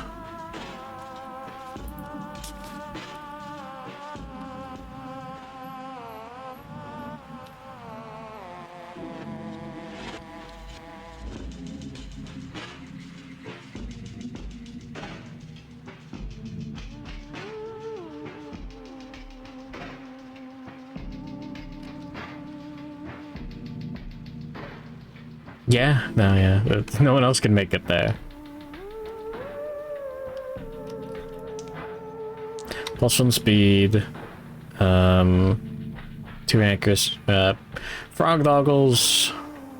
Blind spot. That's it. No more monster claw style accuracy. 4+ to hit. 3 hits. I'll go for the twitching and memory sack first. Again, we've got 4, 5, 6, 9 strength. Okay. That's more than enough to wound. No crit. There goes Metamorphosis. Thank fuck. Sticky Tongue. Or Twitching Digit Flexors. Neither of these do anything if we're in the blind spot. We are in the blind spot. That's good, that gets discarded.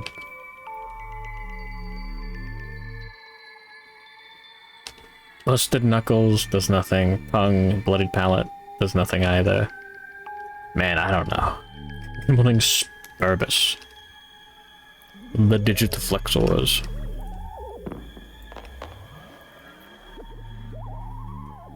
$11 plus 9, yeah, 20. That's enough to wound. Right in the digits. And then the Sticky Tongue. Oh yeah, wound the Frogdog's wide-set eyes greedily scan for a chance to retaliate. If the attacker is not in the monster's blind spot, now get fucked. Become a Frogdog. Sit in your chair like that. You ever sit on, like, the back of the chair and, like, put your foot where your feet go?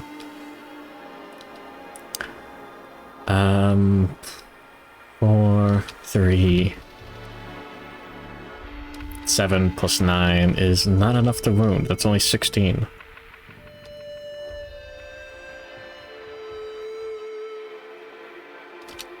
No, that's dangerous. That was funny, though.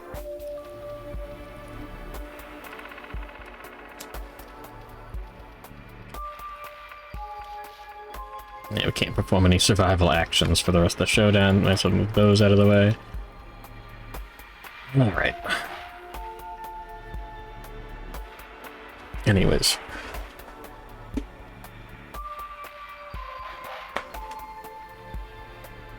Ugh.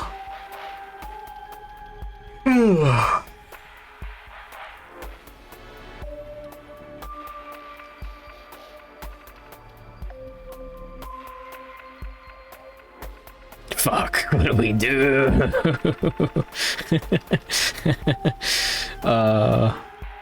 Maybe a little underprepared.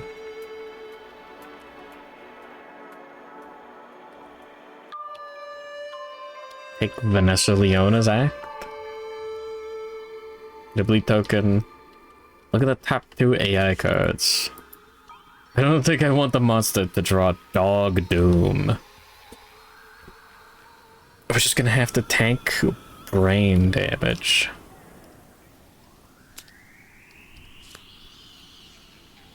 Sure. How much HP? 3 AI cards. Probably gonna draw the trap like twice. You killed the sexy thruple. Nope. No, we died. Super hardcore, super fucking dead.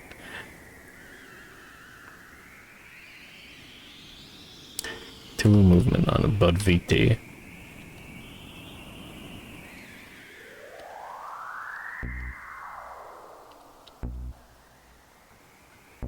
Four movement here. We could go here and then surge the bandage Bud VT.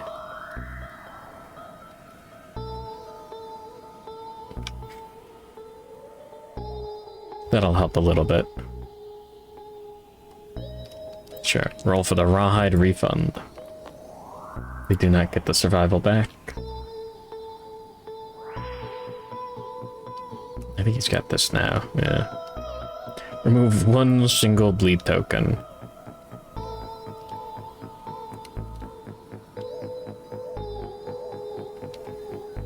I'm gonna have to encourage...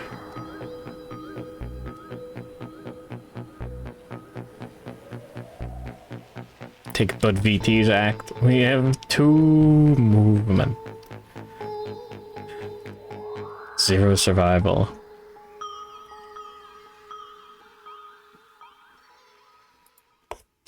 Fuck it, man. Go there. And then hot tungsten.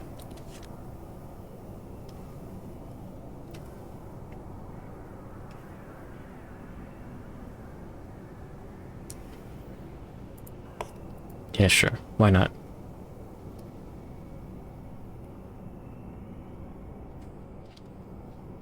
I think that's the best we can do.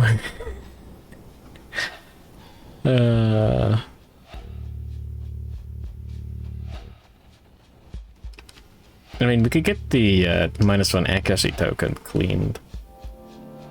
We really want to.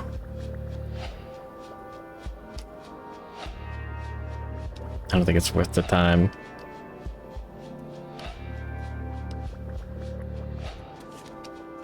Alright, next round. The monster draws confusion. Everyone but Arceal Ardor takes 3 brain damage. Severe brain trauma on Bud VT. +2, 7. Lunacy, 1 of random disorder, and a 1d5 insanity. Cowardice. Ignore your positive evasion attribute modifiers. What? Oh.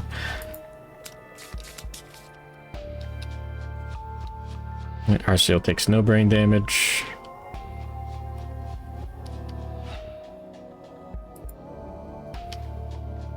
Vanessa Leona, 1 brain trauma. +2. Clarity. Knockdown, add your current survival to your insanity and reduce your survival to 0.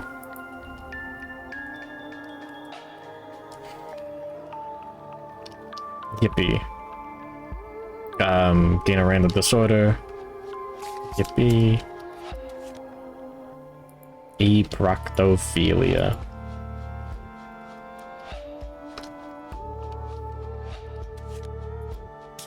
That's great. And then 3 brain damage on hot tungsten. Brain trauma. +2 frenzy. And there we go. 1d5 insanity. Cool. 5 insanity. +1 speed. +1 strength. Ignore slow. And cannot use weapon specialization. Fighting arts, spend survival, gain survival. Do anything fun.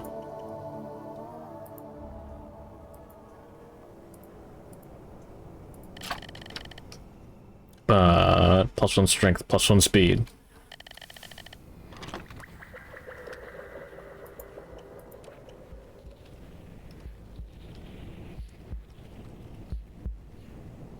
Give me another universal 3.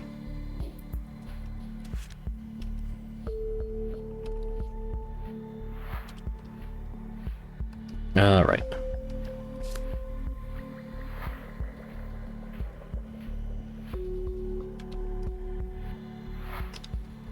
Okay, end of the turn. Gaseous bloat. All target, any sane targets still standing. Goro lightheaded and are knocked down. But VT gets knocked down. Start of the survivor's turn. You can get back up from Piston Tooth specialization. Arceal Ardor was not targeted. Vanessa Leona is no longer sane, and neither is Hot Tungsten. Okay. Cool.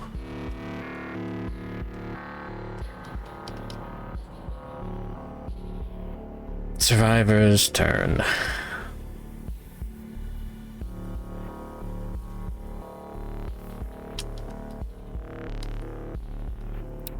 We have 6 strength on Arceal Ardor. Have to roll 11 plus in order to wound. I really want to get Dog Doom out of the deck. I don't like that one. And he's already in the funny zone. All things considered, I think this is the... We don't have any survival on anyone. Fuck. I think we take Hot Tungsten's act first and just try to kill. 3, 7, 9, 10 strength, 7 plus on 2d10. Hop into the blind spot. Oh yeah, start of the act, Bud VT takes 2 damage to the body. Severe injury. We get +1. Alright. Does he have a lifetime reroll? He does. Tough. Yippee. 2. Goes up to 3. Bleeding. Gain 2 bleed tokens. He dies. Okay, bye.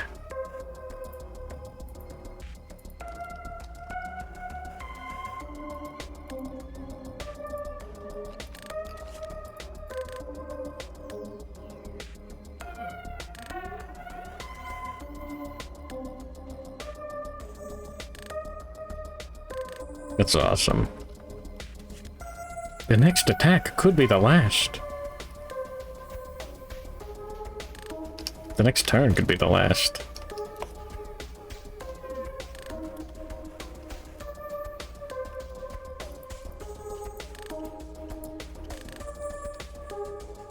Arceal still has a ton of stats. Damn. I just didn't think we were gonna get clarity on so many survivors. We'd lose all of their survivals so easily. Anyways, yeah, bouncing there. 4 speed. +1, -1, +1. So 4 plus to hit. 4 hits. Don't do this to me, man. No! You fuck. 3 brain damage. Oh man. No. 3 brain damage. The ornery monster lashes out. Perform basic action. Target the attacker. 3, 5 speed. 1, 2 evasion. 2 accuracy. So just 5 plus to hit. 3 hits for 3 damage. The body, legs, and body. Severe body injury. Severe leg injury. Do the body first. 9. Collapsed lung, -1 movement token, 1 bleed token.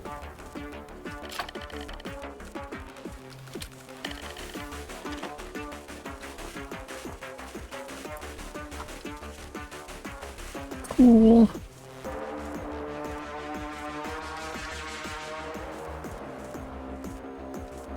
Yeah. And then leg severe injury.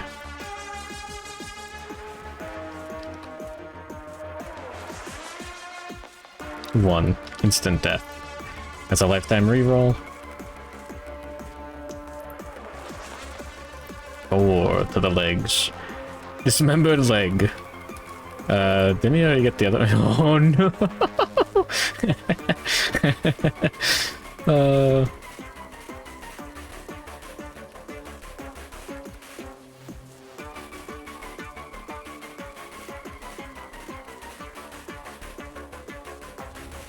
That's funny.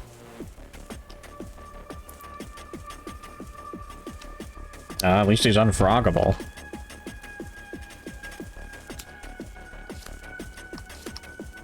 Surely we'll get lucky with the trap card and this go around the deck.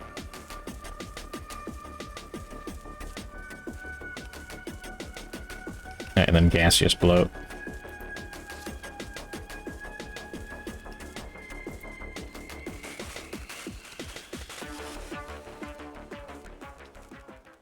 Cool. Those are movement and our action. Let's take Arceal Ardorzac. Let's just attack the monster. 4 speed. 6, 5. 5 plus to hit. I got nothing better to do. 1 hit. Oh yeah, start of the act, we gotta look at the top card. Okay, reveal that. Okay.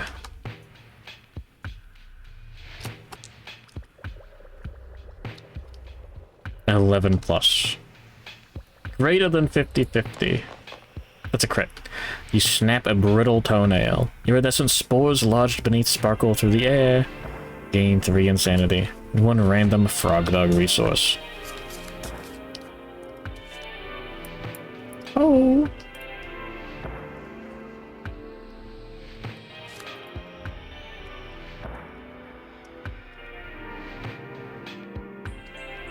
Now what?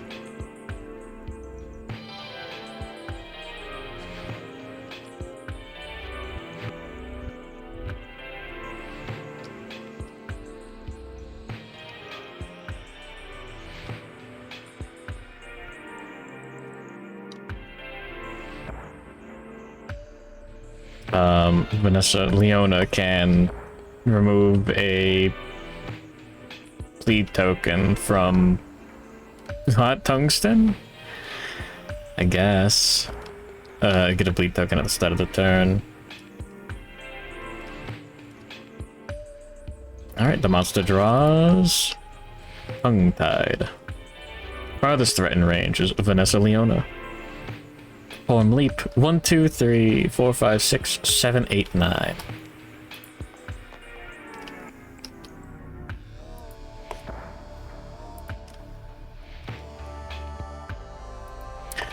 Knock down in front of the monster.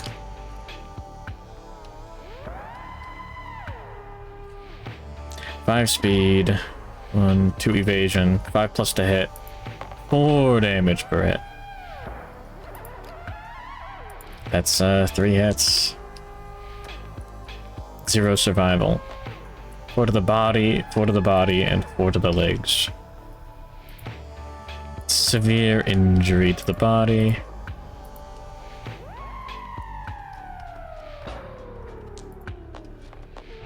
Six. Disemboweled. Your movement is reduced to 1 until the showdown ends. Gain a bleed token, skip the next hunt. Someone has to someone has to live till the end of the showdown, otherwise you die at the end of the showdown. Because you're disemboweled.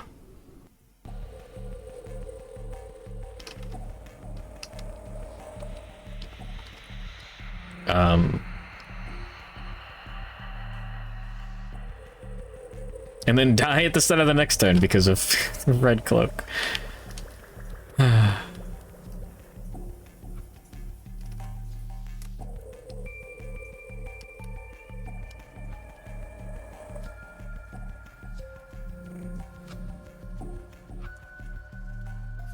Those are the only cards left in the deck. Okay, great. Yeah, next round, yeah.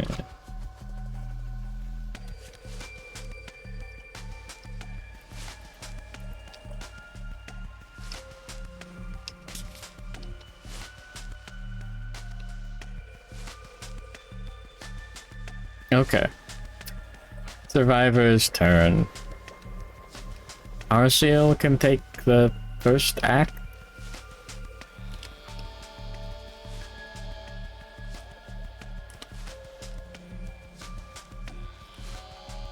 Can move 4 spaces.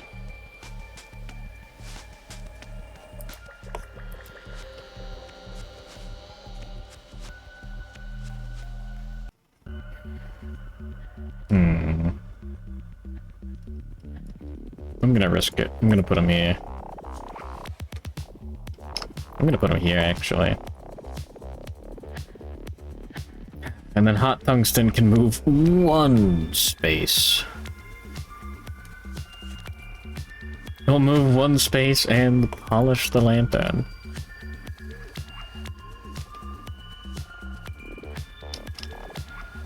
I mean, how much do we risk it? We'll put him on the lily pad. 3, 4, 5, 6, 7. Yeah, and then Vanessa Leona. Out of the act. Red cloak. No survival to surge or anything. Fucking rip.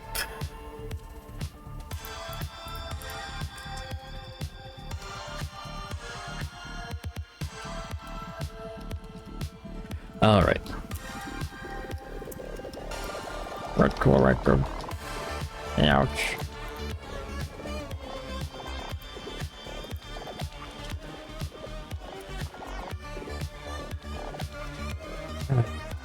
What I wouldn't give for a beacon shield. There's a lot that I wouldn't give, I'm gonna be real with you. But not much. Still a lot. Now yeah, start of the monster's turn. I think I forgot to do these. Inviting emission. A surge of uncomfortable muscle spasms electrifies your twitching body. Target the survivor the most spaces from the heinous origin. Knockdown, suffer knockback 6 towards the monster. Gain the priority target token and Eproctophilia. Arcealador. Knockdown, suffers knockback 5. Instead, rolling armor and knockback 6 towards the monster. Sure. No. Yeah, it's still correct.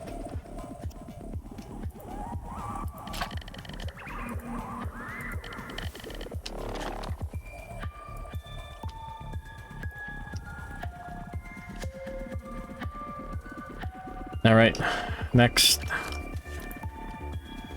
Dizzying emission. Feeble sensation of losing your balance. Target a survivor the fewest spaces from the heinous origin. Suffer monster level damage to the head hit location and gain a stink token.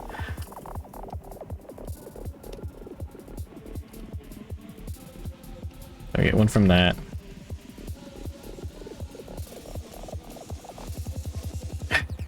They are in the emission zone. They suffer twice as much damage. Alright, 6 damage to the head. That is a severe injury. We have already used our lifetime reroll.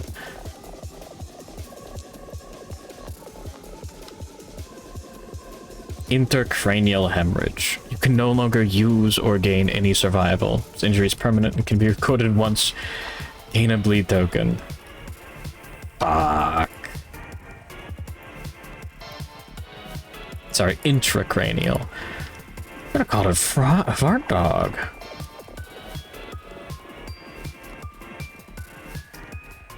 Yeah. Alright, and then the monster draws.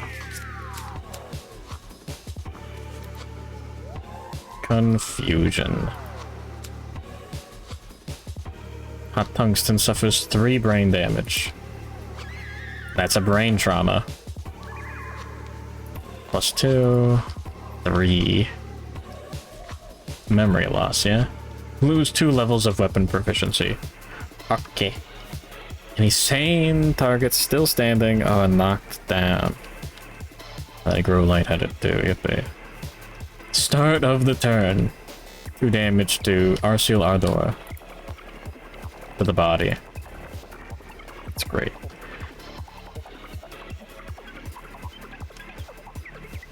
Got knocked down twice in the same round.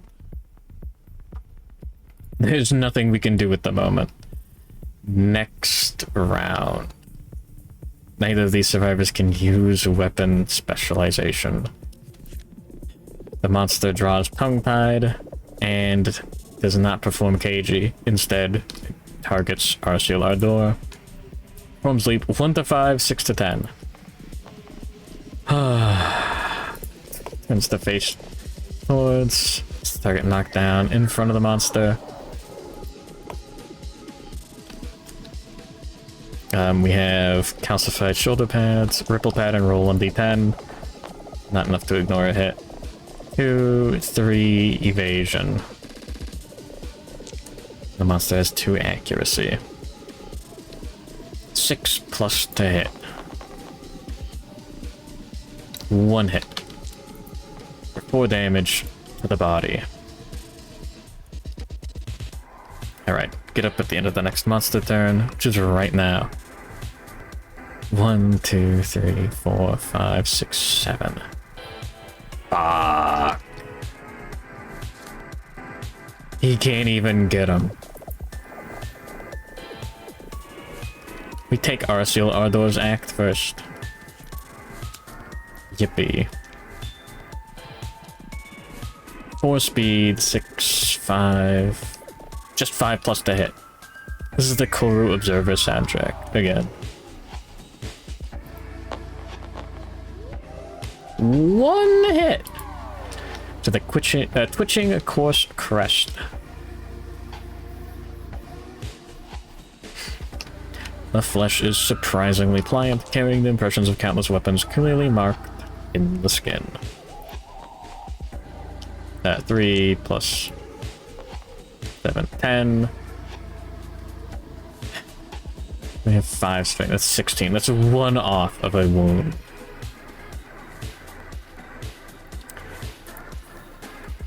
Fuck.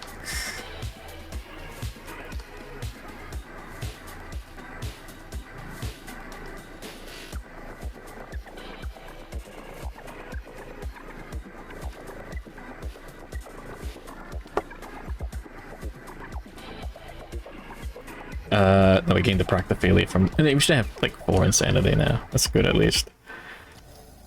Oh, yeah. End of the turn. One of those there.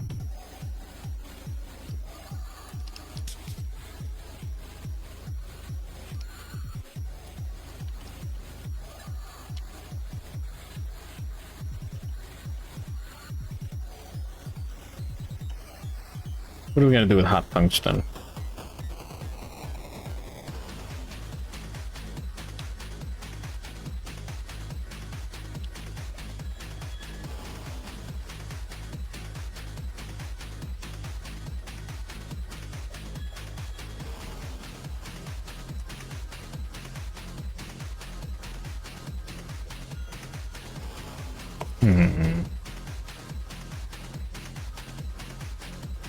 God damn it. I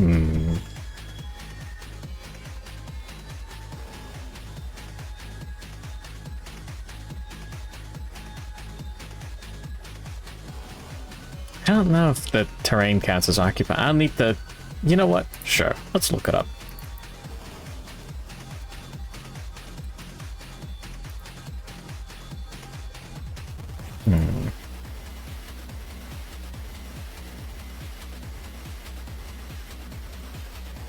You can...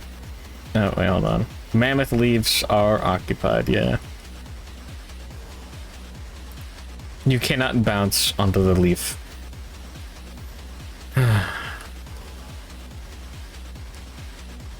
1, 2, 3, 4, 5, 6, 7.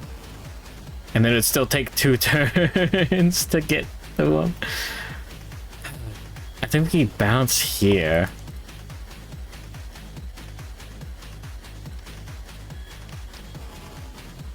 End of the turn? I've got nothing else I can do.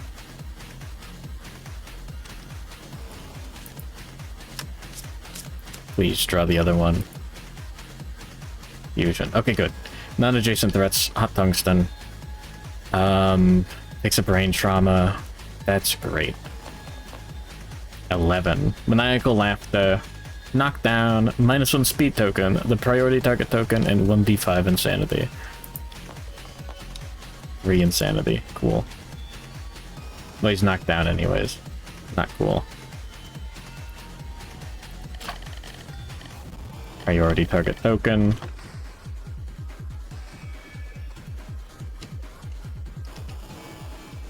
Sorry, 1d... Yeah, -1 speed token too. 2-hour combat. Right about the highlight, I'm a 2-hour fucking talking.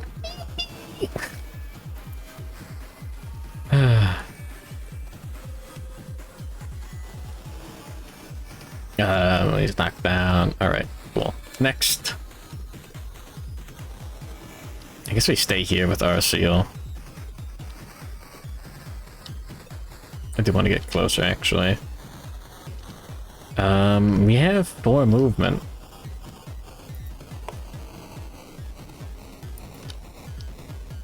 Fuck it. Move and then attack.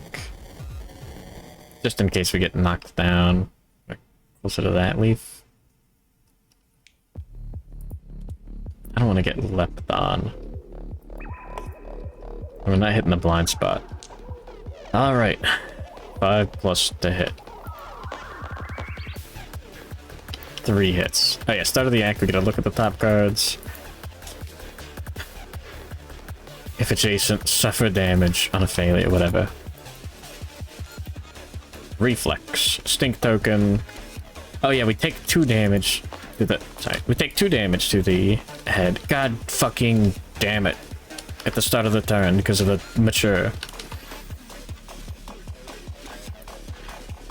I forgot about the fart card, didn't I?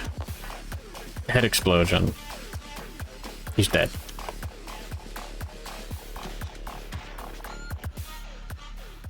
Alright, take the fart card first. And...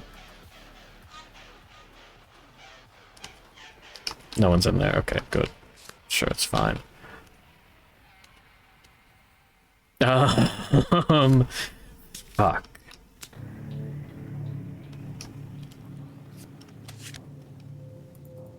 Hold on. Those get shuffled back in.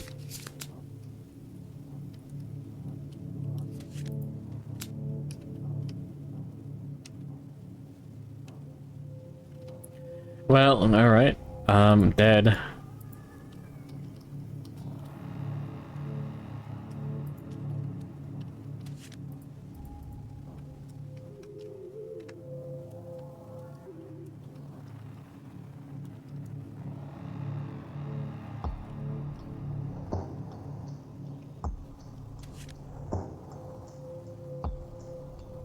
We got kind of lucky with Bud VT surviving as long as he did. Nope, the monster draws. Tongue-tied. Priority target token. Perform leap. 1 to 5, 6 to 10. Okay. Take 3 damage to the body. Severe injury. 9. Collapsed lung. -1 movement token. Sure. Why not?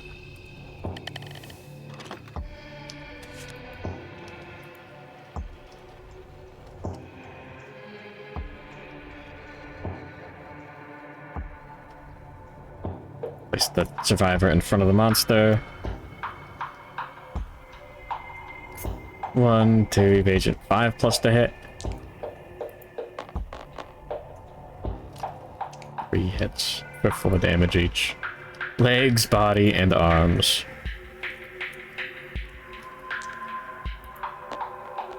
Okay, he's dead. He's super dead. He's super dead. Oh, God.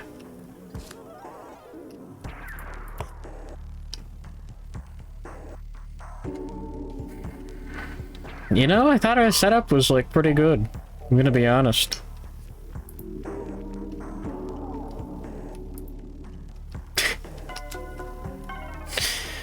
Alright. I forgot about Hooded Knight. Sure, let's do Hooded Knight right now. I am actually sleep deprived, though, like, by definition, of course.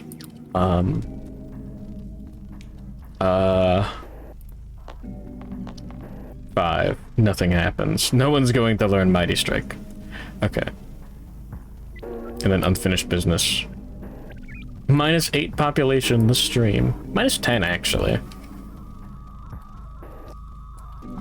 From the aftermath on defeat on the Red Witches. Just taking 2 survivors.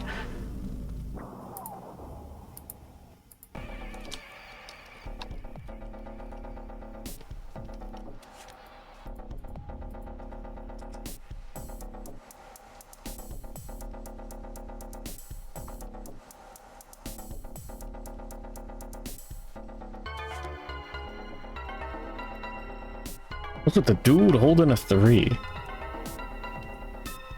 Oh. It's that funny reminder card.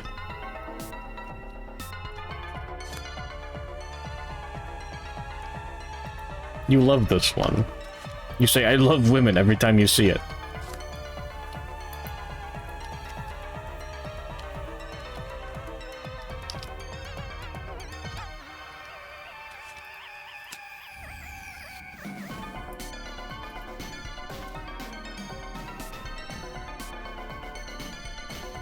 Alright, Lantern Year 28.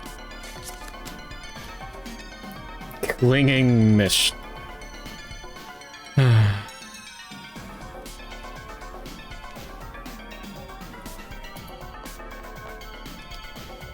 Settlement does not have ammonia. Settlement does have ammonia. Nominate a survivor to douse themselves in urine and run through the settlement, clearing the mist away. +3 understanding, -1 permanent luck.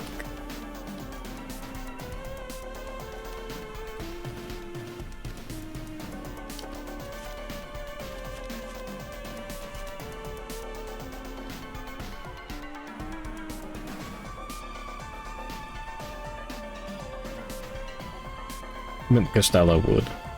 Now, otherworldly luck and inversion are pretty good.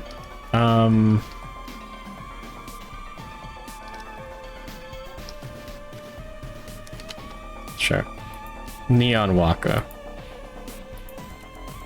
-1 luck. Tinker. The Insight Milestone. Yippee.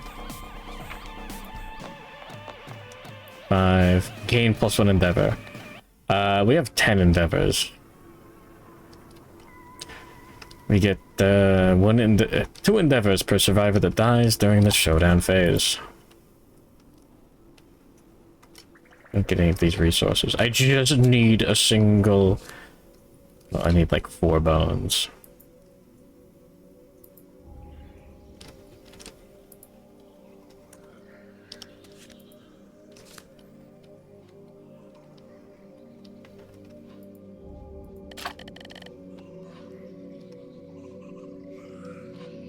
Alright.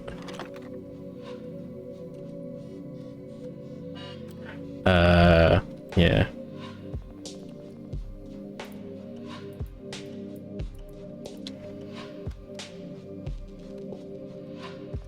There we go.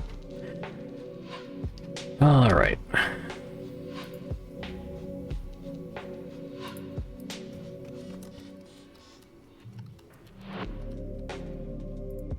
And then...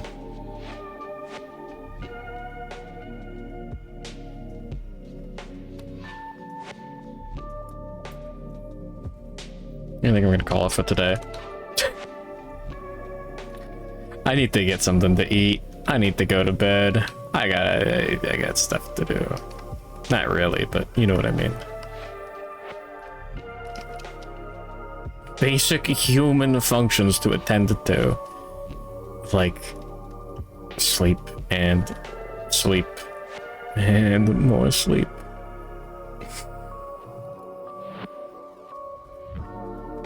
Thanks for watching. Yippee. I think I'm gonna do... I'm gonna do Kingdom Death tomorrow and the day after so we can finish this fucking campaign before... before Black Friday. World's shortest Kingdom Death monster stream. You're not wrong. Who's online right now?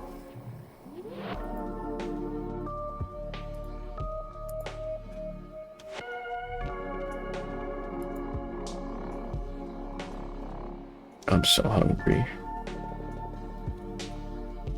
I could eat a horse.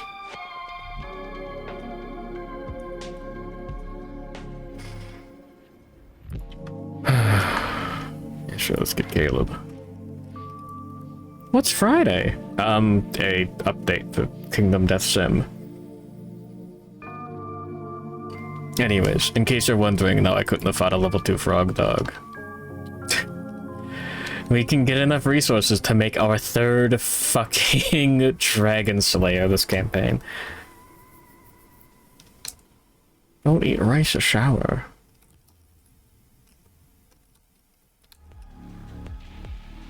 Eating rice and showering sounds pretty good.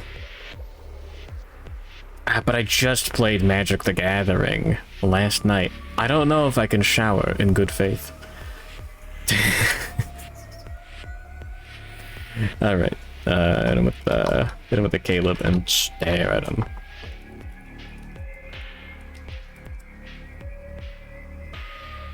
Alright, thanks for watching. See you tomorrow.